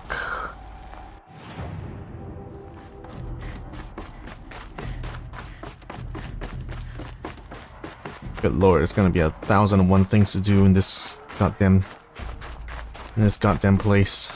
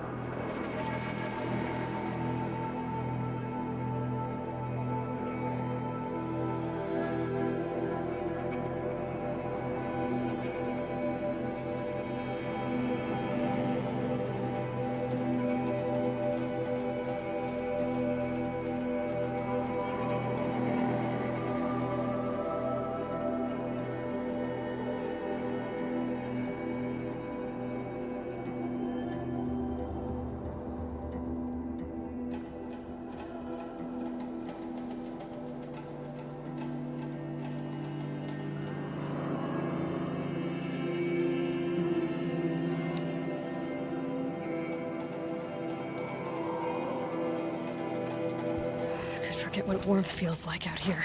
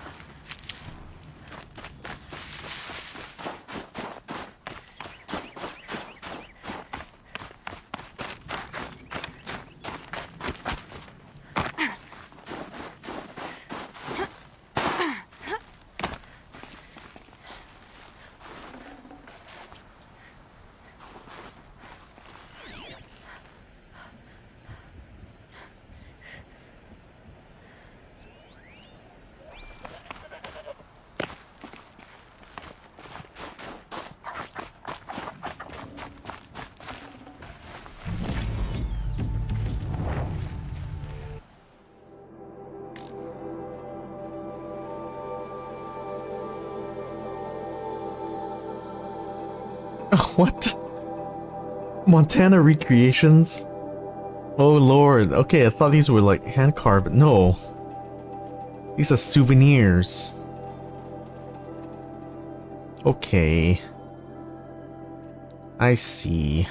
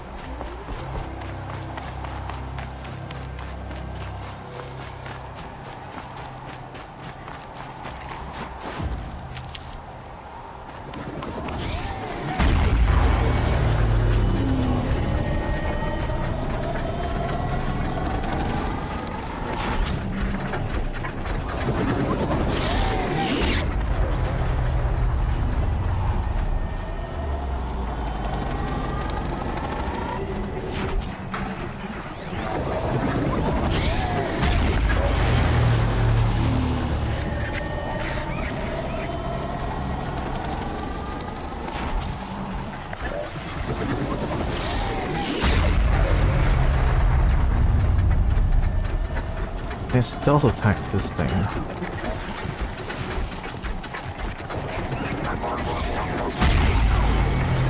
Better shut it down for good.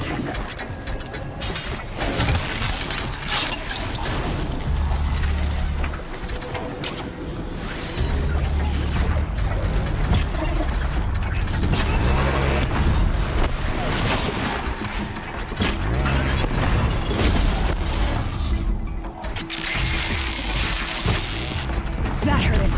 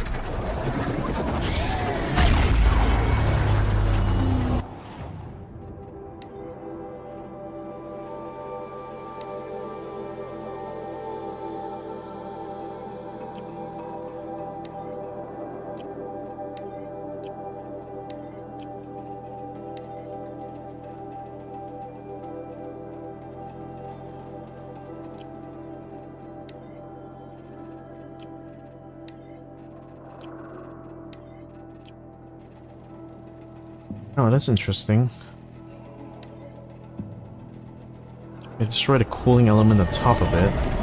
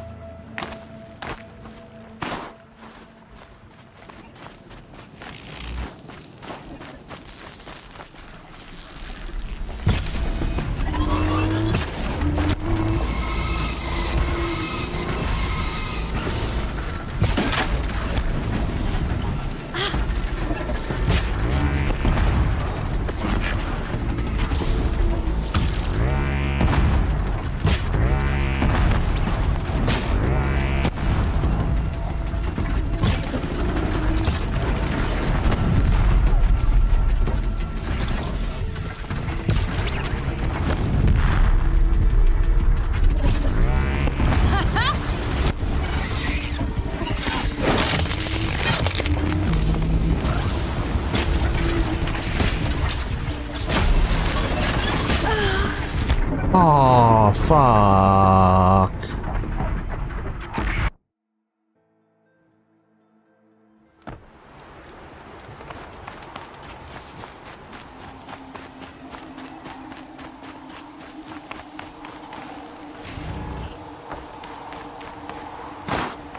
Damn it, I was doing so well.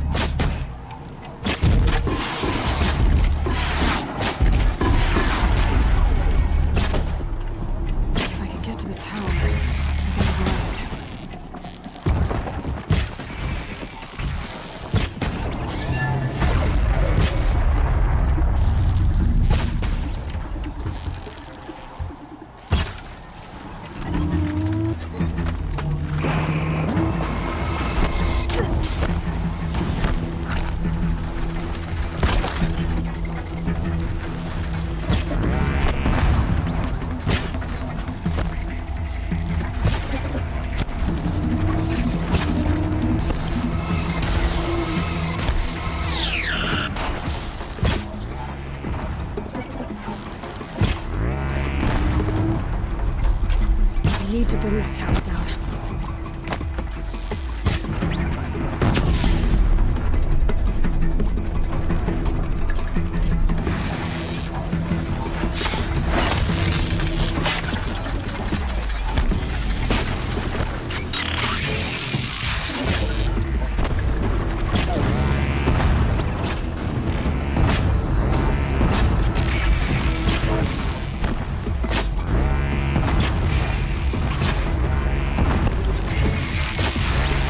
Now's my chance.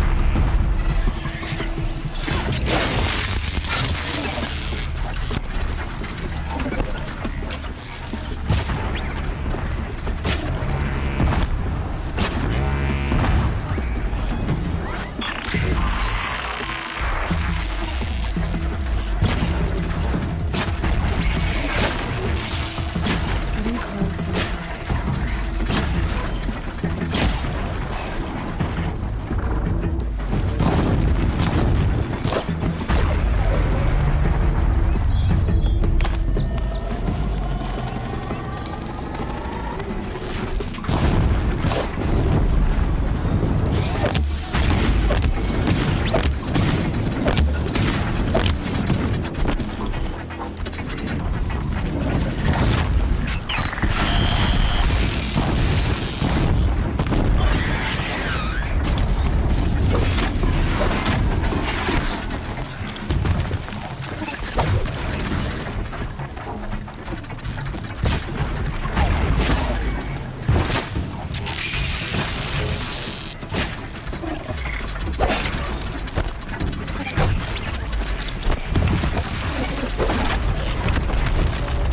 All right, tower, we'll go another round.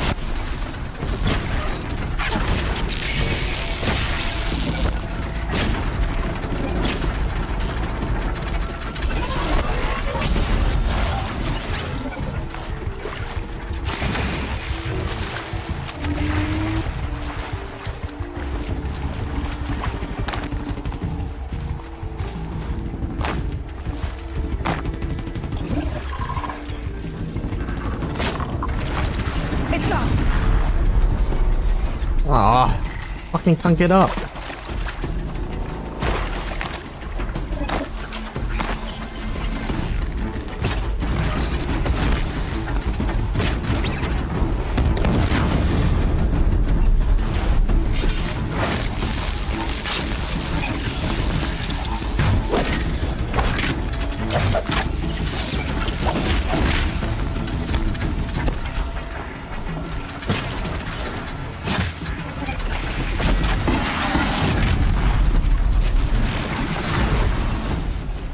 Finally. So I need to take down the tower, essentially, before I can actually kill these things.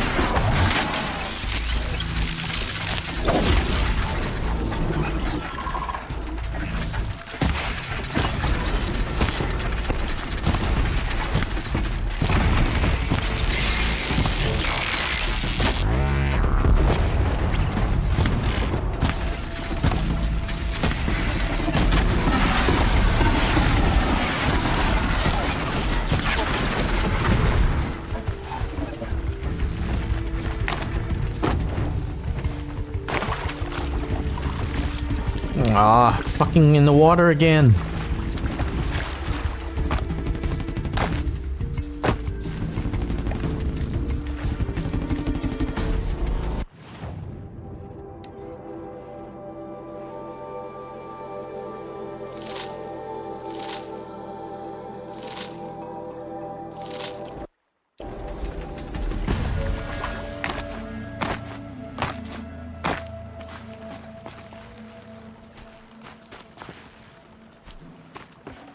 Good haul.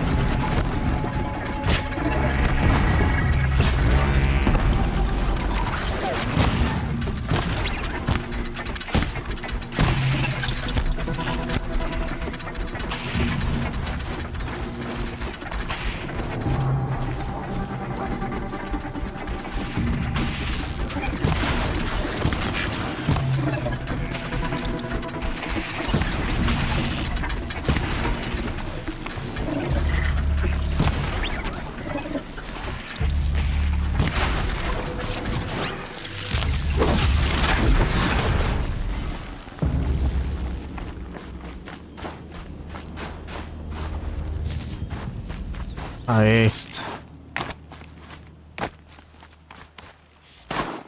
Such a hard fight.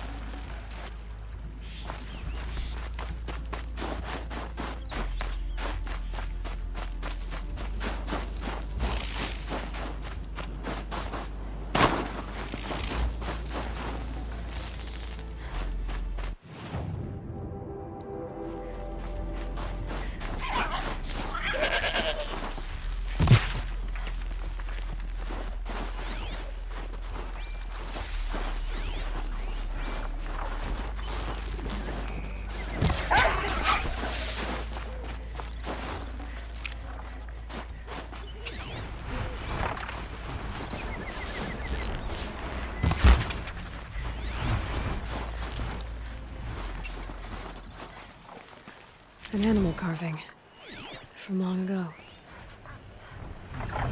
Tourists return.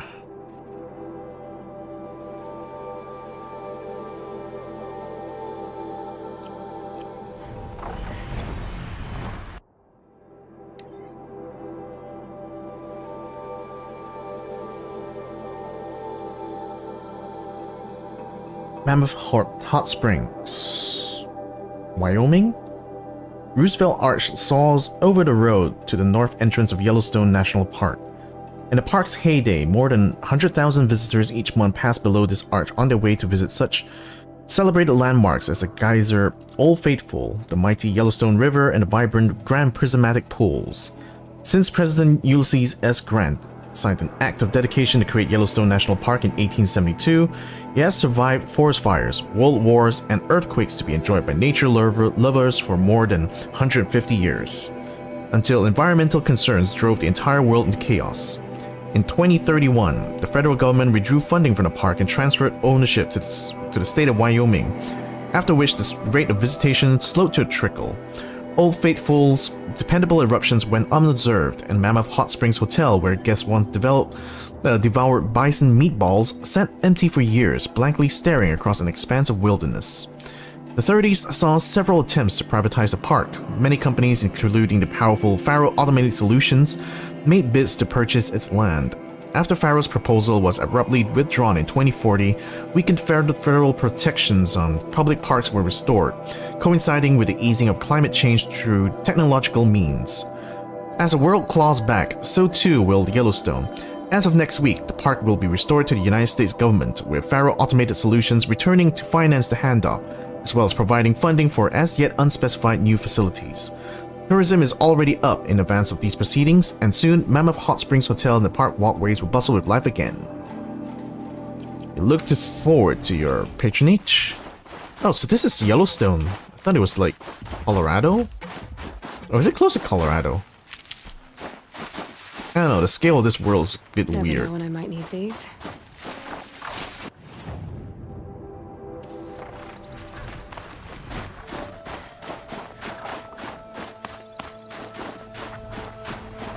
Anywho. Oh god, another one of these.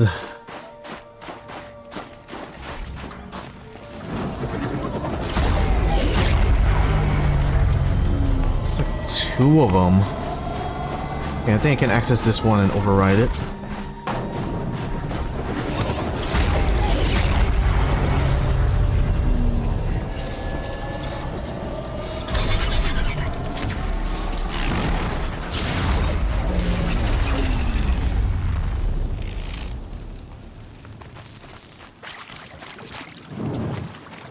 Ah, son of a bitch.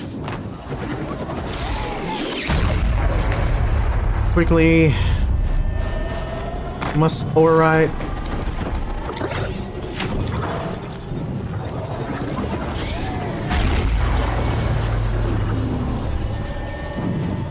Okay then, let's see if this thing can work for me.